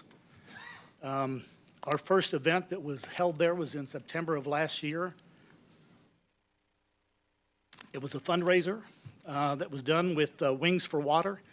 Wings for Water is a local not-for-profit that raises money for potable water in third world countries and underserved parts of this country, areas like Appalachia and the barrios along the border. First ever event. They hit their attendance high last year of 3,500. We did it again this September, and they were up to 4,000 that were attending this fundraising barbecue. We did a sports spooktacular. So in conjunction with our Kick and Treat soccer tournament, featured an opportunity for area businessmen to provide a safe environment for kids to trick or treat. We estimated we'd probably have about 500 kids there. I think we exceeded that by at least another 50% based upon the amount of candy that was out there and the heavy traffic patterns that we did. This was done in conjunction with the Kansas City Chiefs and Chiefs Kingdom Kids program. We have a new program here called Stars. Kansas City Scott Gallagher, which is one of our anchor youth soccer clubs, started a program called Success Through Adaptive Recreational Soccer, with the goal of making the game of soccer accessible to all. KCSG has paired the expertise of the coaches with that of special needs experts, occupational therapists, physical therapists, speech therapists, and more. It's a program that was started by Adam and Jessica Lamb, and we had huge success with participation right off the bat. And that probably in itself, to see the joy that those kids were experiencing by being out and doing what other kids get to do, but they haven't been able to, might be worth the project just in and of itself. We had what we called a KC Clash. We had 139 teams from across the country in for a football tournament. These were ages 5 through 15. came from as far away as Buffalo, New York. And I know Denver, I think there was a California team, certainly from Houston, and I know Chicago and Minneapolis had teams here. We hosted an NAIA women's flag football tournament. That has now been added in at that level of intercollegiate athletics. Women's flag football is one of the sports that's offered, and we worked with the local office here and we held a tournament out there. The winner here, which was Ottawa University, went on and became the national champion for women's NAIA flag football last year, and took that championship when they played it down in Florida following our tournament. One of the things that's really been nice is we've gotten demand from places we didn't even think about. And so our facility has become home to St. Michael of the Archangel and Summit Christian Academy boys soccer teams this year. St. Michael's has been practicing and hosting their games there. We are their home field. Summit Christian Academy, we are their home field. And we're looking to do that with the girls' soccer when the springtime rolls around. We've also worked with Metropolitan Community College and their soccer program. We've held a couple of games out there, and we're in conversations with them about doing more with the campus just down the road.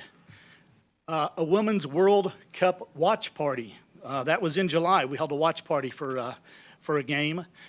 And lastly, we had they used our facility for KC Glory, which is the women's semi-professional football club here in Kansas City, and they did tryouts there a few weeks ago. So I say all this to give you an idea of the breadth and the type of organizations and the activities that are going on in really just a very short period of time at Paragon Star. You'll be hearing more about this in the future. We've been in active discussions with a number of local businesses that will be part of a corporate sponsorship program. We'll be announcing a variety of sponsorships, including naming rights to the complex in the coming weeks. Trail system. We have an agreement with the Jackson County that provides easements for the construction of new trails in the complex.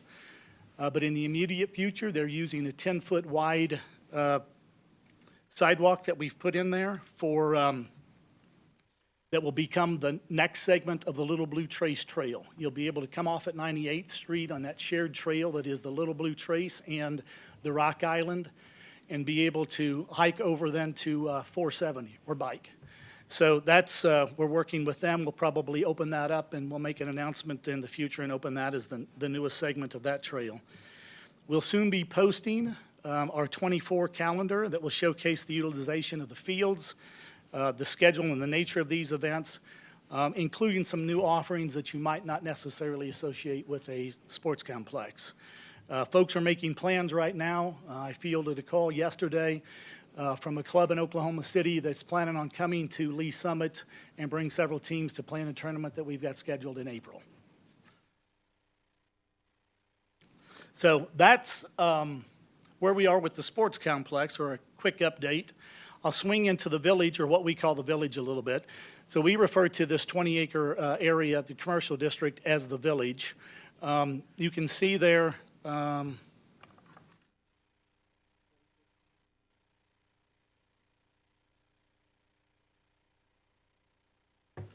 do that instead? Okay. All right, thank you. Yeah, here we go. So what we've got here, the first building, this is Lot 9. This is the building that you see out there being developed right now. That is a 70,000 square foot building. You'll have two 35,000 foot floor plates. The top level will be 35,000 square feet of Class A office space. The first floor will be 35,000 of retail, primarily restaurants. All of those restaurants have a patio area on the backside for al fresco dining, and then they, of course, all front this green square that is really the centerpiece of the village.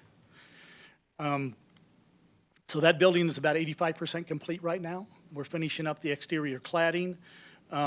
Projected opening on that is fall of '24. We're in a lot of different conversations about leasing with that, so we'll move to the TI once we can nail a couple of those leases down and move forward with that.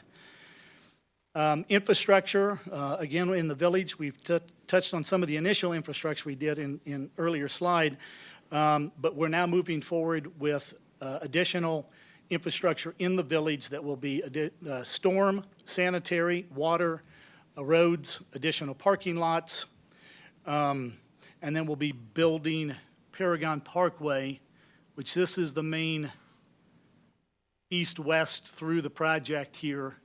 And you've got the, I mentioned 2 bridges, so we've got a bridge here and a bridge on this end that were built.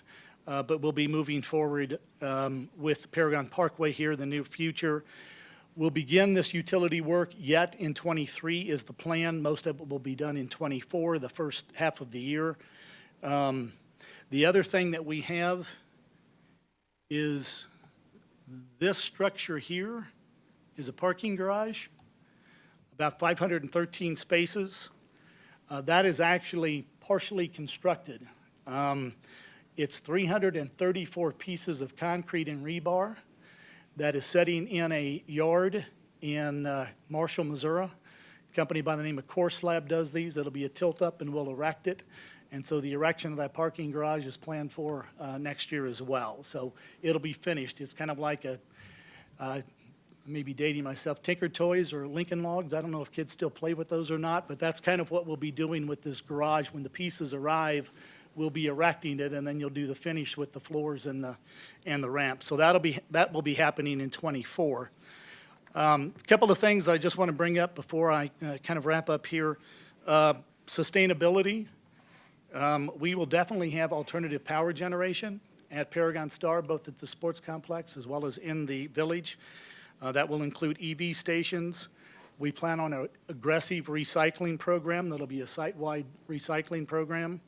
And then we intend to take out a lot of the invasive plant species that are there and then plant native plants. And we plan on cleaning up the Little Blue River. Don't know exactly what that means, but if you've been over in that area, there's a lot of flotsam, jetsam in there, a lot of downed trees, and we're going to go ahead and we'll be cleaning that up as part of the restoration efforts of the area.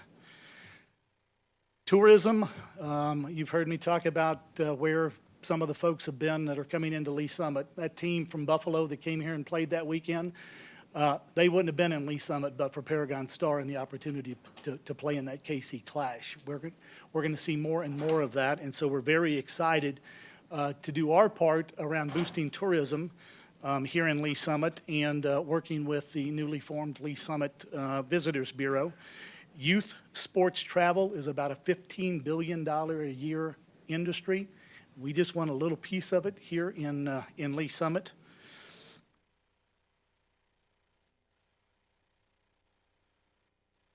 I talked about the big green area, so that where it says Random Bar and Lounge, that's the building that's under construction. You can see the patios behind that, and then this big community space that will be anchoring the village. On the south end of that will also be another big video board. That'll be for sports viewing, that kind of thing that we'll have going on there. That's a view down Paragon Parkway. You're just coming into the village off that first bridge looking east. There's the overview again, and the building that we've got highlighted there, that's the building that's under construction. That's dated because that's almost covered by now. That's we did that in October, and it looks significantly different now. Lastly, just give a little bit of a heads up of some of the future plans. Immediately north of the sports complex, we're planning a recreation zone. In that zone, we plan on having pickleball and sand volleyball courts. We're going to have a ropes course and a children's playground, a dog park. You heard Flip mention miniature golf, and then food and beverage that will be served there. That area is actually in Kansas City. So we'll be going through the development process with that. We're projecting that that will be one of the next phases. That'll be in 2025 is kind of our projected date on when we're going to be having that.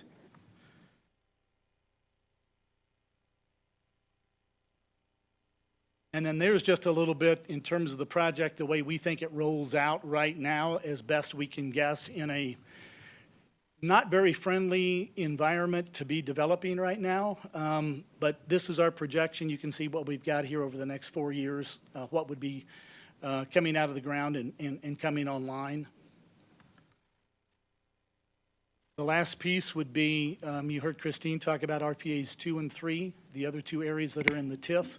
The clock is running on that.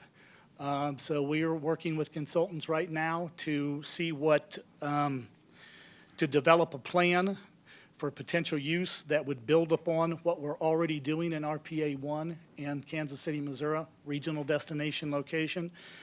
So we look to be back in front of you talking about what we'd like to do in RPA 2 and 3 in the not-too-distant future once we file the development plan and it gets built. So that's the quick overview just in terms of where the project stands today. So I appreciate the opportunity to kind of get everybody up to speed and level set, at least in terms of what's been going on out there. All right, thank you.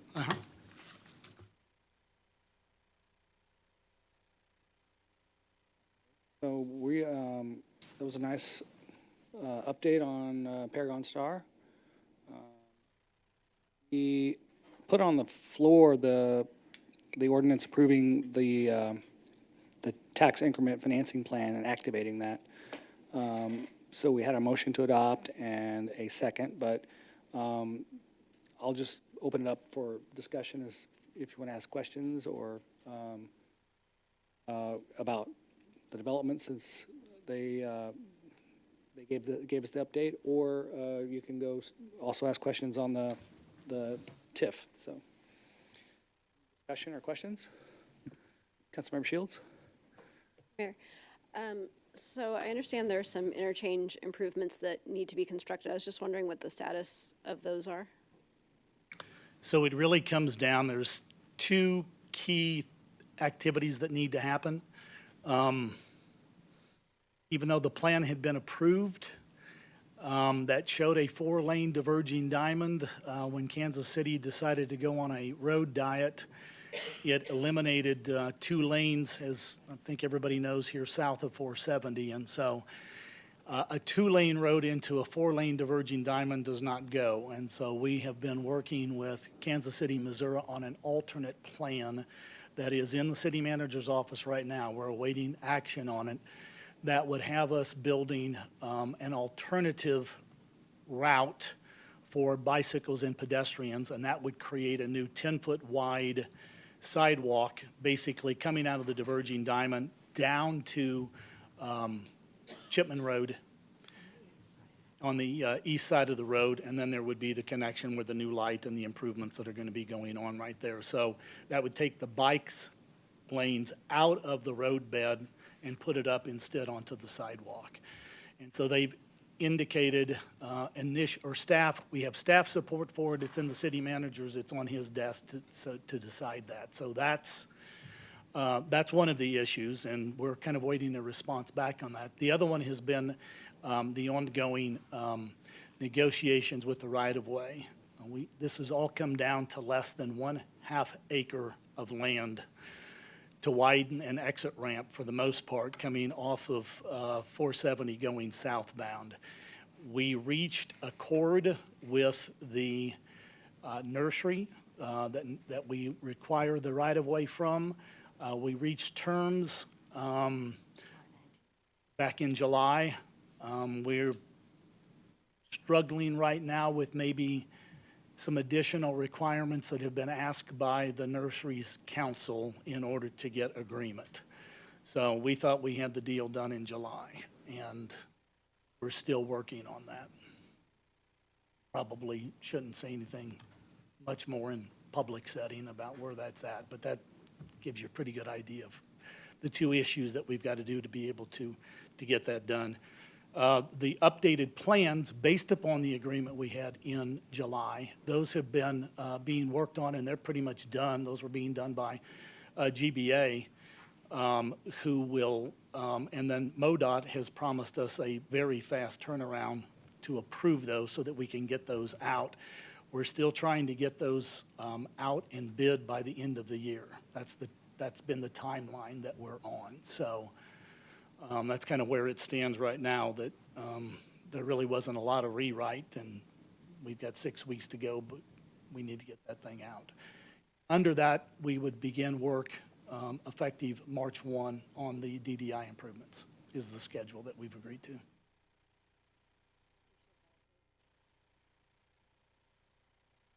Okay.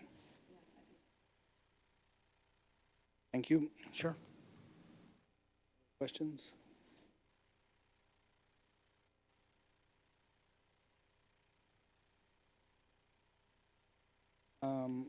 So we're going to activate, the TIF hasn't been activated yet. So I think you heard Ms. Bushyhead talk about how this needs to be activated this year. So, so I think kind of just to kind of get to the chase, we've got Sid here, Sid Douglas. Can you come forward and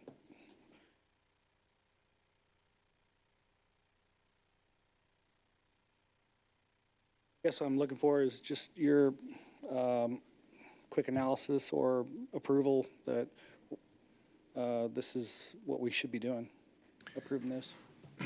Yes, I think we've done a lot of analysis, run numbers, and I've looked at what the developers put together on the difference between activating now versus 2024 or activating 2025.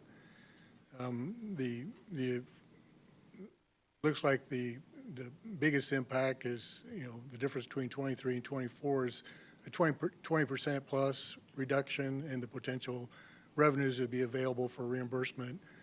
And obviously that negatively impacts the financial feasibility of the project. That we do have the first building coming out of the ground, and I think from an economic standpoint, it makes sense for the city to proceed with the activation at this point. Okay, so I take that as your approval of this then. Any questions for Mr. Douglas? He's been here all night. It's been very interesting. I got a lot of news, so. Yeah, you did. You sat through a lot of public hearings. Yeah. Thanks for coming.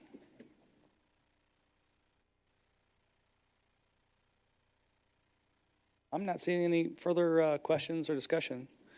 Thank you for the presentation. I'm going to go ahead and call for the vote. So please cast your vote.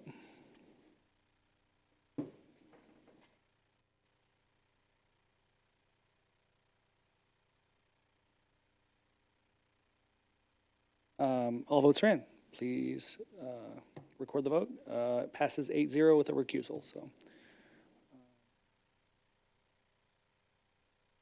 looking forward to all these cool projects coming forward. Our developments pieces of it. You've already got a lot done with the soccer fields, but looks like a lot more funds coming our way. So. Good. Sorry this was such a late night. We're about to finish it up. We've got, where are we? We got one more. Councilmember Shields, would you please read bill number 23-197?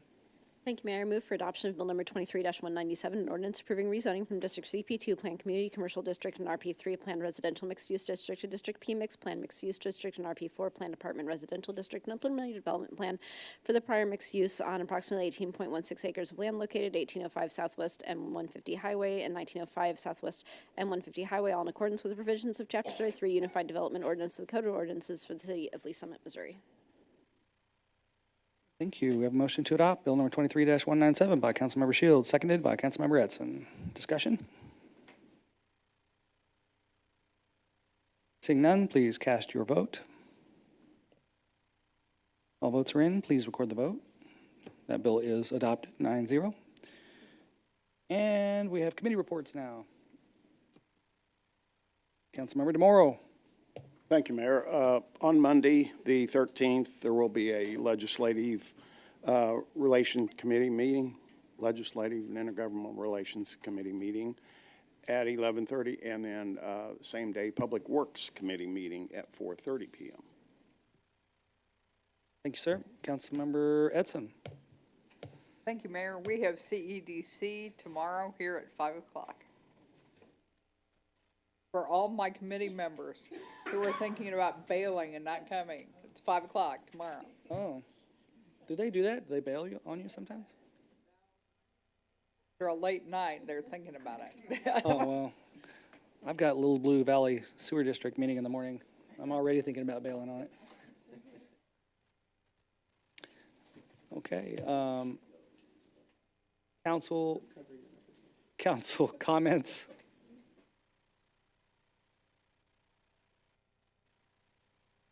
Staff roundtable?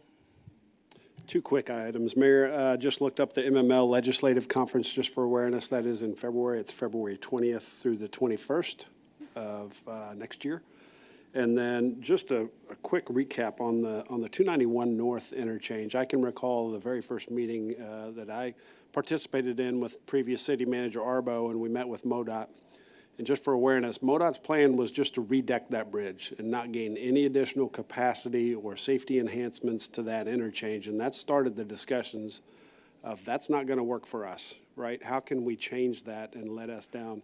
Multi-year path, numerous staff that we've worked with, and I had the opportunity to go down to St. Louis a few weeks ago to talk at the Missouri Economic Development Finance Association conference, and I was on a panel, and a lot of folks were saying, how is Lee Summit making things happen like they're doing? And it's a lot.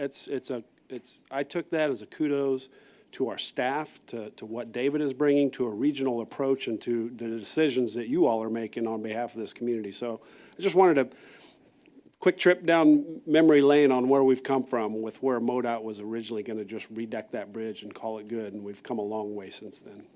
That's it, Mayor. Thanks. All right. Thank you. That makes it a night, folks. We're closing this meeting at 10:38.